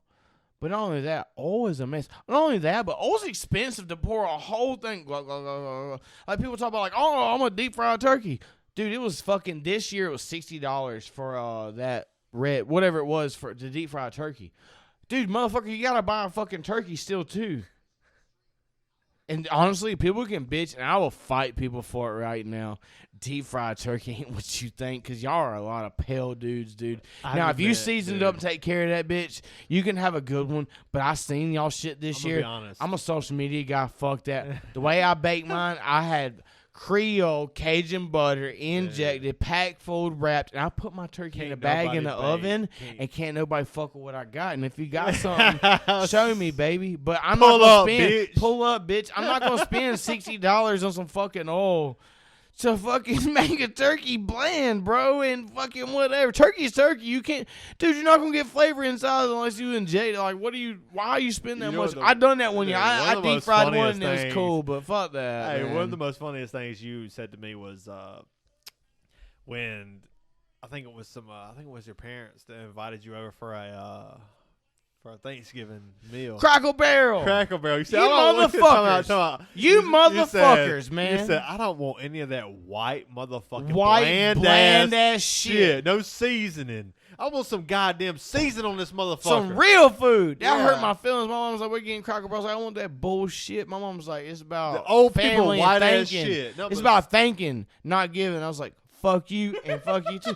I don't want that. My mom and dad knows that now. You know what they do? They don't even buy that shit. They don't care. They got two sons that fucking lay down some food. Oh, Cam, oh, baby Cam, Bam Bam, cook. Bam. He cooked too. He get it from his brother. Yeah, we motherfuckers gonna eat, baby. We got bellies on us. Hey, let me tell you something. You're gonna eat. Ain't nobody gonna pick me off my feet and slam me. I'm fucking eating, you baby. Center of gravity, baby. What's up? Hey, we too much weight. Eat. That's right. So. We just grew up different. If we got a chance to have some money to eat, we're going to eat. But that used to – 1 year, they went and got that shit. And you gave him hell. We didn't show up. That was the first year. You said, I don't want me that or shit. Cam didn't show up. My mom and them was, like, livid. Was like, fuck you. Like – yeah, you know your mama watching this. You love little, you, Lois. Yeah, she knows. Jimmy, y'all OGs. She knows. Love you guys. That's why they didn't cook this year and we did. It was like, you little bastards. It was like, fuck y'all, we ain't about it for the giving. No, we trying to eat, man. Like, we trying to get right. Like, it's about eating. So I don't give a fuck about Christopher I was Columbus. like, if I want to go Crackle Barrel, I'll go to Crackle Barrel. But yeah. my dad's cheap, man. My dad don't want to do no work. Even on his low country bowls, you know what he does? He takes 5 bags of food, shrimp, potato, corn, meat, and he just throws it in a pot and he stands there and drinks all day. He ain't got to watch nothing. You name it. But he don't want to fuck around with it. My mama's so old, they don't fuck around with it. We the motherfucking champs when it comes to that. You know, and they know it, and everybody knows it. Hey, Brian, join in on this. When you hear greens, beans, potatoes, tomatoes, things, you name it. Your name. No, it's true. My mom didn't know. This year we cooked some. My brother cooked some good food. I did too, and it was on there.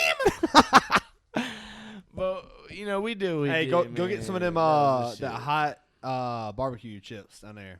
They good. Yeah, but sour cream and onion is better. Damn. Sour cream and cheddar. They good, dude. Hey, we like spice around here. When you eating food around here, eat some hot shit. Hey, I'm trying to tell y'all, I got them motherfucking burgers. I just put them in the fridge. They're soft right now. Hey, I cook kids' food and I cook hot food. You cook the grown food. Hey, we got that chorizo verde from the Revival Butchery down there in the fridge. What's the hottest thing that you like to eat? Because you seem like a guy who likes your mother. Not that. I mean, I like nose running and all that bullshit. If the food's that good, I need the flavor. But I'm not trying to eat like raw jalapeno with seeds. You ain't answering the question. I need. What's the hottest thing that you like to eat on a regular basis? Salsa's like hottest wise. Like salsa's the biggest thing that's hottest to me because I take it to that level. But I just don't make shit.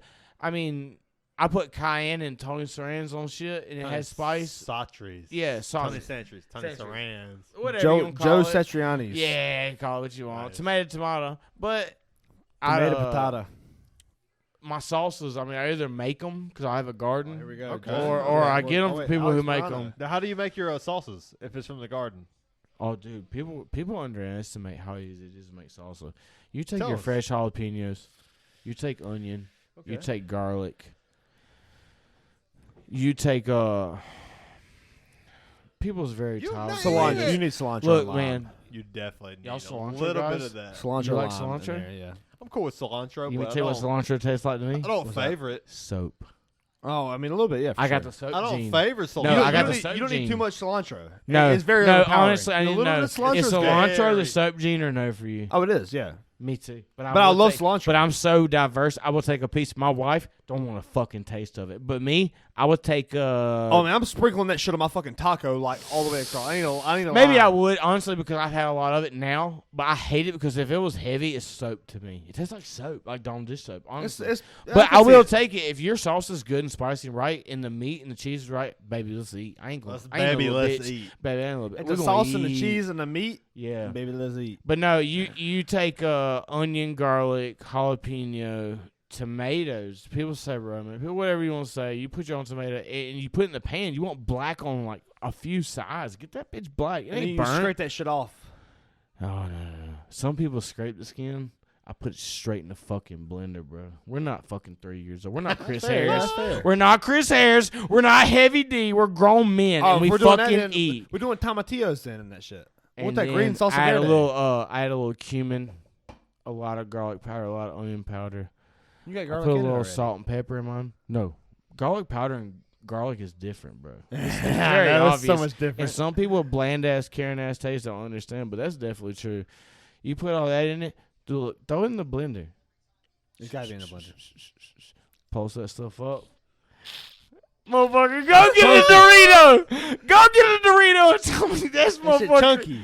Hey, on the lane! We gonna eat, baby. No, ain't nothing better than homemade, man. You see all these fucking ain't no El Paso gonna make that shit better than that, he got bro. another one in the trunk. I said, man, I just emptied the whole 12-pack in the cooler. He goes, I got another one in the trunk.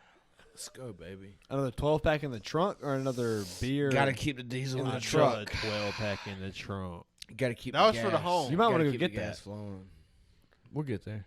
We're there. We're there. No, we're in the deep. We're dragging you into the deep with us. I didn't. Okay, I didn't. I got a 15-pack of IPAs, man. We told people. Oh, we just get started. No. I'm a multiverse guy. I'm not gonna make 2 trips.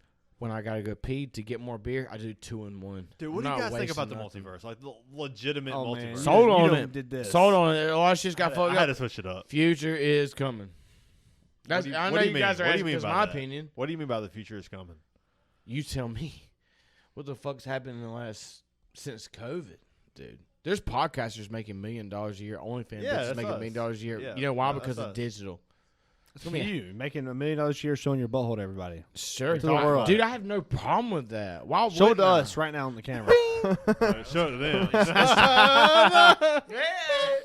Not for real. You're gonna be like, what the fuck? We'll edit it out to see your butthole for sure. Nah, man, it's the honest truth. Shit. It's the honest truth. Like, yeah, have it. We talked about this earlier, and it goes back to your base. You can play it forward. This ain't the '60s no more, man. We're not eating Venus sausages, just mowing the lawn with hatchets and it's fucking times changing, brother. Shit's getting fucking real, bro. We could do what we want when we want. I could literally order an AK-47 offline, piece by piece. Amazon, baby. One day it won't come in a hole, but somebody will 3D print. Somebody will give me the metal, and I could literally have something sitting in my house, and within a few hours, I can put it together. This is about 3 hours and 40 minutes in. We're gonna cut that one out. It's the truth. No, I mean it's the truth. That's fine. That's fine. Sure, but it's the fucking truth. Like it's dead serious. Like, well, it's because it's a wrong. It's a wrong. Like what can you not order online? Like you can order a house, a car. You can buy a car online and they ship it to your house. There's the new thing with that. Right. There's so much more to. There's nothing you cannot do by leaving your ass. I would say couch and all, but you can do whatever you want when you want. We talked about this earlier. Do what you want when you want. There's nothing you can't do by online. This is JonMikel I fucking need in my life. Yeah. It's the truth, though. Am I wrong? Am I wrong? Tell me I'm wrong. Truth on the booth. Don't want it. We want you to be out here chest up going getting it by yourself, but that's the truth. If you think JonMikel's wrong, leave it in the comment section. I should be at this point. Look at the fucking yellow. Look at this T-wisted. He's getting T-wisted. I'm just honest, man. I'm honest. 4, too much 6, now. 8, dude, I'm 10, honest. 11. What can you not do with the internet? It's true. Podcast, sure. Order shit, sure. Sell shit, sure. You can literally do what you order a want. hitman, sure. You can. Off Amazon? Not off Amazon. No, by Black Web, and there's things. I don't know if y'all. You can order. What's the Black Web? Yeah, sure. Explain the Black Web. Dark Web. I'm sorry, but you do what you want. Explain the Dark Web. Well, there is dark web. Explain the Black Web. Nah, you can literally do whatever you want in the world right now. You really can. That is true. Have you ever heard of Bo Burnham? Yes. Bo Burnham, welcome to the internet. Do whatever you want. Have you ever watched Inside on Netflix?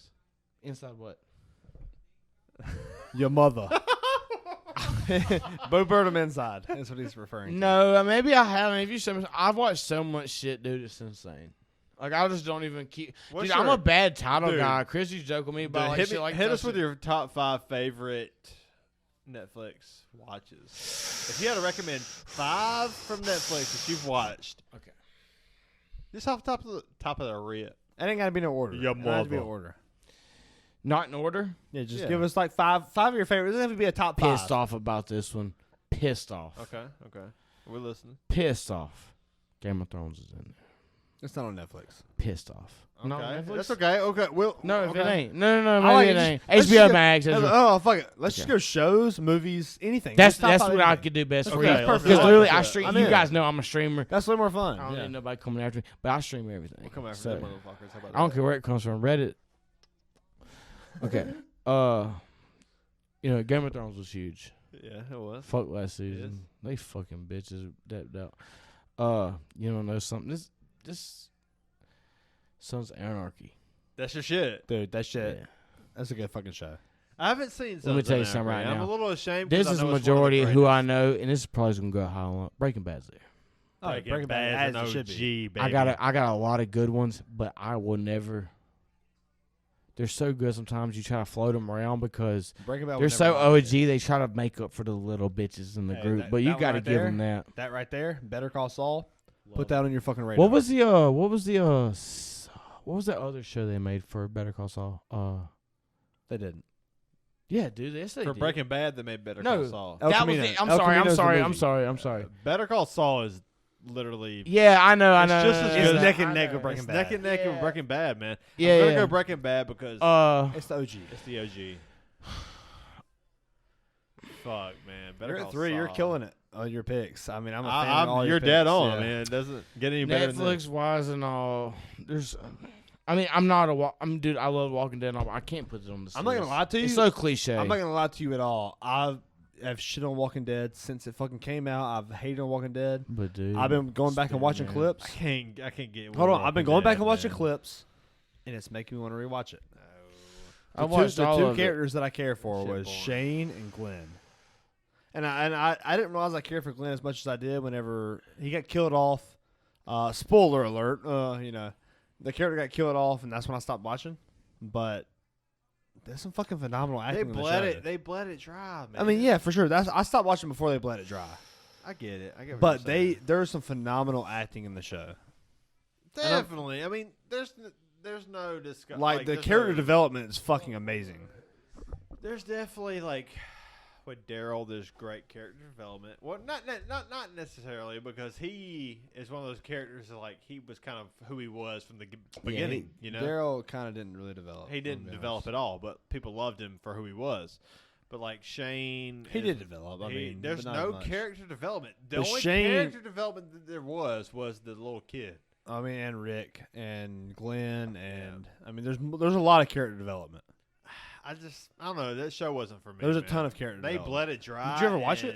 Yeah, I watched till whichever season that the governor was in. I think it was at the end of season 3.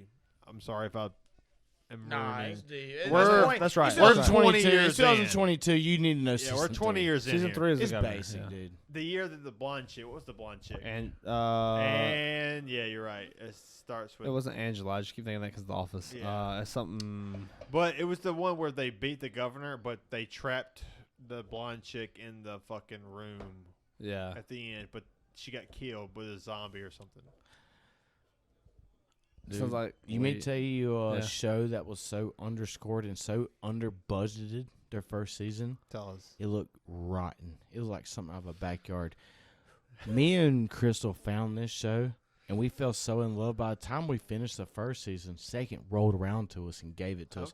Okay, because I'm not a 1 week episode guy. That pisses me off. 1 week episode? I got shit to do on Sundays. I'm trying to watch 9 of you bastards in a row. But Z Nation. Do you know what Z Nation is? I do. I've never watched Z Nation. I love Is that your shit? Dude, we watched it season 1. Stream everything. Okay. Season 1 was I think it's on Netflix. It was whatever. But we took Z Nation so far when it got budgeted up and it rolled. And don't get me wrong, the last few seasons, it just rolled on. It was so comedic, but so zombie, but so survivalistic and drama. It was more comedic than anything. It was so piss poor. But we loved it because we found it when it was early and so under budgeted.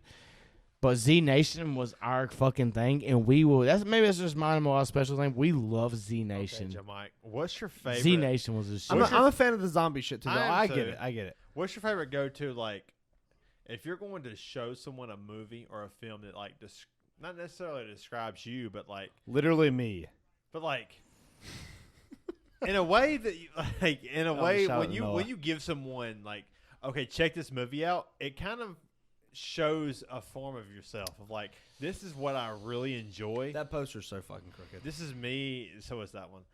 I actually straightened that one up, and I think that one is actually pretty good. But because I straightened it up. No, I don't know which one I was talking about. I don't know if I was talking about the Better Call Saul or the Reservoir Dogs. But like, when you tell somebody to check a show out, you are kind of like giving yourself up in a sense of saying like, well, I mean, this don't count on what you're saying, right but now. Something I'm huge on. This don't count because I've got other ways to go. But I love medieval stuff. Okay, Game of Thrones, Lord of the Rings, all that. That's my little cringe below the belt kind of stuff. It's pretty cringe, yeah. But I love medieval times. Like, if you had to pick a time in life, like, what do you want? Like, I love Peaky Blinders shit too. That's one of my top shows. Peaky Honestly, Blinders? put that on my 4. You heard my other 3. That's my 4. But that's phenomenal. Let's keep going. But dude. So we got Game of Thrones, Sons of Anarchy, Fight Club, Breaking Bad, Peaky Blinders. Blow. That's phenomenal. That's great movies. Yeah. And I want to give you something that's going hard. What's that Will Smith movie where it was no. You know the other one. iRobot. Where he had to give people parts of them and shit. No, that was you talking about. Oh, because it was the story of my life. Yeah. You're talking about 7 pounds. 7 pounds. Let me tell you something. I was staying with my sister at the time. That's the story of my life. I wouldn't shit. I had nothing. I was like a year or two out of graduation. She had a little DVD case. Of course, these people don't know. Like, that's what we had was DVDs. We didn't have Netflix on this bullshit. They don't get the fucking trouble. Yeah. So I watched everything, dude. The worst is when you open everything. The case and the DVD ain't in there. But there was a stupid ass movie case that was like a blank, because burned DVDs were big back then. Yeah. I opened it. It said 7 pounds and underscore it said Will Smith. This has been 6 months of me watching all the same DVDs. I was huge on Cheech and Chong and all because that was just the insider. We loved it. It was a bedtime movie. Just hey, we come home drunk. Just turn the bitch on because everybody can agree. Let's go to bed. We're not even watching. We're just blacking out. But turn on 7 pounds. I never seen it. Will Smith's kind of like Adam Sandler's to me in my generation. I don't know about you guys. Are my generation. I drink all the Vacations. There's some back downstairs, but I didn't believe you would drink that much. So Sheesh. Here we are. Sheesh. There's only 2 beers left in this bitch. No, honestly, you guys, can you tell me if there's any Adam Sandler or Will Smith movie, would you give 2 hours of your precious life? I'll be honest, I wasn't expecting Adam Sandler or Will Smith to be in the same conversation. That's our guys. That's our decade. Okay, have you seen? That's our guys, right? Hustle or Uncut Gems? Oh yes. Which one? Both of them, dude. Both of them. Bow. Which one's ending. better? Wow. Uncut Gems, dude. Uncut Gems is so good. Because the shit don't happen how you want. Hold on, that ain't how it's supposed to happen. Am I wrong? Because this is a newer movie. Fuck spoilers. No, it ain't that new. You either know or you don't. Time out. This motherfucker. We're all our generation, even our younger or a few older. Adam Sandler's Will Smith. You go out your way and you make it fucking happen, shitty or not. You still say that's a good movie. I have to say, even when it's today, not. This happened today, dude. I was looking at like Will Smith and Emancipation. I think just came out here recently with Will Smith in it, and I looked at it and I was like, I don't think that. We're listening. You're waiting on me to say some stupid shit, and I'm trying to not say some stupid shit. So I didn't nudge JonMikel under the table. We're at a crossroads here. It's fucking chess. Yeah, we need to get back on that. Emancipation, we definitely do. Oh, yeah. Emancipation was one of those movies. Is like, okay, after the Will Smith slap, we were like, oh, boo. Boo this man. There was a stain on him after that. What kind of stain? No doubt. We'll talk about that. You want to give it a little 5 minutes? No, there was a stain on everybody. Like, you don't go up and slap a man for making a joke. Chris Rock. Like, yeah, that's kind of shitty. It's a guy. It ain't just somebody. Yeah. All right, so hold on. Can we pause for a second? Yeah. I was opposed to watching the fights while on the podcast, but since we're not watching the fights and we're just doing the podcast, this is way more fun. But who the fuck is Paulino versus Moreno? That happens with fights. We get it. It's like the Texans versus the fucking nobodies right now. You don't know who you're even watching catch the ball. Your boy Patty the Baddie's coming up next, though. Yeah, that's where it loses me because I want to watch the fight. Like, that's why we're in the. That's why this is going. Hey, shout outs to these two guys. Whoever gets it, they're warriors. But fuck that. Let's talk. We're on some Adam Sandler shit. We're on some Adam Sandler shit. Fucking Adam Sandler it's our guy, man. Go down for me. It's our guy. And Will Smith. Dude, I know the Will Smith thing slapped and happened. But we've watched everything he's ever had. We never, even if it was bad, let's talk about Bad Boys, Men in Black. Let's go. Keep Hancock. Talking. Come on. I Am Legend. He's got the hits, man. Fresh Prince of Bel-Air. Fresh Prince. Yeah, Fresh Prince of Bel-Air. Come on. I know what he did. Come on. But he did so wrong. But honestly, as a man in Hollywood, the problems they have, that Jada woman, what she'd done. That's an evil bitch. You know that dude she fucked around with? No, come out gay. August. He's come out gay now. That man. Yeah. Why do you think he was fucking bald bitches? Willow and his Jaden was like, we want to be emancipated from our family. Dude, you think Will's that bad? Maybe they led me onto some shit. But dude, I seen this dude's face where you ever seen a man's face where his eyes are red from where he's had to shake it off and he's staring. And he's so hurt. It was an entanglement. He's the money man, dude. He's the guy. Like, he's the reason they're in the place they are, and he's staring straight ahead, so hurt. And they made him go on a podcast with his wife talking about family problems and bitches and what a bunch of fucking bitches. Malarkey. They broke that man down. He stared. He stared. He was like, "What the fuck am I doing?" It's so bad, dude. It's so hard to watch, man. I'm so.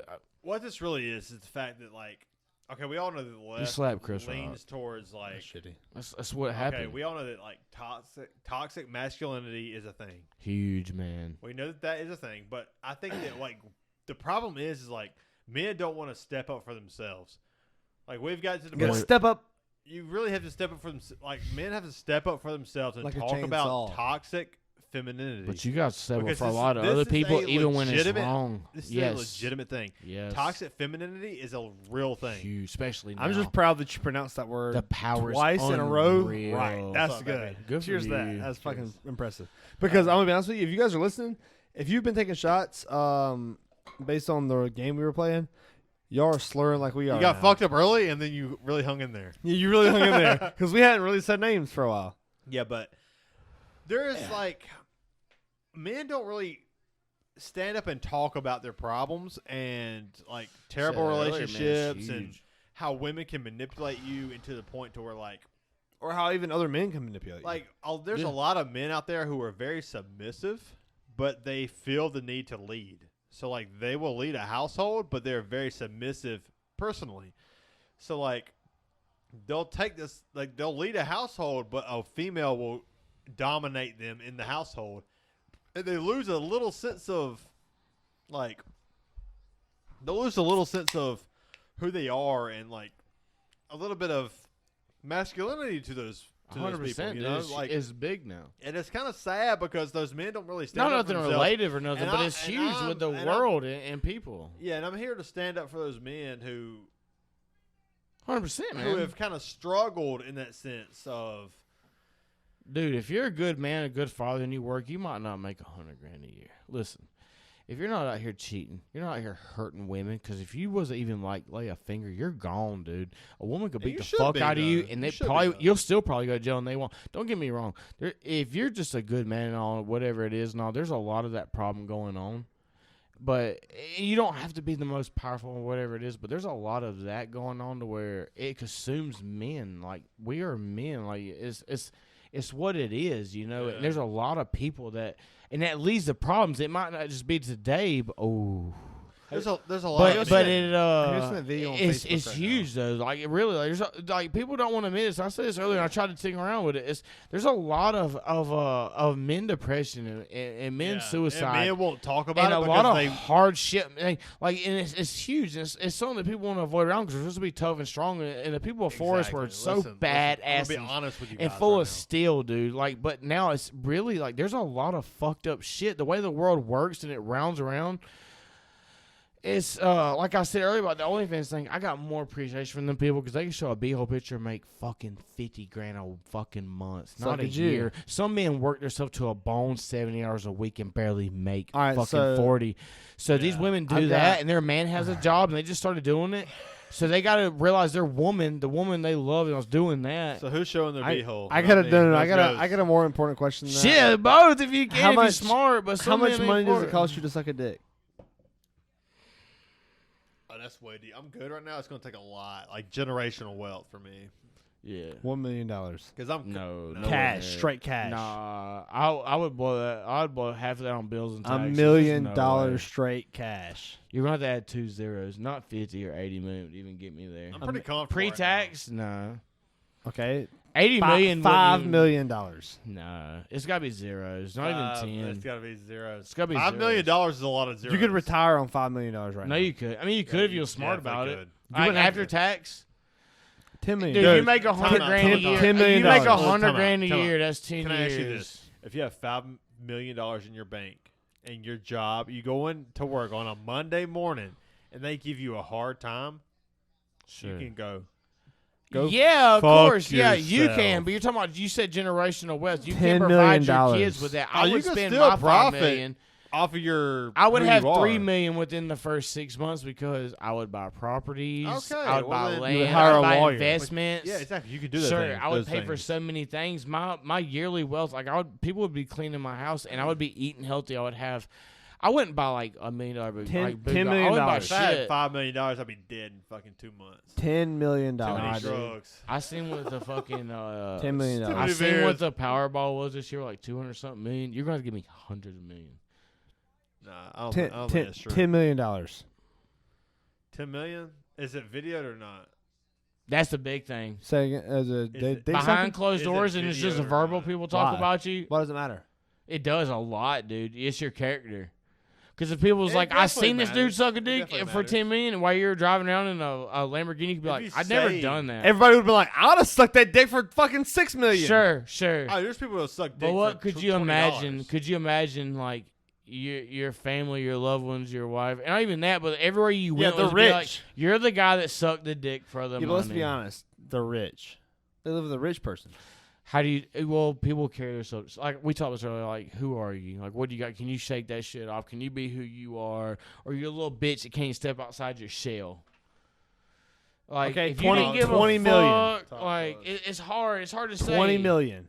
On camera or not? That's the biggest thing. That's what all guys are going to ask because you're trying to bring on camera. We're trying to be our most concealed. I'll do it for my kids. For $20 million? You just suck a dick for your kids? Yeah. That's generational wealth. I'll give my fucking kids millions of dollars. That's generational wealth. I'll die for that cause. 10 million? You would take 10 million to yourself and leave kids. You would say 5 each.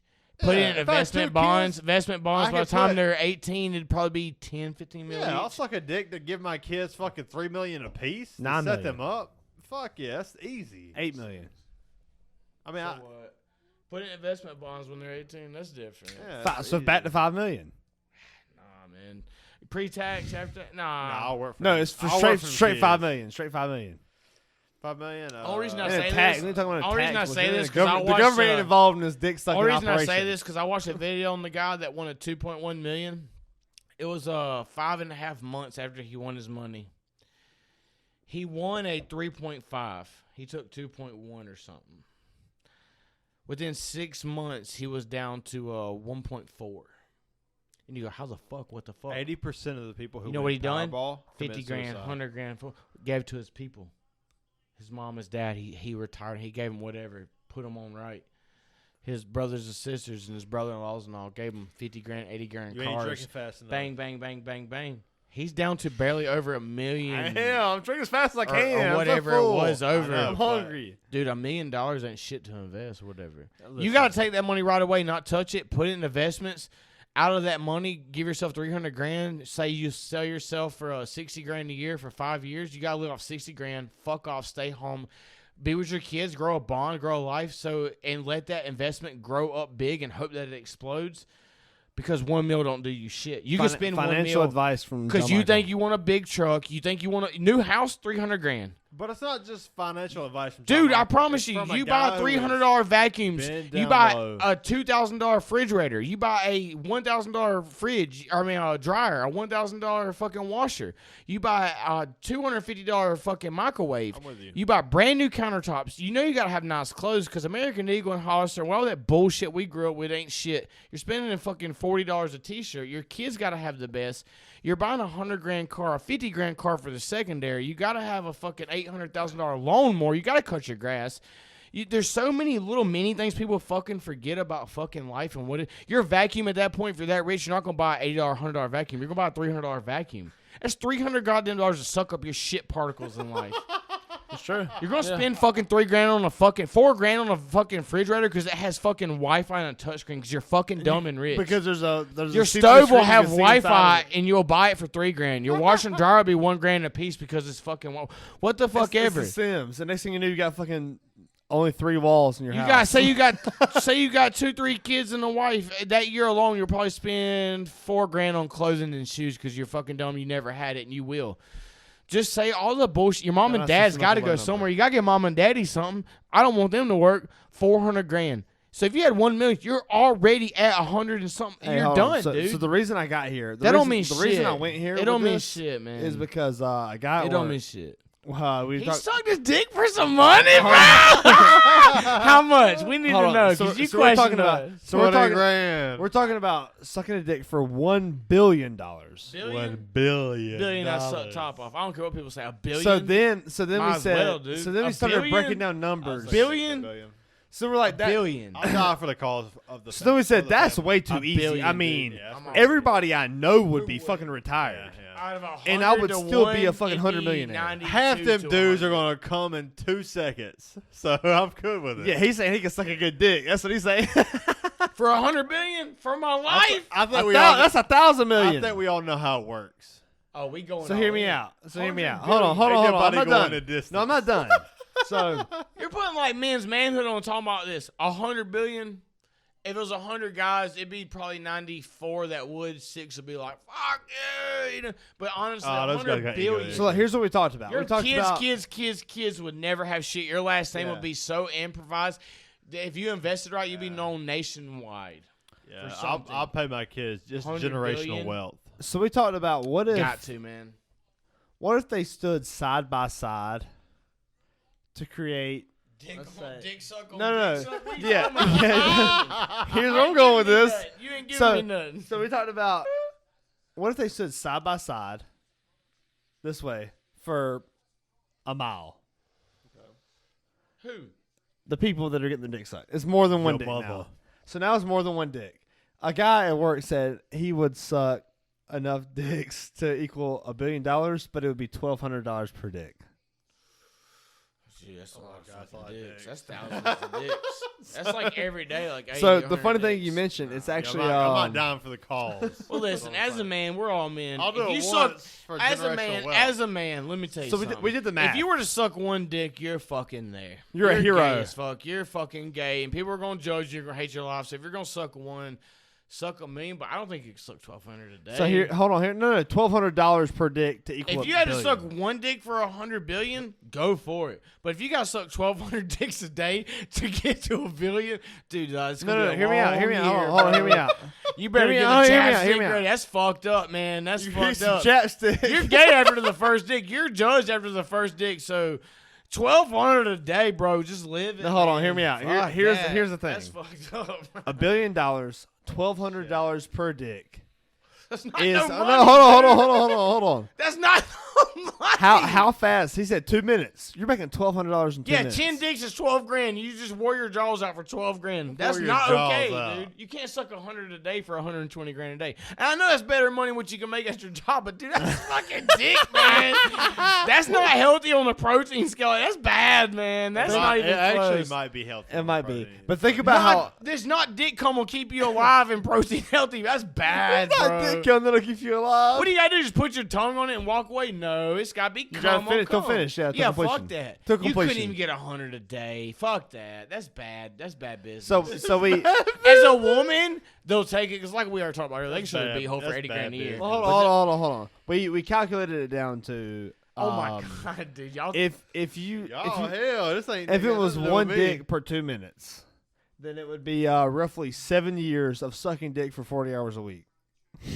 I'm gonna say for how much? For $1 billion.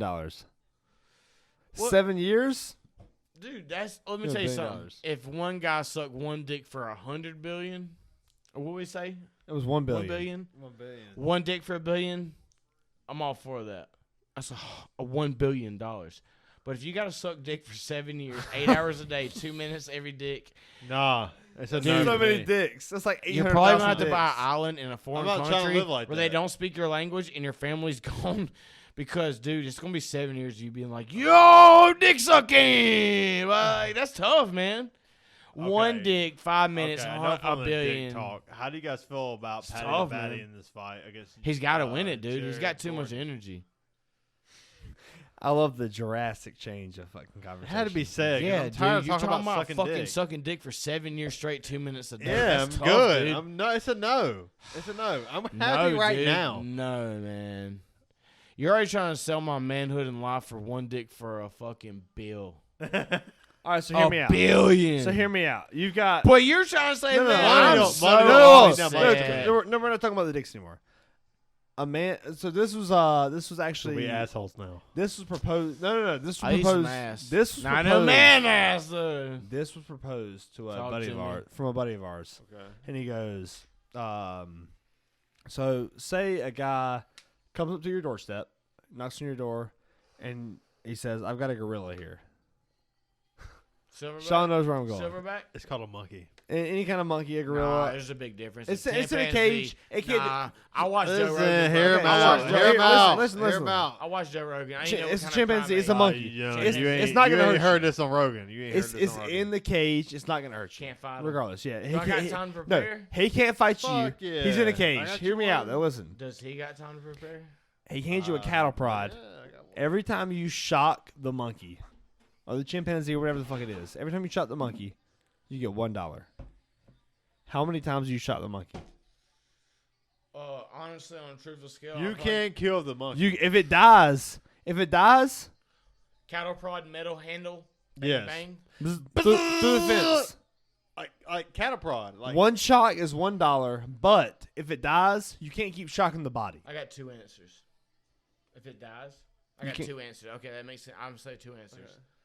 I'm gonna say 20 prods before you choose my fingers and face off. But I'm also gonna say no, it's in a cage. It can't get. It can't touch you. This is all you. It's all you. All it does is whimper. Cattle prod. It goes. It's in the cage. $20 a prod. No, $1 a prod. I ain't got the heart for $1. You're not gonna do it at all. Okay. 1,000 prods. $2 a prod. 100.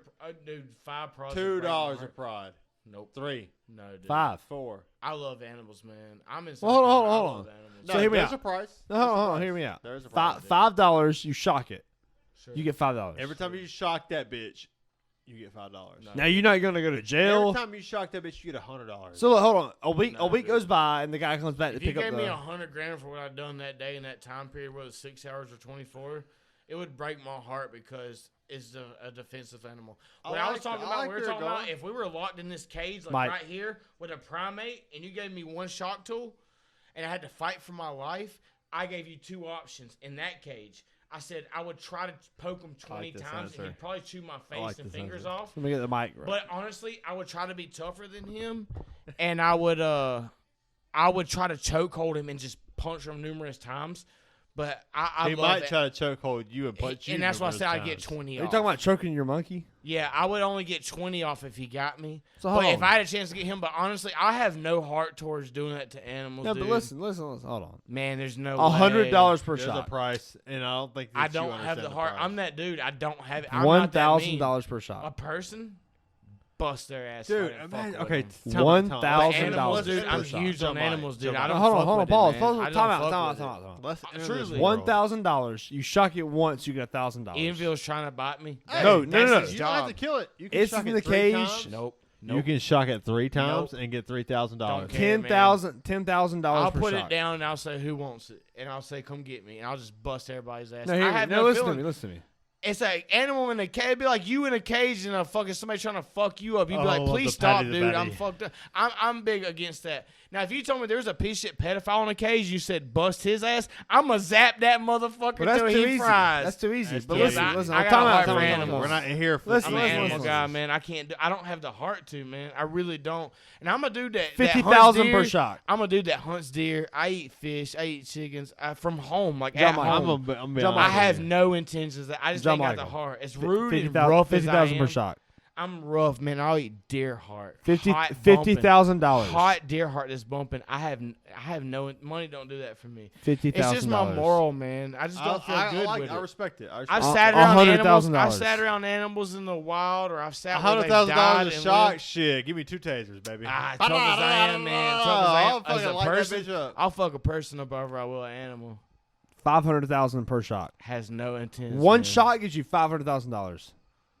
You understand that's a generational I might wealth. pop them one time. All right, there's a limit. Like I said. Here we go. But I'll ask, can I buy that fucker for 50 and I'll fly to the Congo for 20 grand and drop him off? A chimpanzee can probably don't care. He'll tear my face off. I don't care. No. There's no repercussions for you. He's in the cage because of us. They weren't born and put in a cage. I don't know that, man. Hold on, time out. The only repercussions? Dude, I love animals. We are humans in this world.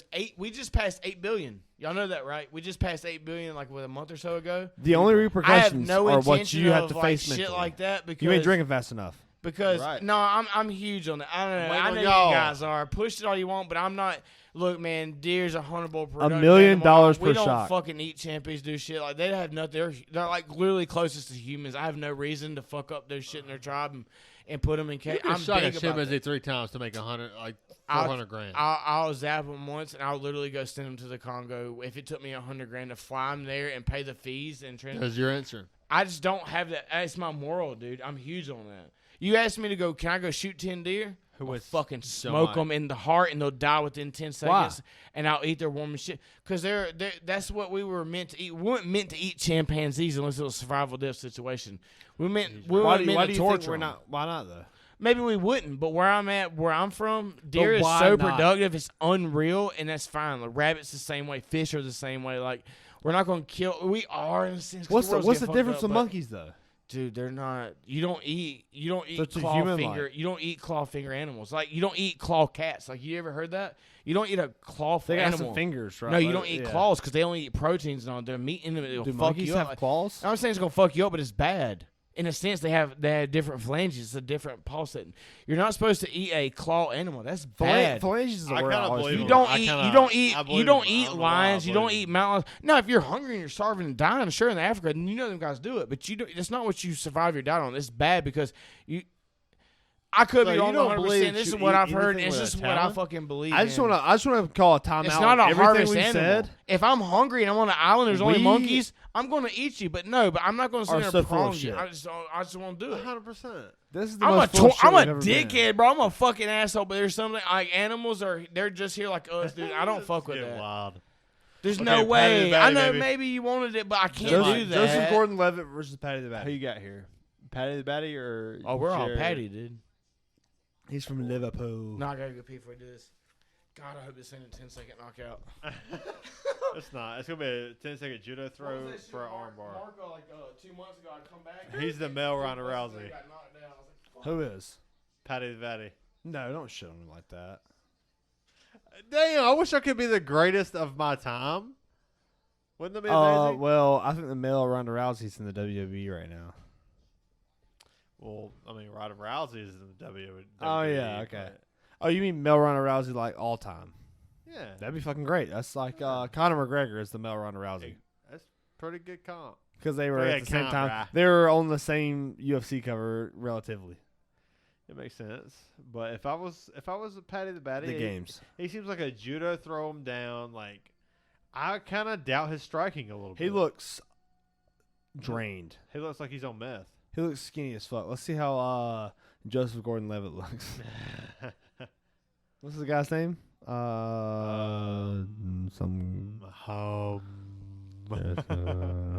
Gordon? Jared Gordon. Yeah. That's a shitty name. I pull through the Americans, though. Aljamain Sterling's the only champ that's an American. Why do you pull for the Americans? Because I'm an American. Proud to be an American. Yeah. I'm going full Toby Keith here. Because fucking America. Why wouldn't you? America. Yeah, shoot guns and take the shit. Look, he looks like a fucking meth head. It looks like he's about to beat the fuck out of him. If I saw a meth head in the ring across from me. Liverpool, meth head from just hear me out. Oh, goddamn. And he do MMA? Jesus Christ, yeah, I'm going with Paddy the Baddy. JonMikel, I train UFC, so watch out. Imagine. Look out now. Imagine training UFC. Look out now. So who are you taking? I'm taking Paddy the Baddy. Look, I'm taking Dave Portnoy in the bet. Yeah, me too. That he laid down. Dude, I would love to see Dave Portnoy in the ring. Oh, he's definitely. Have you guys seen that guy that has the massive? Dave Portnoy is there with the cargo shorts or like the khaki shorts, with the big old thick ass. Yeah, I love. He's a Ravens fan. He's so fucking funny, dude. Dude, he's a Ravens guy. Yeah, he is, isn't he? Yeah, you ever seen Gus Edwards? He has a Gus Edwards jersey. Yeah. Yeah, he gets tackled by Patrick Ricard and all them. He did. They cream him on the field. And he's got he like he already been creamed. He got a diaper booty. Yeah, he has like a bunch of UFC things. Yeah, where he has the fucking green screen Zoom call. Yeah. he's in the MMA I love fight. that guy, man. Sean, have you seen that? I have to say, man, Paddy the Baddy he's strong. He looks strong right tough. now. He's He coming scared. out very aggressive. Charisma is at his almost. Yeah, charisma don't win fights though. Does charisma help you in the UFC? Charisma gets you going in Charisma fights. helps you in Skyrim, but I don't think it helps you in the UFC. Does it help? No, not in the UFC, but in the octagon. Let's put it that way. I don't think it does. I mean, it looks like it does. Confidence does, but charisma does. ain't shit. That was a close left hand. Yeah, but it hit him in the shoulder. Paddy It could have fucking clipped He's him. looking clean here. He's looking good. He's looking comfortable. He's dictating the pace. He's closing off the corners. He's a lot taller, maybe. Maybe his short stroke's too high, but he's got legs. Oh, he took a little jab there. Good left hand by Gordon. Took another jab there. We know Paddy can take a shot. We saw it in the last fight. It's Paddy, man. I mean, we know. But that grappling and that judo throw, when he gets you, like when he can take you to the ground, you got spaghetti he arms, can do some dude. damage. He can wrap around you. Yeah. Yeah. Dude, he's striking good. I can already tell you from this fight, just the advantage of intangibles of height, speed, and all. Paddy's wearing this guy. Unless something bad happens, right. As of right now, he'll win the long run, and he'll also get to finish. Yeah, but if Paddy's, he doesn't, pacing Gordon looks just as good as Paddy. It'd have to take a knockout or a submission for him to lose this fight because he's intangible-wise has got the masculinity, the height, the speed, the strength, the technique. He is winning this fight. Talking about Paddy? Yeah. Look at that other guy. Oh, good for him. He did some good punches. I'm gonna be honest. It looks like he's losing this round. Talking about Paddy? Yeah. It's pretty even. I think it's pretty even right now. But I think Gordon has more strikes landed. Yeah, I think it's pretty even right now. This is a definitely definitely Gordon right now. Yeah. After that. Yeah, Gordon's landed more significant strikes for sure. I agree, but Paddy's fighting back here. He's learning his distance. So it's fun now, and that's how Paddy is though. Like he's long. Look at him. That's some good strikes right there. That looked good, didn't it? It looked really good. That's what you want from a fighter. That transition of bang, bang, bang. What about them T-Wisteds? You've had a lot of them. Love them, man, dude. Twisted. I usually buy them. It's either that or Corona, man. I grew up a Natty Light guy, but Twisted. You a Corona and lime guy? No lime. No lime? I mean, I will. But you prefer? I would be disrespectful if I turned it down, but if it's on me, but you don't prefer it. Nope. We drink the whole. I just grew into a maybe it's some of you guys might want to hear. I grew into a spunkier beer. Like I grew up on like natural lights and shit. It's just culture, South Carolina. But I wanted a spunkier, harder beer, and Corona's a lot different than what I used to drink, and it's great. They just got way too expensive, man. It's not about the price. It is about the price for me. That's kind of the case with anything, though. But goddamn, man, I ain't trying to pay that much for that kind of beer just because it is what it is. Right. Patty looks smooth. He looks relaxed. He does look very relaxed. He's throwing a lot of he looks good. He looks good. Patty looks good right now. So does the other guy, though. Well, just 5. I'll go ahead and call it. I don't think that Gordon can go the distance. No, I'll call it. It's knockout or submission. It's probably round 3. So I'm gonna be honest right now. Gordon looks more. I think it's round 2. Gordon looks more comfortable to me. I think Patty ends it in round 2. Nah, Gordon got an egghead. That thing's shiny. Gordon looks much more comfortable to me. I disagree. Submission. Gordon ain't got the body tap to do it. With I think Patty will get on the ground. Patty looks very comfortable. He's throwing a lot of look. Yep. Patty is very comfortable. Stiff. I think Gordon's gonna win this fight. Oh, I love that. You see that? That's what we want to see in fights. Throw some hands. I don't see Patty losing this fight. Come on. I think you guys are wrong. That's what we want. Okay. I understand. It's a brew bet right now. Live brew bet. Okay. Live brew bet. I think Gordon wins this fight. Okay, I think that Patty wins this fight. Okay, fellas. Oh, there it is. Yep, and there's a reversal by Gordon. He's got short arms, so he can bang them right here. Bang, bang, bang. Short arm guys on the top is great. When they're chest to chest like that. Gordon seems like he's very comfortable, and Patty looks a little stiff in this fight. Patty looks very comfortable. But that doesn't mean anything whenever it's the first round. The first round is very difficult to judge off of. Yeah, for sure. I think this is Patty's round. I would disagree because of the reversal. I would say Gordon won that round. I'm going to go Patty on this one. It seemed like he was more comfortable. He pushed the pace a little bit more. 10-9 to Gordon. He controlled the fight a little bit more, and he landed more significant strikes than Gordon did. I would go 10-9 Patty. Out of 3 judges, 10-9, 10-9, 9-10. They would give it to Patty because it's Patty. Yeah, I disagree. I think that's a shitty. I don't think you should. But I don't. They're going to do that. I can't agree with that take, but you know who their show cow is. Patty looks gassed right now. Nah, he looks fine. He looks tired. Nah, he's fine. No, that Gordon guy's playing a good fight. We got 3 rounds of this. That was a good hit. I'm gonna tell you right now, Gordon's winning this fight. It's 10-9. That didn't connect. That right hand did. Right to the temple. No, that left hand did. That left. The second left. No, that right hand didn't connect. That didn't connect either. That did. That one, yeah. Like Gordon's winning this fight. It's 10-9. I don't think so. Watch it with the reversal too. I mean, you can't show all of Gordon's highlights here and then. Patty didn't have many. That's why. No, he definitely had more than that. That's kind of. Let's see what the Twitter fans say. They're gonna come up soon. I'm sure. They always put the Twitter comments for sure. UFC fights. Patty is definitely one of those guys who can really fill a fight out and kind of shift his fight style off of what's going on. But I think that Patty won that first round 9-10, 10-9. But Gordon definitely had a good round. It's a good fight, dude. I like it because that Gordon is really undersized and on Patty's favorite. Yeah, Gordon's definitely pretty little. Patty's the show dog, so Gordon opens up very confident. This kid's got fucking hard. Dude. It's an even match right now. It is. According to Vegas, which means round 1 was very even. Look at the size intangibles. Actually, I think Patty was the favorite. I think you're right. I think that means Gordon won that round. I think Gordon won that round. I think that's look at the size, dude. Yeah, look what he's doing. He's getting in Patty's fucking face, dude. Look at the size difference, arm difference. Yeah, he's dipping in on Patty and popping. I think you're right with that. I don't know why Patty's so stiff.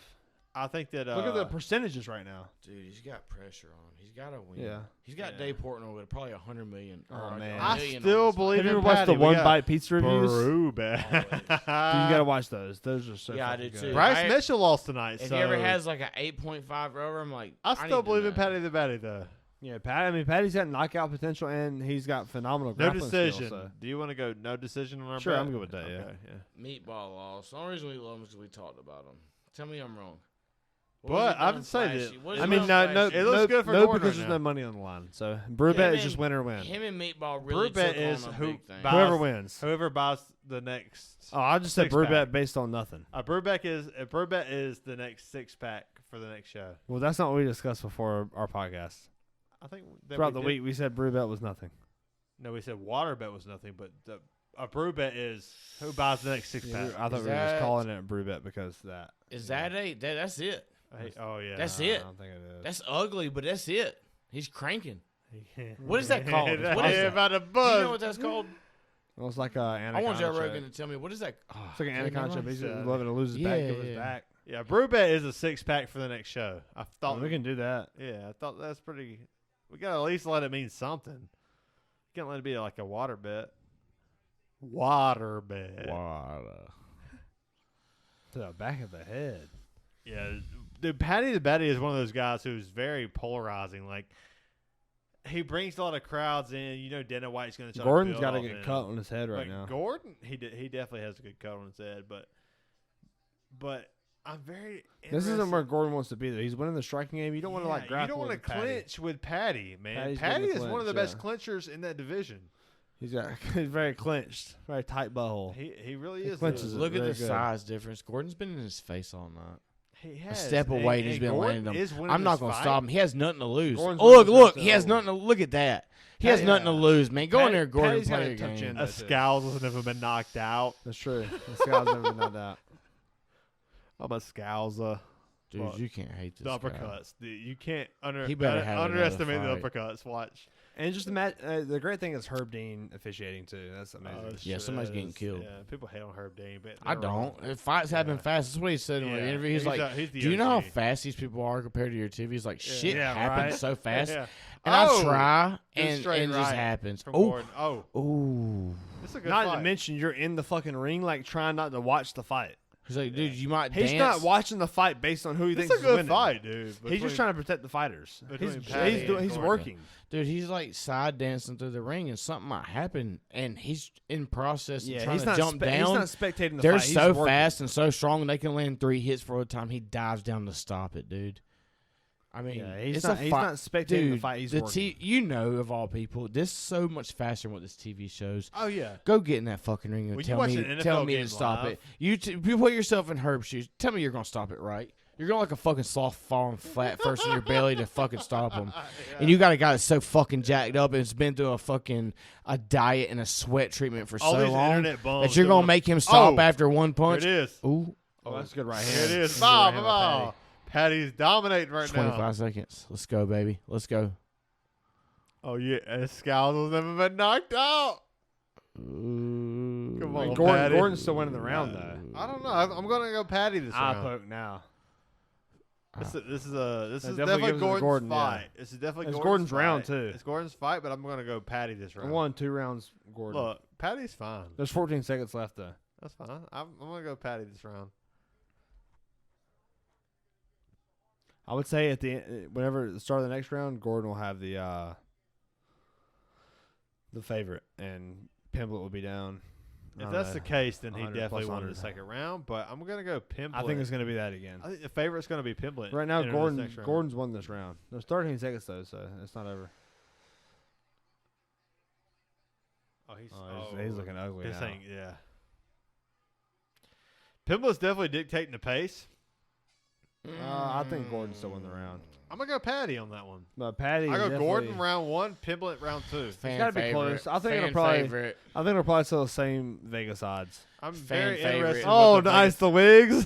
The Vegas odds is going to favor Patty like they do. Know it. Vegas odds always favor the Cowboys. They didn't though.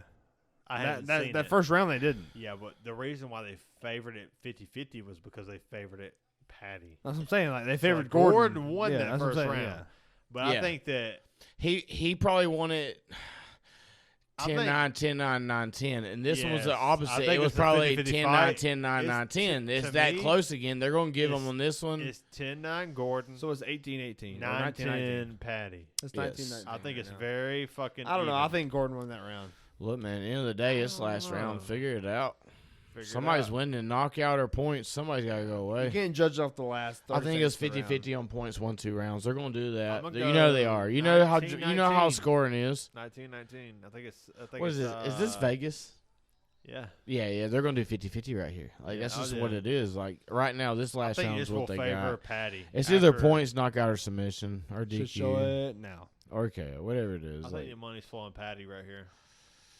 Maybe. It's hard to say. It is very hard to say, for sure. I think it's a 50-50 fight if I was to put money on it, but I think the money will flow Patty. 19-19, that's what I think that's right.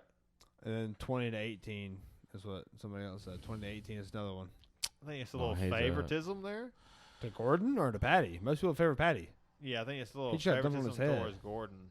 But who's favoring if Gordon? It's 2018. I think you're favored. A lot of people, man. Right now, he's playing a good fight against Patty. Right now, I can't hate. Right now, Gordon. Look at the odds. Solid Gordon. Gordon definitely won. I don't know what Vegas is saying, but I know what I'm saying. This Gordon kid. Minus 130. Gordon. Dude, this Gordon guy is fucking 5 inches shorter, and he's fucking late. Like he's getting good on Patty. This is Patty's. Patty's fought great, but don't get me wrong. This Gordon kid's a fucking no guy. That's 5 inches shorter, and he's fucking got him held up right now. Good for this guy. He's put his hands on the ground so he can't knee him in the head. Let's go. 4 minutes left. Figure out who's the fucking winner. Let's go. Give us a fucking choice. Don't even give us a choice. Let's just end it. No. He's got to suck back. I want to see something. Pull him down. I want to see it. He can't pull him down from the ribs. He's got to go back to his hips to get that takedown. He could twist and pull down, but not from the ribs. His hips would be weird. Nah. His hips would be weird if he did. He'd probably get put on bottom. This is Patty's game, though. He loves to clinch. But it wasn't really a clinch at the time, and now it's a clinch. Yeah, now it is, but that kind of builds up to what his game is, though. Don't guillotine it. Nah, I ain't gonna do it. You got to give up this takedown. I mean, that's good defense. Yeah, he's not gonna give this takedown up. 3 minutes. Dude, I don't know. It had to be sad to see the boom boom room go. It was, man. That was our time, dude. That was our place.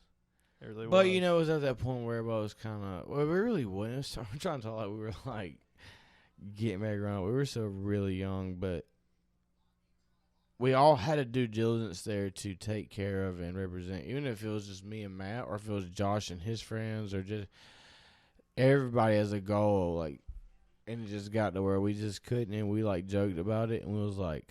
Let's just let it. When you're young, you make rash decisions. Was like, let this bitch. Let this be what it is. Is that what you're saying? It was the best time, dude. It was the best time for Roman to fall.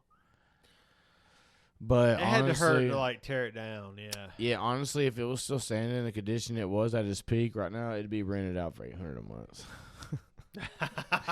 It was 60 foot long, 90 foot with a king or queen. A wraparound couch around it, power, and a second story that was 16 foot by 9, and the top floor was 9 by 6. Lookout, like a captain's pit, and he also had an addition crossbridge walkway that was 12 foot long to another stand up out there that had a couch with an overhang for on Josh. Yeah, for Jesse. Yeah, Jesse always crying. That place was cool. We had a wood stove that was a grill that connected to the place with a wood pipe that connected in there. So it kept us warm in the winter. Oh, but we built a cutout door with a saw onto the circle dome pit we had. You could open the door, and it had a grate in there, and you could put food in there and cook it. But the heat come in with the stovepipe to an angle with a breeze. Y'all get electricity around there? With batteries. We stole six or seven batteries out of a junkyard, and we took the headlight off a car and hooked to it then. And we had our own homemade DC chargers, converted to Josh Turner's iPod with a homemade box, dude. And what's up, dude? You just need a little music, a little light. What? If the battery died, you know what we did? We had candles, dude. And that's all you needed. We're all just sitting on chairs, just talking, joking like we are now. It'd be like us now. Imagine 15 years ago with less alcohol, less electronics. We're just in a room. We're just glad to be there. It is. Yeah, this fight's over. 42 seconds. Patty's losing, dude. He's got to do something. If he don't, he'll lose by points. They got to give that guy the decision. The There you go. He's getting froggy. Patty won't finish this. 30 seconds. Well, he went for a hip toss. He won't win. He won't win. He won't win if he don't do something. But he's got 20 seconds. Yeah, he's definitely losing the fight. He's got to finish. Yeah, he won't do something if you don't win. 20 seconds. And Gordon's doing a great job at not getting finished. Punches ain't gonna win, dude. You better do something like. Oh, that was a good knee.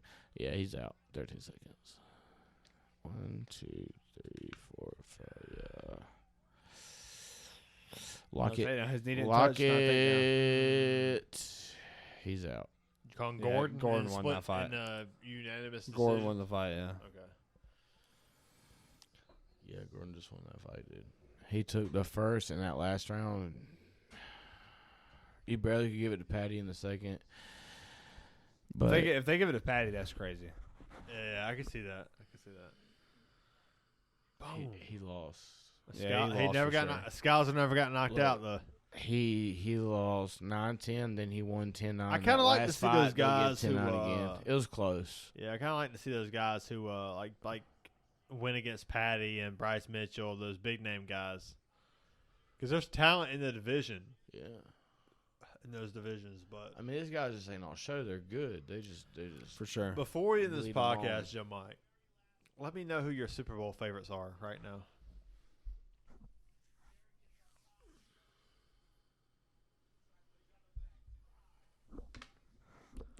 Well, now we got a little bit too though. We got to the Polish power fights to end the podcast. But AFC, who you got? Chiefs. NFC, who you got? You see how you got close to the mic like this.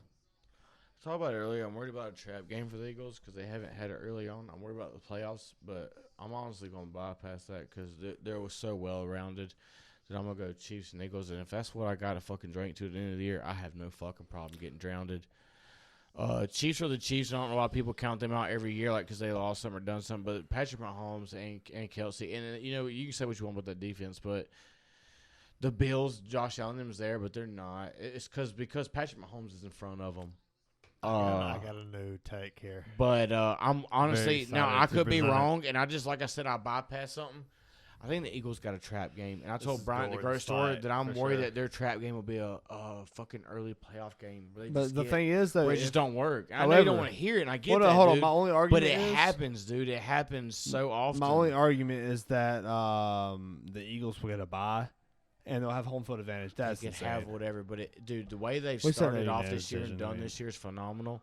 But you gotta have a kryptonite, and we talked about that. Joe Burrows is the Bengals. We know I got to piss on that. But there's just something. Gave it to Patty the Batty, dude. Yeah, I mean, what do you expect? It was 10-9, 9-10, 10-9. It's Vegas odds. You know what Vegas does? Vegas is different than anywhere. There's hundreds of millions on the line. Dude, honestly, you know we scored this. I scored this fight 10-9, another guy. Second round, Patty. I give first Last round to Gordon. 10-9, 10 round Orton again. Honestly, 10 points. Tough one. I'm gonna be honest with you guys. I think that who? I think Bills Cowboys. You think the Bills are gonna do it? Josh has been kind of fucked up lately, and they don't look right. It's either Chiefs Bills. I'll never count out either one of them two because that's our powerhouses in the NFC. Fuck NFC too. They're better than any NFC team. I'm not gonna say they wouldn't lose a game against the NFC team. Don't get me wrong, because this is a battle. Yeah. But if you had to pick the top 5, there's 2 NFC teams that go first, second, and it's Bills, Chiefs, Bills. Whoever you like more. I don't know why people count out Kansas City this year. Even during the draft, or even fantasy or whatever. Who do you think fucking?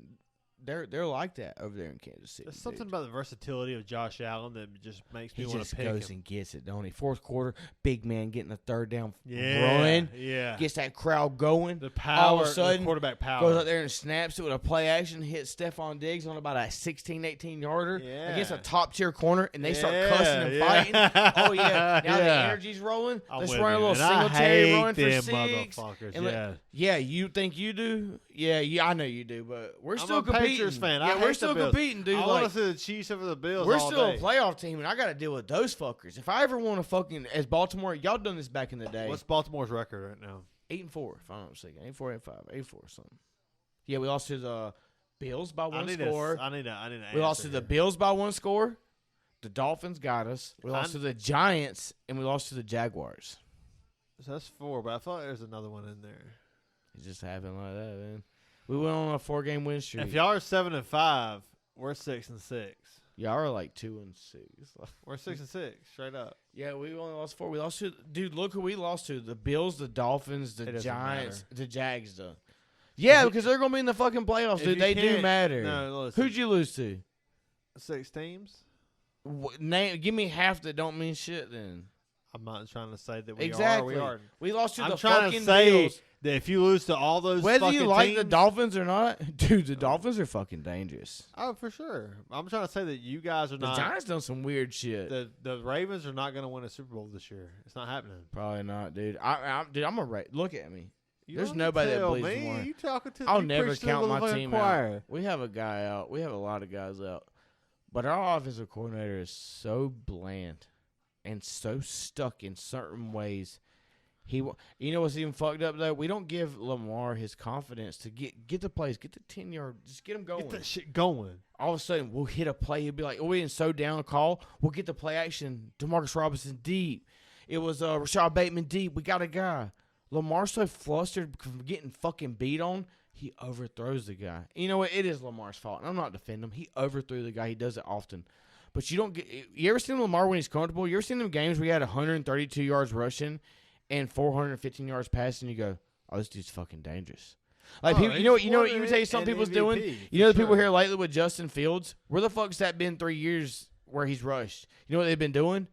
He's backed out of the pocket. Justin Fields is like, fuck y'all, and he just takes off. They don't ask him to do that. He don't question it. He just dips the fuck off because covers his back, and he's so talented he can get out. Yeah.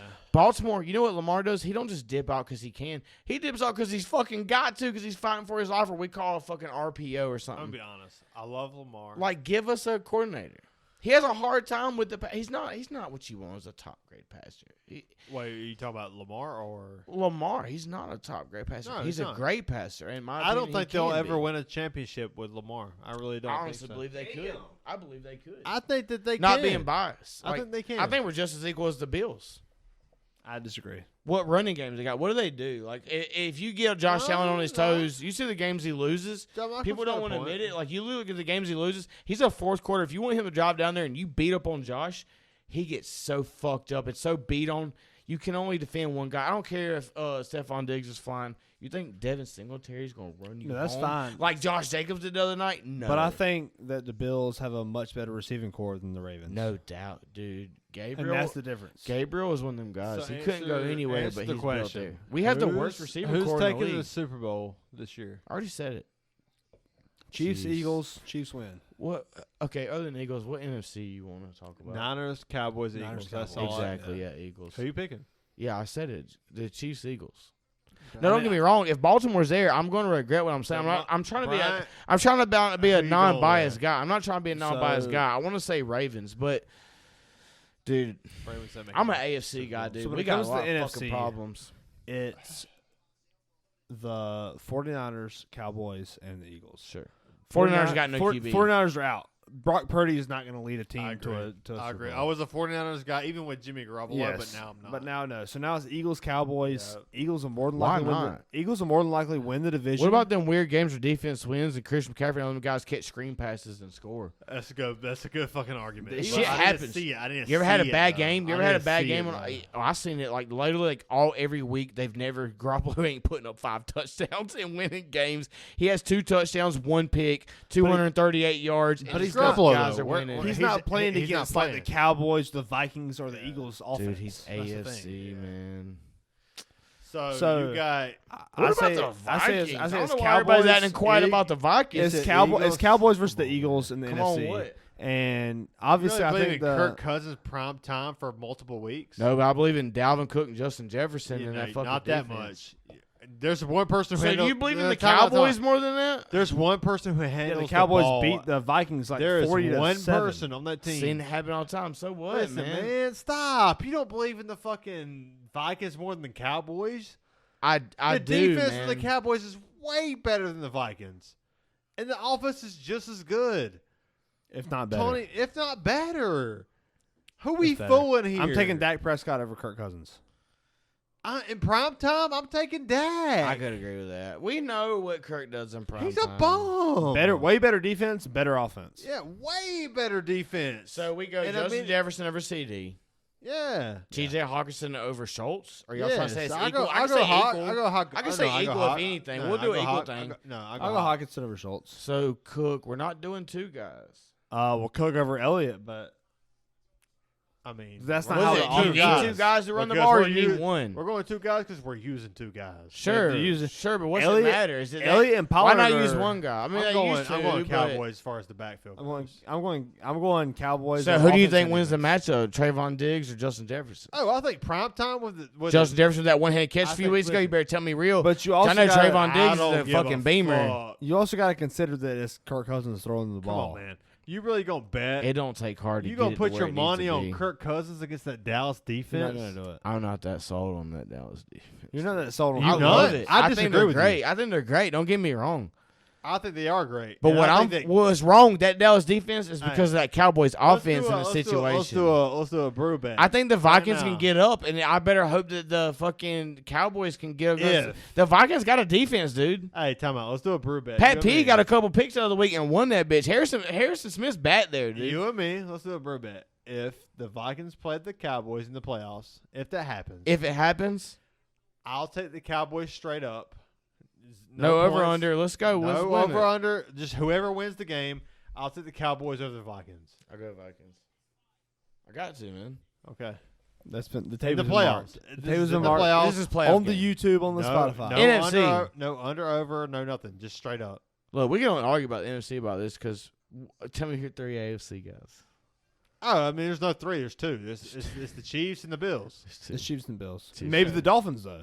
Dolphins is my third. The Dolphins got a nice defense, and fucking Tua's lighting it up, dude. And that receiving core, Tyreek Hill's went over 130 in what 6 games. Tua's lighting it up thanks to the receiving core. Tyreek Hill has went over 130 in 6 games. Raheem Mostert, Jeff Wilson. That's a fucking nasty top offense. 6 receiving yards this year are both Miami's receivers. I know. And you know what? I made a post. This year we talked about it.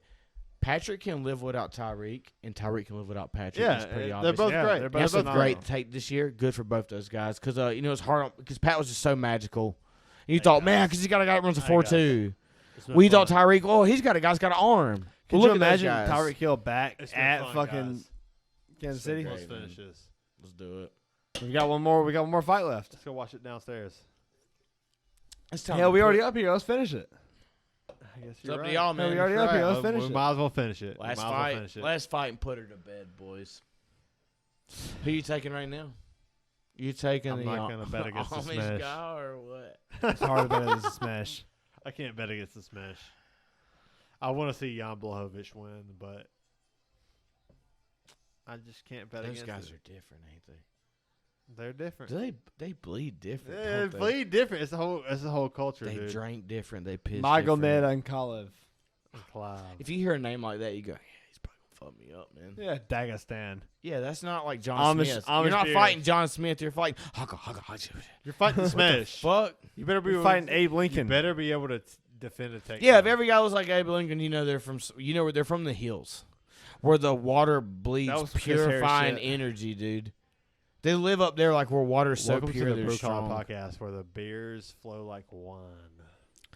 Yeah, man, it's reincarnation time. For sure. That was some bars. The beers flow like wine. It's reincarnation time. Bars. Nah, it's been fun to have you on, JonMikel. Nah, man, it's been a blessing. Thank you guys for having me. Man. We just been shooting the shit. We kind of extended it for this might be the longest. It's about a 6-hour podcast. It's the longest podcast we've ever. Maybe people, if they're looking for a certain topic, they could probably get untuned when this starts. But if you love UFC and see our reaction, if you're watching it, this is good shit. It doesn't matter what they're looking for. Fuck them. Yeah, this is for us. This is for us. They ought to be thankful for us. Oh, absolutely. Be thankful for us. Absolutely. We're here to entertain, and we're fucking entertaining. If they don't like it, Hey, Sean, by the way, you're editing this podcast. Preach. I don't get time for that. Yeah, I gotta work on Monday. Yeah, there's nothing to edit though. What's there to edit? Nah, cut it. Well, I gotta put. You just gotta patch that in. It's simple. It's copy paste. You gotta paste. patch 2 in. You got this. All right, you got it. It's easy. No, we grew up on Microsoft Word. It's easy, man. You got it. Yeah, man. You're the young guy. Just copy paste it, dude. You're the young guy. Just copy paste. Just cut it you out. Got it, man. It's that easy. Go ahead. Fucking Microsoft Word, dude. It's not damn. that hard. We'll give you credit. Yeah, But fuck, man. Fuck. I mean, what's he asking for here? What the fuck, man? It's like, fuck y'all, dude. He almost had a heart attack earlier when he exited. He was like, click, left click. fuck. He was like, yo. We'll just start it over. Start it over. What do you mean? Goddamn, 3 spent hours 3 later.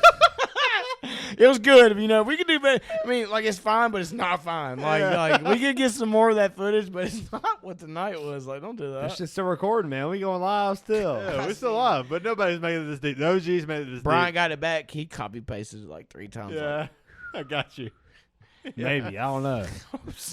Nah, you couldn't. You cut. We might have to restart it.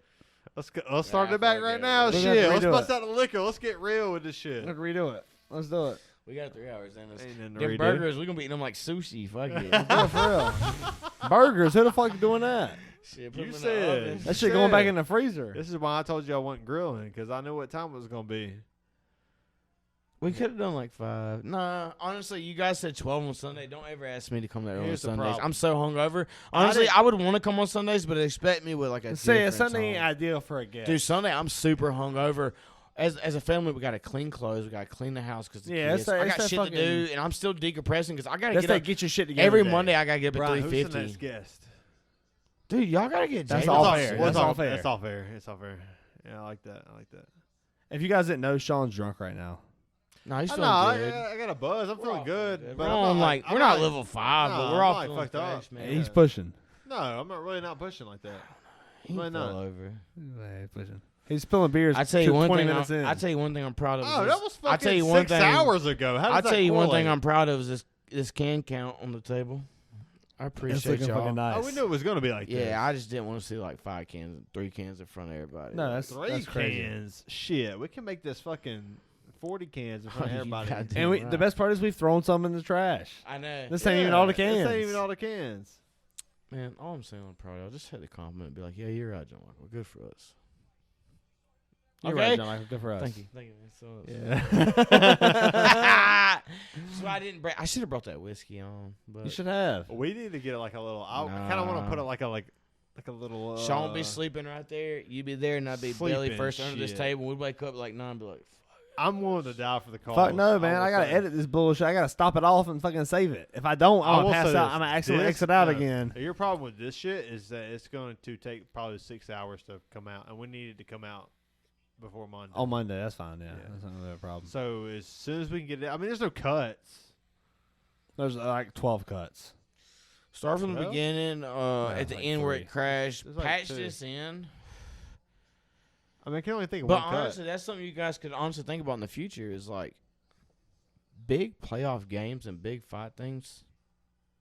Your guys, your true guys, your A1s that you cut. guys We are going really to put could in put time. some shit out. We will watch because we're gonna be watching the fight, and I'll have my phone playing while you guys are like, because I'm already calling y'all and messaging you guys make my fingers weird because I'm already drunk at my own home doing my own thing, but I have my phone because I want you guys to be like, yo.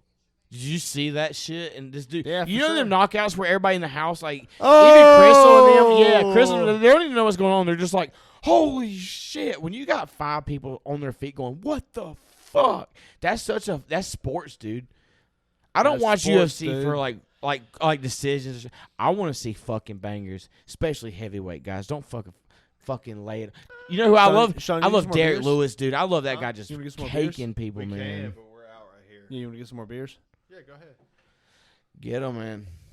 Let's fight. Dude. You better We hurry might- right I now. in we the might as well fridge. watch Now this or never, fight. dude. Now or Yeah, it's gonna never. be a 25-minute fight. At least, Now or probably. never. I mean, Now if you you're want to wasting get some beers, time. I'll drink some. You're wasting time. Now or never. Every step counts. You could have been downstairs. JonMikel's right. You could be in the fridge. Go. Hell, Go. I'm go, gonna You could be pulling beers out. This ain't Oh, my he house. You wasted could be It's coming wasted. through the living It's wasted. room. This ain't my house.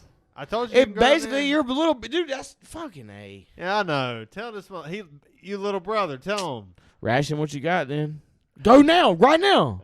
I get him. You're fast, dude. You're literally the fastest at the table. You know that. Take your power. You're the youngest, most strongest, fastest. Get. Come on. The youth don't understand the power they have, man. Like, dude, he can go. He can go. Just go. Go right now. If we needed a speed guy, that's our guy. Yeah. Even when he was young, I've never been a speed guy. We had hands and tangles, but don't ever think if you hit me on a flower ice because I want it more than him. Yeah. Not because my speed got me. It's because I wanted it more than him. Yeah. Hey, we hit some of those. Dude, we was at these people don't know. We were at the house with like 5 white boys while my neighbors are black. The Boom Boys, great people, love them. They had Easter Sundays and we'd be over there and it'd be 6 on 6. And y'all could joke and all this because this ain't basketball or some bullshit. We had a chance, but dude, we'd go out there and play ball with these guys. And we would play fucking ball with these white boys. Yes. We even took some of the guys that went mint that they were like they wouldn't like even B or C grade guys, you know, like Josh or James or somebody. But we took them because they're hard and they filled a role. They had the heart. And we know what plays to call, but we took that shit like Super Bowl like playoff deal. Like we got real with that. We did. Really. And we would go out there and we would fucking play our role, dude. Death Valley, dude. We would. I love that shit. It was fun, man. I kind of miss those times. You know, every time I go down Sean Court, man. You know, it's you feel it, don't you? You remember? I really do feel it. We had so much fun, man. It's on a whole nother level.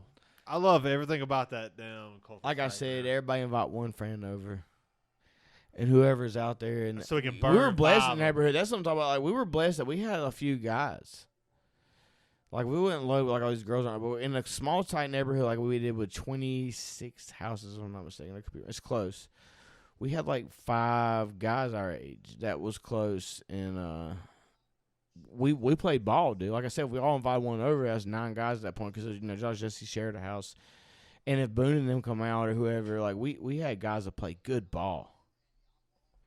You remember, like after we graduated for a few years. You gonna bring my man a drink? Oh, you got the 420. It's yours. Hey, surely I didn't drink all the daycations, right? It's hot, man. Hey, where's all the daycations at? I'm getting a cold one now.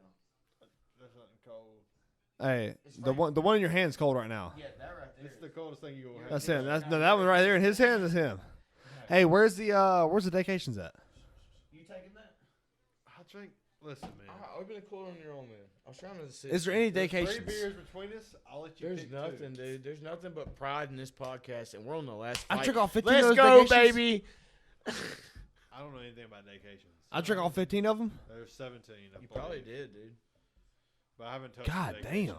But yeah, there's definitely. When the fuck did I do that? You must have missed them because there's definitely some downstairs. Okay, because I look like everywhere.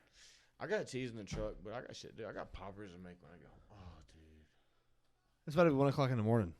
Yeah, dude. I'm big on like weekends because the way my work is and all. Like I try to take all the weekend I can. If I stay up till 3, I don't care because it's like I can sleep till 10, 11. It's fine. Hey, let's crack some beers and fucking drink these motherfuckers. How about that? Baby? Let's go. Respect. Brew Collar, boys. You damn right. One time for the one time. It's been fun, boys. It's been a good one, man. Cheers. Let's show these motherfuckers. Cheers, Yeah, you're gonna give me the extra IPA. Yeah, I get it.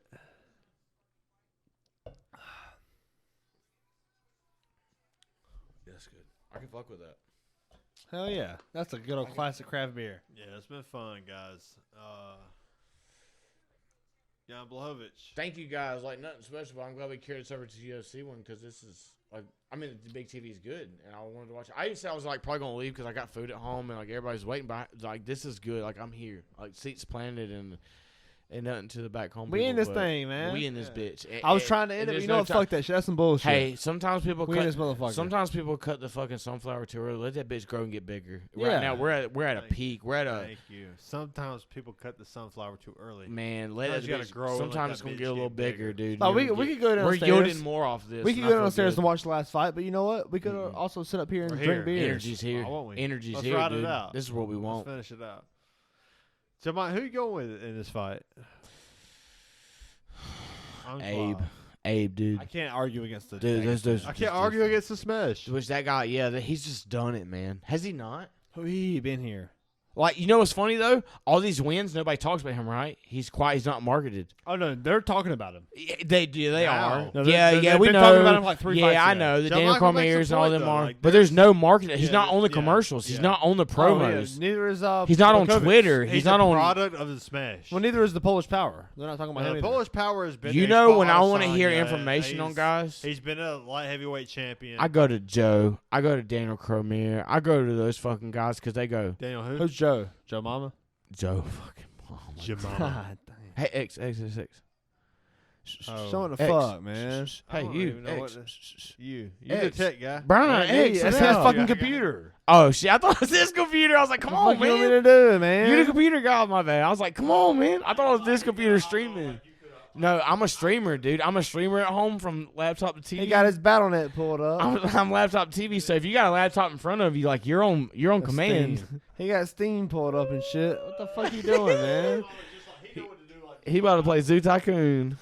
He was tapping me. I was like, "What the fuck you tapping me for, man? Stop!" No, you got a laptop in front of you. That's the rule at my house. Like, I got a computer chair that sits close to the laptop. I'm like, dude, if you sit over there, you got a rule. And they're like, what do you mean? I'm like, X go, X, like do whatever. X go. Like keep streaming going. If streaming bugs out, you go elsewhere. Like get the fucking shit going or get out of the way. Kevin with the chili, baby. Kevin with the chili. Did y'all ever hear that thing like where they talked about some shit with him? Well, who? Kevin. Like they talked about. Don't you dare shit on Kevin with the chili. No, dude. You mean Brian Bumgarner? Dude, no. They talked about how he was like a serial killer or something weird. Like they did like predictions on something. Start from the beginning. Go start from the beginning. Who's Kevin? Chili dropper. Try scooping it up in his hands with the manila folders. Name the guy who did that. Kevin Bumgarner. Okay, well, Brian Bumgarner. Brian, you're right. Kevin is the character. You're right, Brian. Yeah. Bumgarner. Kevin. But they done this thing where he talked about how he knew all these people and done. It's like a conspiracy theory, like where they talked about the show. Oh, okay. And it linked up so good how things were, and it was I know you lost some tenfold. I ain't got it on my head. He also got it on put on your head. You getting deep here. Don't be shitting on my man Brian Bumgarner. I'm not, man. Because even if he was, like, what about him? He got away. I want to see him go to the ground. Got away. Huh? That was a boring first round. I want to see him go to the ground. No, I want to see some knockouts tonight. Is this seriously lacking that? It's the last fight. Like a few weeks ago, like we got banger after banger. I want to see people ground go. And pound. I feel like I get the most excited when I see ground and pound.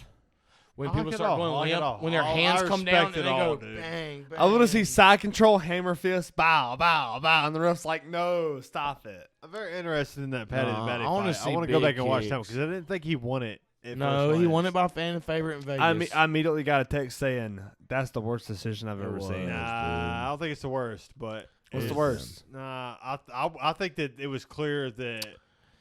They gave that fight 51% to 49%. Don't you dare say Petr Yan over Sean O'Malley. I think that Petr Yan won it more than those takedowns did nothing, dude. That's the only defense I have. That dude it was a close fight. Yeah, but time out. He didn't land no hits, none, like 0 hits. Yeah, but if you're gonna count takedowns, what progression did he did none of the fight? He didn't land one fight.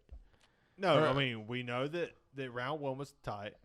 I mean you can make the same argument for Pimblett as you could for O'Malley.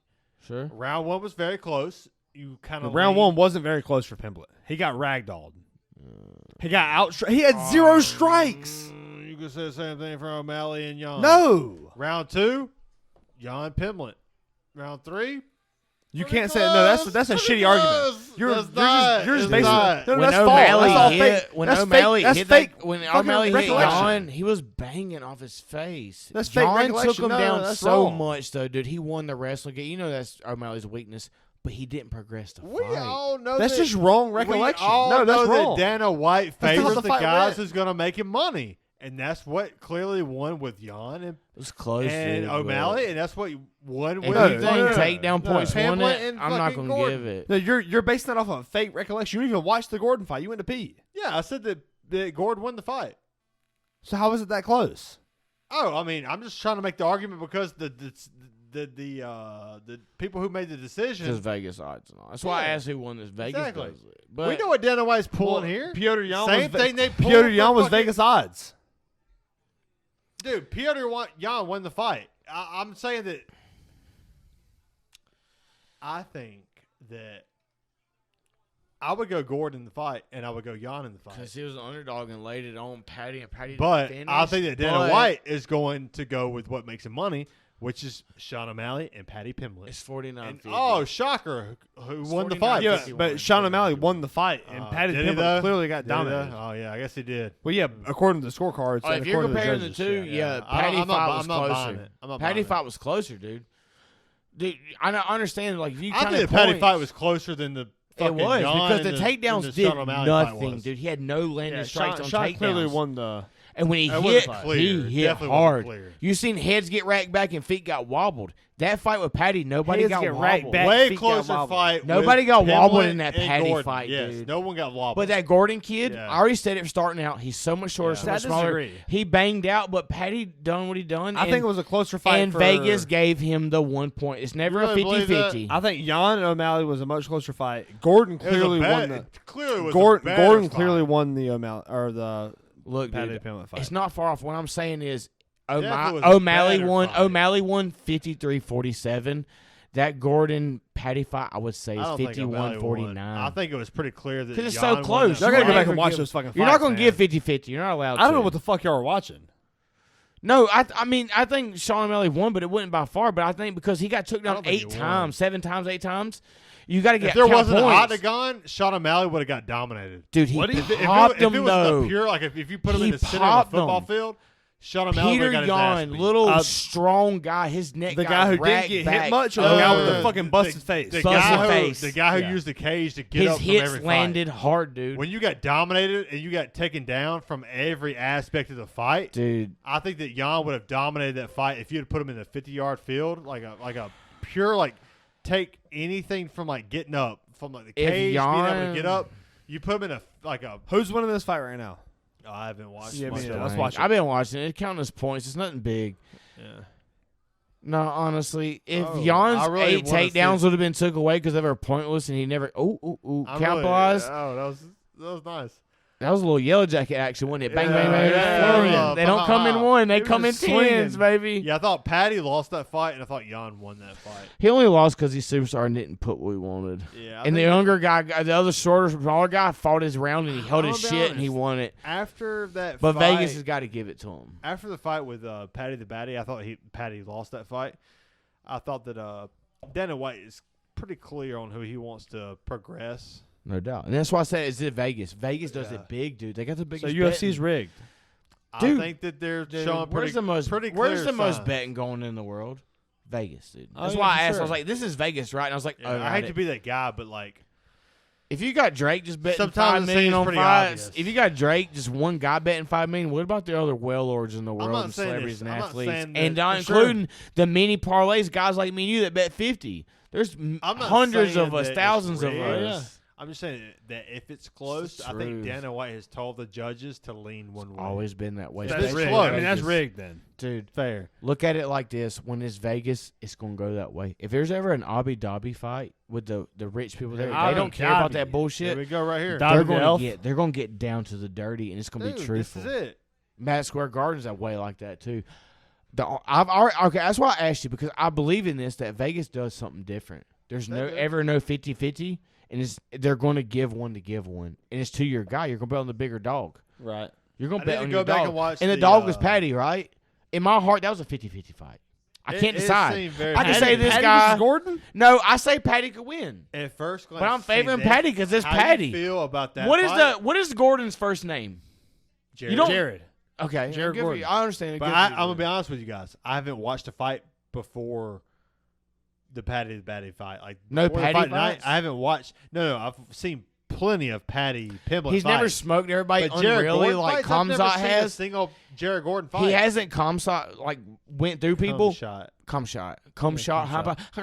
Whatever these fucking guys' name are, whatever, you know.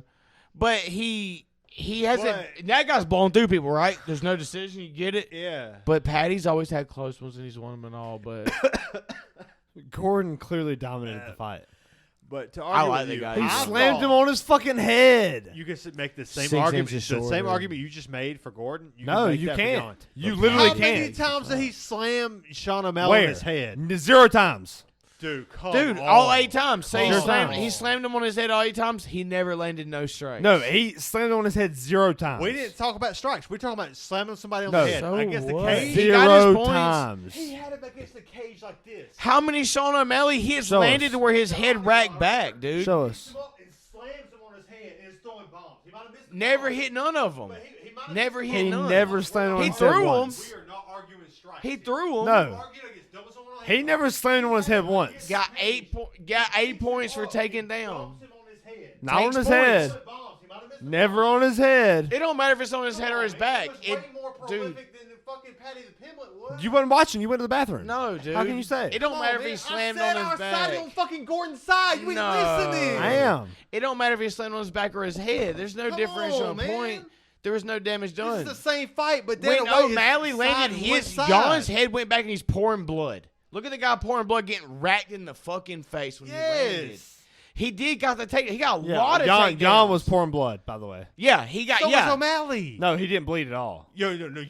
O'Malley. Jan was fucked, dude. O'Malley didn't bleed the entire fight. Yeah. But he had 8 takedowns with no significant nothing. None of it. He got points for the takedowns. It was closer. He got points than that fight. The Patty fight? Yes. Closer. Yes. It's not. Yes, it was. The Patty fight was closer. It was closer. Yes, it was. I said that Sean O'Malley got like 47-53 or 53-47 on me. It was closer. And I said the Patty fight with that Gordon kid was 51-49. It was that close. And I think Patty lost. That's why I think like Patty lost that fight. Dude, whether you like it or not, Patty landed some shit and done Jan won that fight, dude. That's crazy. You go back and watch it. We gave underdog points, and you know it. He was a superstar. And he was getting whooped on, but the underdog got some. some. Patty the. No, I'm not giving any underdog points. Gordon fucking dominated. You didn't watch the fight. You went to the bathroom. I watched the whole fight. Which part? The third round when you went to the bathroom, I'm with you on this. I literally said that Gordon won the fight. By far. I'm agreeing with you. Yeah, and that's 49-51. They gave I'm Patty the fight, with though. you. So how are we saying this further apart or closer? You know where I stand who with got the hand raised O'Malley and who what we really thought. That's even ridiculous. the O'Malley fight. Patty should have lost that fight. He got the underdog. O'Malley shouldn't have lost the fight. He won the fight. Clearly. I think y'all won the fight. But that's the whole exactly. Hold on. That's different. Hold on. Pause. Because it's that close. It's that close. No. I said this. It's 53-47. Who won the O'Malley fight in Pyongyang? Dude, look, it's this. Who won the O'Malley fight? Who won the O'Malley fight? O'Malley won. Without strikes, unreal. Who won the Gordon and Patty fight? Did nothing. Who won the Gordon and Patty fight? Won that fight. Dude, him. Patty raised his hand. But who do you think should have won? Gordon. But okay, so how can you say it's close? It's 51-49 because it's Vegas. They don't do nothing right or legal. There's no. You can't say anything about Vegas. We're talking about opinion and fucking. Opinion. Patty won the fight. In my heart, the underdog guy that was 6 inches shorter and held Patty all 3 rounds and whooped up on him. We can agree to this. Won the fight. We'll argue this downstairs. Dude, Gordon don't go down in no rankings or done it wrong. He held Patty the fucking batty 3 rounds to a fight where everybody outscored him. Gordon outscored him, slammed him on his head. Well, he didn't because he didn't win. They gave him the overdog in Vegas. That's a shitty call. It sucks. Y'all don't even want to hear it, but Vegas does this. Let's look at the scorecards. Vegas does this. Patty won scorecard. Patty won 51-49. They don't do no 50-50s. They give overdogs, bettors. There's millions and millions of dollars, bro. We can always look at the scorecard. But in my heart, Gordon being that much shorter, held Patty that far and done what he done. He won in my heart. He's never gonna go down. Gordon's gonna fight. Gordon's about to fight somebody good again. Don't get me wrong. But I also think that Jan beat. Jan's Jan though. Jan ain't. He don't need no credit. He don't need no pat on the butt. It was fucking Jan. No, at some point, you can tell that they're trying to force him out. Like they're trying. They can tell that. O'Malley's the moneymaker, and Jan is before not. That, though. Before that. So it's rigged. It's WWE. No, before that. There's definitely a WWE factor to that. Yes, I agree. I think there is. Before that, though. And I don't like to say it. It really hurts me to say that, but I think that there is. Jan's the guy, though. And the fact that Patty the Batty won that fight, I think there is a clear favorite. Exactly. I'm saying that. It's 51-49. It hurts to say that, man. You can't give the underdog in that close of a fight. Dana White's always been a very... Hey, let me tell you the only 50-50 fight that was pitiful and somebody gave it or lost to it was the Rose fight where she just... Oh, yeah. That She deserved to lose that fight. It was so pitiful on both ends. Yeah, that one was... But she didn't take the title from Rose from that fight, though. She was expected... Dude, you performed so shitty. That's like the only one you can deserve to lose. This underdog competitor come in and shit the bed. I disagree. But you shit the bed a lot worse. You deserve to fucking lose it, bro. But you get what he's saying. You have a person who has an 80%, 80%. No, not his. We're talking about that night. No. I get the percentage. She is the I love champion. Rose. She fucking whooped Val. She whooped Val like nobody. And Val was the baddest bitch for years. Val. She just retired. Shevchenko. Shevchenko. I call her Val. Has never fought Shevchenko. No, not that. No, you know the swell head, light bulb head, like slipper. Joanna Jędrzejczyk. You want it. You can't take the title from a person who has an 80% completion. Like I agree with you. Percentage, but 80% finish rate, dude. You gonna give your title up to a person who, dude? I mean, there's a reason why equally as bad as you did. Got dump truck. Dude, that ain't fair. In your heart, she didn't deserve the title. Dude, in your heart, it's just like the Patriots losing to the Giants. I don't give a fuck what it is. No, it is, dude. No, that's not the same. No, because that's a 60-minute fight. I mean, you got to score to count. Come on, man. But dude, that fight was so pitiful. The whole world was kind of like, "What the fuck is this?" What was the Patriots' record before they played the Giants that year? You know, we all know. You really gonna compare that to that? Well, I'm just trying to compare in your sense because you're not understanding. She put up a piss poor fight on a title match at the end of the night. Yeah, but dude, put up you're the champ who wrecked champions, and we are expected. If you're gonna win the title, you got to beat the champ. Well, you know what they did? Earn that title. They gave them 50-50. If the big dog can't do it, they gave it because it was so pitiful. Oh, man, you gonna compare that to the 2007? What are you gonna do again? Piss people off? Jan is winning this fight. What are you gonna do? Piss people off because it's a piss poor fight and let the champ just keep it? There was no deciding factor in that fight. She came out fighting defensive, and Carla Esparza came out fighting defensive. One person has the title, one person doesn't. And one person has to win the title. Carla Esparza didn't win the title. Technically, she won the fight, but like it was. I get it. It was bullshit. To a person who came out there and put blood, sweat, and tears into the sport, who's put 80% finish rate. I understand it. You gotta beat the. You gotta. If you want to be a champion, you gotta beat the champion. On nights like that, they want it now. They wanted it now. I don't give a fuck about that. I don't care. They did that night, and that's why they made the decision. I get you, dude. I'm all for Rose. I love Rose. I get what she done. She wrecked the most meanest bitch ever. We know it, but that night they wanted answers, and they said, "Yeah, we got our answers." We all know that Rose Namajunas is way better than Carla Esparza. I see both sides. They wanted answers that night. Sometimes people eat steak, some people eat shit that night. That night they were pissed and they wanted fucking answers. Dude. You gotta beat the champ, and she didn't beat the champ. Yeah, for sure. You gotta beat the champ. We all know how close that fight was because how boring it was. She didn't deserve to be a champion after that night. Rose deserved to be the champion. I get it. I'm the same way, dude. I said the same thing that night. I said the same thing. Poor as Rose the only thing I came to conclusion was they wanted answers and she didn't give the fucking answer that night. Yeah, you can't give Carla Esparza. It ain't me. Told it them because they made the decision. Feel like a champion after that night. Because she didn't earn shit. But do you think Rose would have if they held her hand up? Because she earned it before that. She earned the championship before that. They wanted answers that night, dude. 80% completion. This ain't Connor. This ain't guys. They wanted answers that night. 80% Timeout right now. The crowd was timeout booing, right now. Dude, timeout right now. Timeout right now.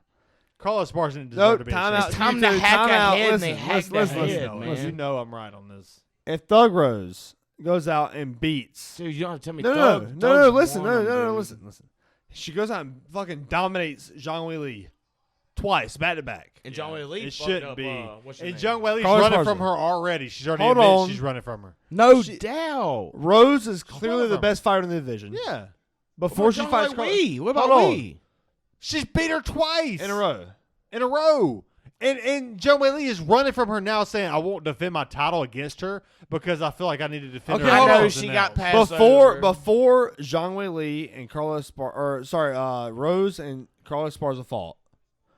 She beat Zhang Weili twice and Joanna. Yeah, she smoked. Okay, Joanna, so clearly, and Joanna had the crazy fight where the head swelled up. It was a wild, best women's fight of history. Clearly, best women's fight of history. Clearly, the best fighter in the division.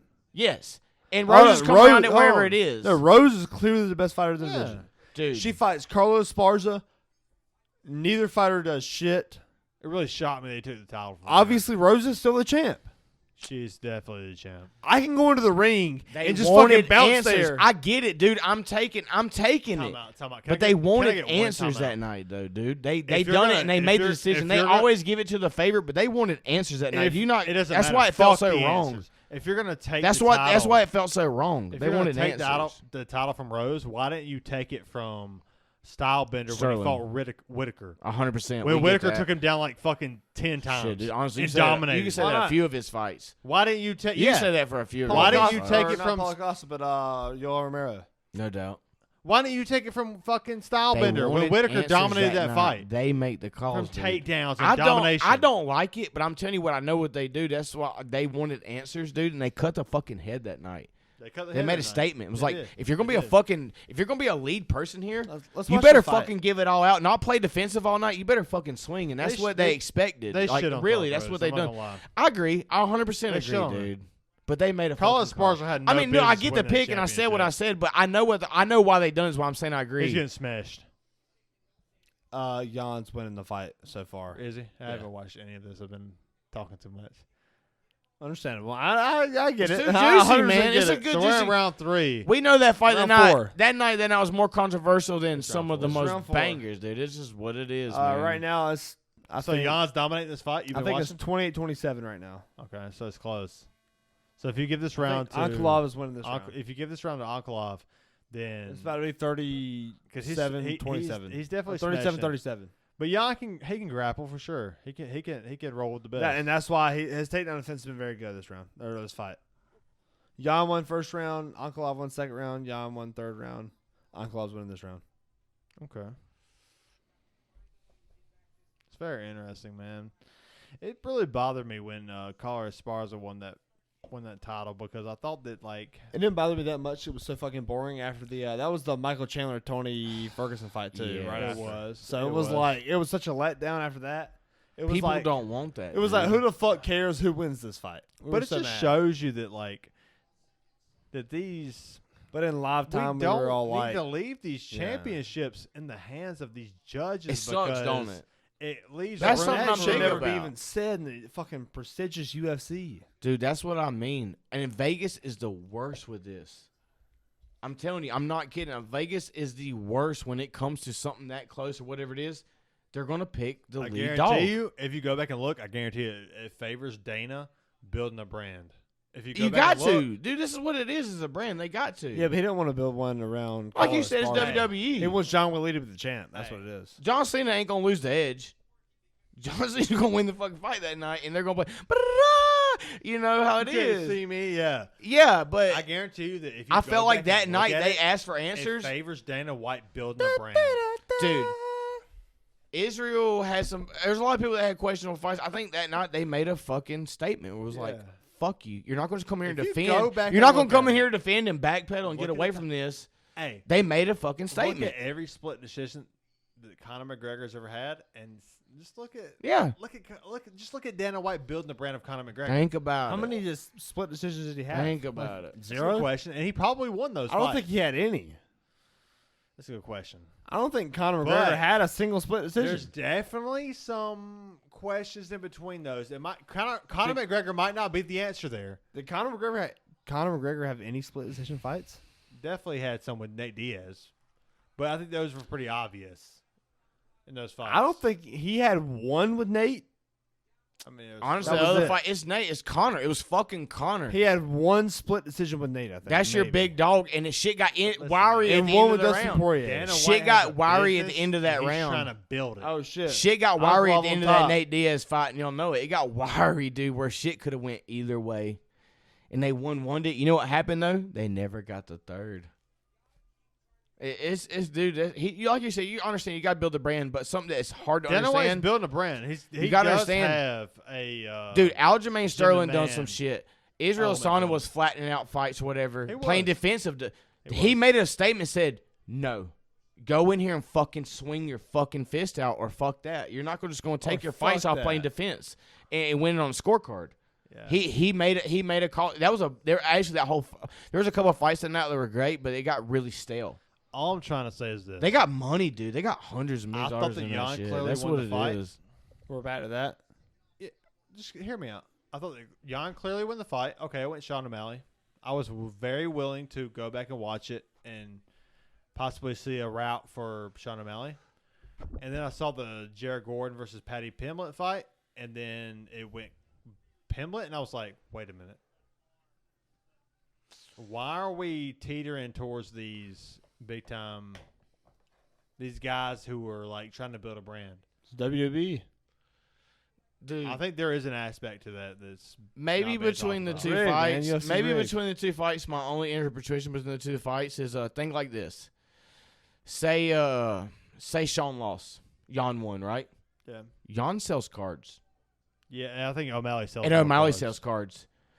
Patty sells cards. Who's this fucking Gordon kid? Is he gonna sell a fucking card? Exactly. You get what I'm saying? Like, yeah. Like, and honestly, even if Sean lost, Dana White knows that. Even if Sean lost, he's already said, "I want to fight these younger guys, like lower guys. I mean, because I'm trying to just get up here and get my face and get more wins, and get more money." If Jan won that, and Jan was there, dude. Jan was fighting. I mean, his belt, man. It was there, but. The Patty guy now, the way they're trying to push him, they're like, he wants all these top guys. You don't do that no more. Dude, that's the thing. That's the thing I fight with Dan Hooker, dude. Dan Hooker went from winning. Ready for Gordon. Dan Hooker went from winning a handful of fights to give me your best and got beat, man. Patty lost that fight. I don't care what the fucking judges say. I'm the same way. If you're that guy with a guy like that, that's 6 inches shorter. I'm telling you what the judges go say. Beat that guy. Gordon won. Yeah, go beat that guy. Why did he not beat that guy? Right? 6 inches shorter. Underdog, no name. You're Patty the fucking baddie. Blah blah blah. You put yourself on that pedestal. Go out there and dominate that fight, right? They gave him that win. Go dominate that fight, man. People don't understand. Like boxing was, you would give a guy who's the big fucking like Tyson, Muhammad Ali, the fucking big black guy from England.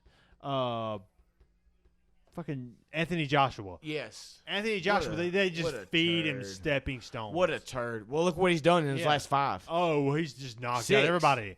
He's lost fucking 1 out of 6. Who was he's won 1 out of 6. Who's the other guy in that weight class? Ruiz. Anthony Ruiz. Big fat Mexican guy. Dude. Monster. What that about dude's a fucking beast. He's a wild card. Yeah. Because you know who what? You don't want to fight.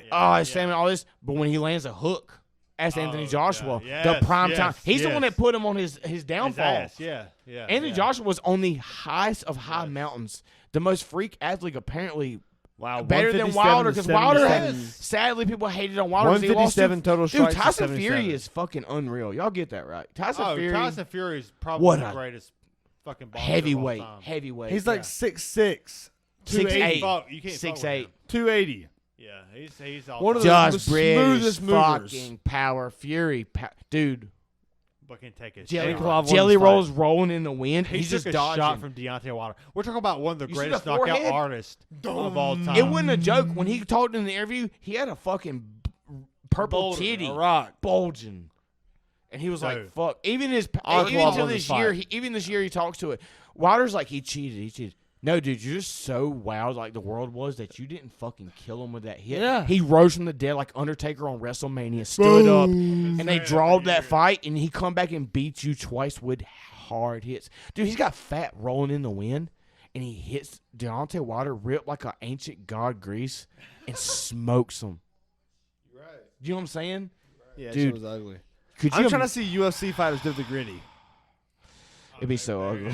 I'm very interested. I'm ready to see UFC fighters do the gritty after they knock someone out. Blachowicz lost his fight. Oh, yeah, it was ugly.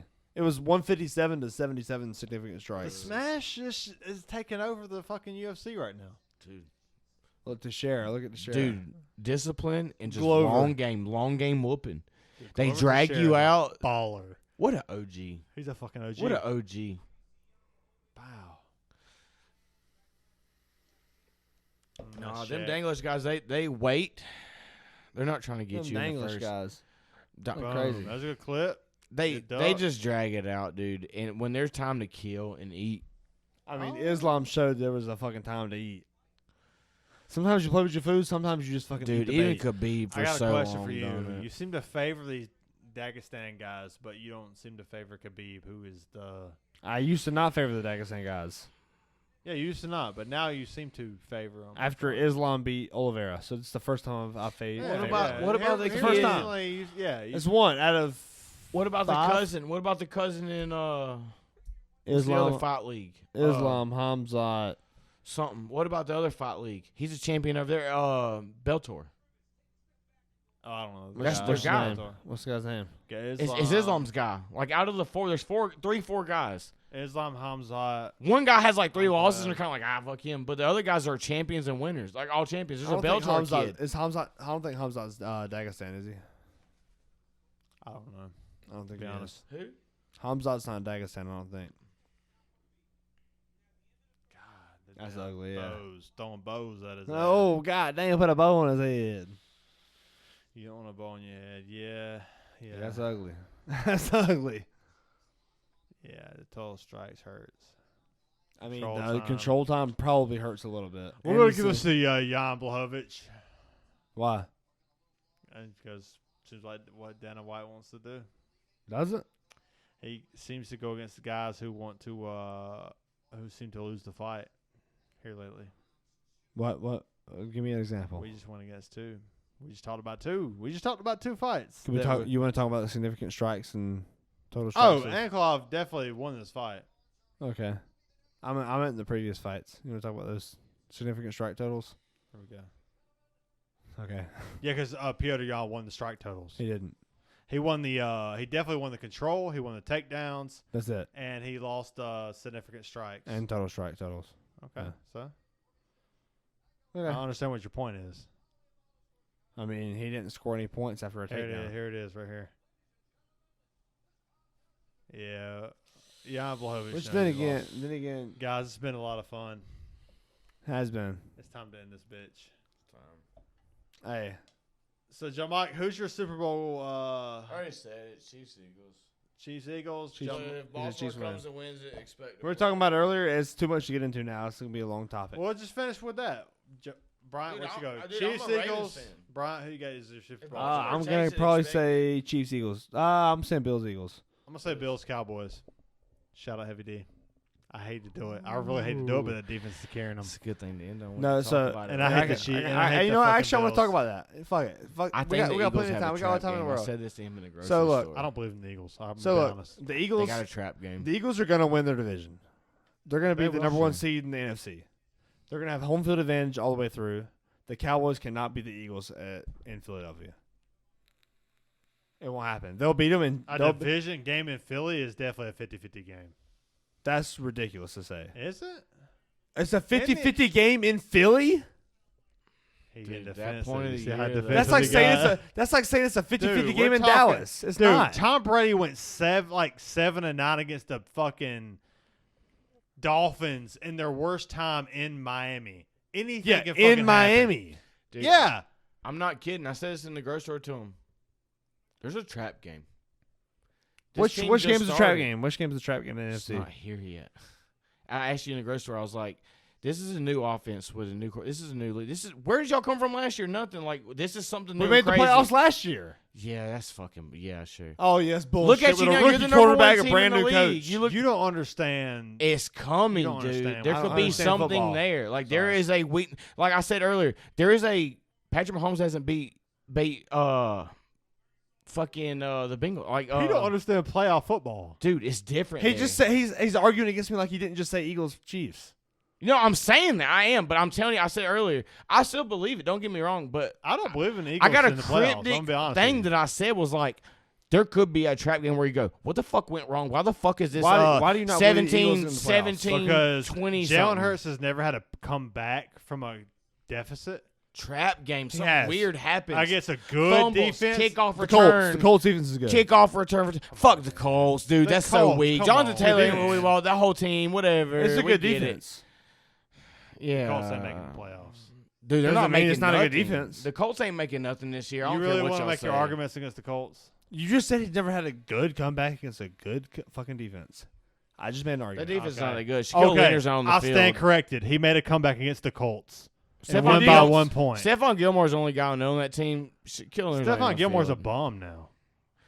Dude, that's all I know. All Who right, else do you know on the Colts defense? What's the point in your argument? Exactly. What's the point in your argument? The point is, I've never seen Jalen Hurts come back from a deficit. You've never seen the Cowboys in wins the playoffs. How many fucking playoff wins does the Cowboys have in the last 5 years? I don't give a fuck about that. How can you argue the Cowboys in the playoffs? Dak has made more playoff I don't think it's just the Cowboys. I think it's something. And he lost all of them. I think it's something, and I don't believe in Jalen Hurts. It's not just the Cowboys. I think there's something there. Like, what happens if there's a fumble return for a touchdown, a kickoff return, there's a long pass? What if you're down 21-3 and you start climbing? What if that other team don't fucking stop? You think you're going to stop Justin Jefferson from getting right? Maybe the defense gives up. Do you really think that Jalen Hurts is going to lead you back from I'm talking about what if scores? I'm talking about what if the Eagles are down? He did. I'm talking about what if the Eagles are down? What if the opposing team gets a fumble return? That's what he's saying. A long play. And a fumble on the kickoff, and all of a sudden they're inside the 10, they kick a field goal, and now, okay, you're down 17. You're down 17. Justin Jefferson gets one. Now y'all score. That's fine. Get back down there. Maybe they only kick a field goal. That's fine. Y'all score again. That's fine. Yeah. But what about Dalvin Cook around the outside edge for 23 yards for a touchdown, and y'all only get there and y'all can't kick a field goal, and you're out. I don't believe now all of a sudden something happens again.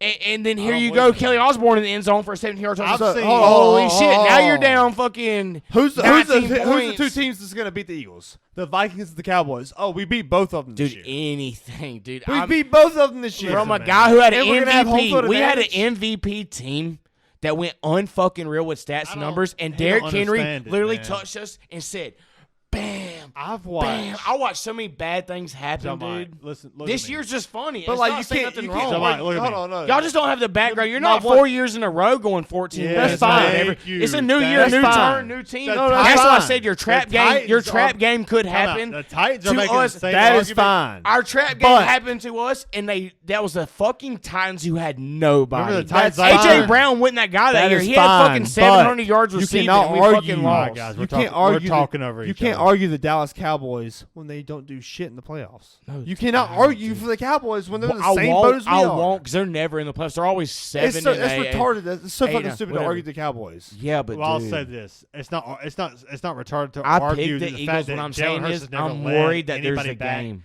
against a playoff team. Has Dak fucking threw a game against the Packers? The defense is better. I'm worried. Oh, clearly they are because they fucking threw a game against the Packers. I'm worried that there is a game and it's not a regular season game. I'm worried that the game that happens you're just making a shitty playoff argument. game. It's stupid. He's getting defensive. He's getting defensive. You're just making a he shitty argument because he's on top and they got good shit going over there. He should be 100% defensive. You're making a shitty argument. Of course, we're getting defensive. I watched the greatest coach of all time and the greatest quarterback of all time. 20 years of dominance, the best dominance in NFL history. Happens, dude. The little pathetic whatever run they're on right now. Same team that beat y'all. Okay, I'll sacrifice one Super Bowl for fucking 7 that we won. I don't care. But you can't consider it pathetic. And we beat y'all in one of them that you wasn't even paying 2004. attention on. That was with Donovan McNabb. But I'm not here to argue that. I'm here to argue that I've seen 20 years of dominance. And, I mean, the Titans lost 3 games last year, or 4 games last year. They were the number 1 seed in the AFC, and they fucking lost. That's fine. I'm here to say that quarterback for the Eagles is not going to win a Super Bowl. I don't believe it. I don't think that he can win a Super Bowl. I think that once he gets down in playoff football, it's his game to prove us wrong. Yeah, and what I'm saying, the only thing I'm saying, I still pick it Chiefs that, but I'm worried about. I'm fine with that. Where is the game going to come in? Where's the game going to come in? Where I don't think any team Hurts is the offense. Where's the game going to happen, dude? I'm not finished with my argument. I think it's going to happen, man. No team in the NFC can beat the Eagles. I'm not done. I've watched 25 years of the highest peak of professional football with the greatest coach of all time, the greatest quarterback of all time.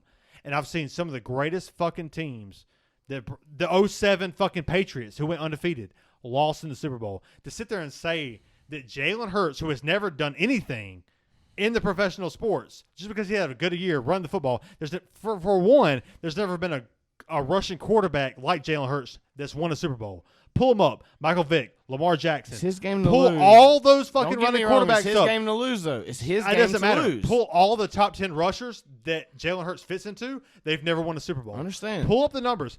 He's not going to win the Super Bowl. Is it not his game to lose? If he does, I'll eat the crow. Is it not his game to lose, though? I think that it's very arguable that it Do you think the Cowboys is his trap game, playoff time? I think that a divisional game, playoff time, that's the one game where it just happens. A good defense when I'm the not pressure's just saying on, lose I it think all. that he might lose that game. I'm not going to say you're going to lose and fourth quarter. I don't like the Cowboys. I don't think they're going to lose by 3 points. I think if the Eagles were to lose before they make it to the Super Bowl, it'll be a game where they score 10 or 13 and the opposing team wins by 28-31. My argument is, it'll be a trap game where something just don't go good and you go, what the fuck we fell flat on our just face. Just because you have the number 1 seed doesn't necessarily mean you win the Super Bowl. Dude, we see it every year. The Patriots have had the How many number 1 seeds for fucking 20 years, and they only won fucking not 7 Super Bowls. They've had the fucking 100%. Number 1 seed for 20 years. They lost most of those games. Dude. And you're going to sit here and tell me that like the Eagles or whoever wins the number 1 seed in the NFC is going to win that? I don't think that like that's the odds are against you. Dude, I'm telling you, if I think I the don't Eagles believe in Dak to win those games. No, I'm telling you what I'm saying is if the Eagles were to lose, it's not by 3. I think it's a game where they're shut down. Shit goes bad. Shit goes bad. Bad. I'm talking about. No, I'm talking about. It's going to be a 13-31. Yes. They could lose that game against Dallas. And the fucking energy is so bad, and you go, "What the fuck? Why can't Jalen Hurts is like 13 for 27? Exactly. He's forcing. That's exactly what I said. And it's not maybe because it's not because of him. It wasn't at that point. But second quarter, a fumble's returned for a touchdown. Exactly. A big run breaks outside for 67 yards. Sometimes AJ Brown is bad about punt return. A punt return fumbles. A punt return fumbles. And they kick a field goal off of it. I'm saying that, but there's a trap game. I'm not saying you ever seen a trap game team. where something just like the Titans game with us a few years back in 2019? I watched Derrick Henry take us and wad us up. It wasn't Ryan Tannehill. Dude, A.J. Brown had like 700 yards there. He was not that guy then as he is now. Yes, he did nothing his then. Rookie year. He had nothing. I watched Derrick Henry unload that game. We beat him in the regular season. We beat the fuck out of him. I watched Deshaun Elliott come around the outside and hit Derrick Henry so hard it knocked him out for like 4 plays. I was like, oh, we got this fucking team figured out. I just look at these and then all of a sudden, we come into playoffs. I come back from a wedding. I come home, and I watch Derrick Henry take us like it was nothing. Then I watch next week. I watch the next week the Titans get fucking shit down the fucking Mike McCarthy. Y'all just y'all don't have like a 5-year record. You're not the Chiefs. You don't have 5 years of dominance. Mike McCarthy's bad, dude. No, that's fine. No, I'm not making the. I'm only worried because it's happened so fast. It's like the Bengals. It's like the Bengals last year. It happened so fast. I'm not making the Super Bowl argument. It happened so fast. I'm making the NFC argument. He makes a good argument here. Mike McCarthy is shit. He's a puppet. Understand? He's not a good coach. Oh, dude, he's won a Super Bowl, but on the back of Aaron Rodgers, who's also a bum. But he's MVP. Fucking sure. We can argue that. We can argue that. Give him his flowers. But that's why Jerry Jones hired him because he knows he's a puppet. He looks good on face value. If you're not a Cowboys fan, it's the fucking Cowboys. Eagles, Bills. No, he said Eagles, Chiefs. I'm saying Eagles, Bills. Eagles, Bills. I'm gonna go Cowboys, Eagles, Bills. I think something can happen. Bills, the AFC favorite. Sure. But dude, Josh Allen hasn't looked like Josh Allen with his elbow. Yeah. I can say what I want. It's been our longest podcast ever, guys. Yeah, let's end this shit. Insane. Cheers, guys. It's time. Cheers, boys. It's been good, y'all. All right, love you guys. If you haven't followed us until this point, I don't blame you. I don't blame you. I don't fucking blame you. But listen, hey, we're here. Who we been here? If you're listening, if you're still listening, and you haven't subscribed on YouTube or Spotify, please do so. That would be incredible. We would love to see another subscriber. It would go a long way. And also, if you're looking for like shirts to be made, please check out Victory Apparel. Check out if you're looking for that to happen. Yeah, just Bryant or myself. Give us an email on Brew Collar Podcast at gmail.com. On Zelle, baby. Support the cast, man. It's been fun. Sky's the limit. It's been fun. We love you guys. We love you, JonMikel. Thanks for being here. Fellas, we love you. Ed Reed. Love you, baby. Oh, Cheers, y'all. See ya. Let's go, baby.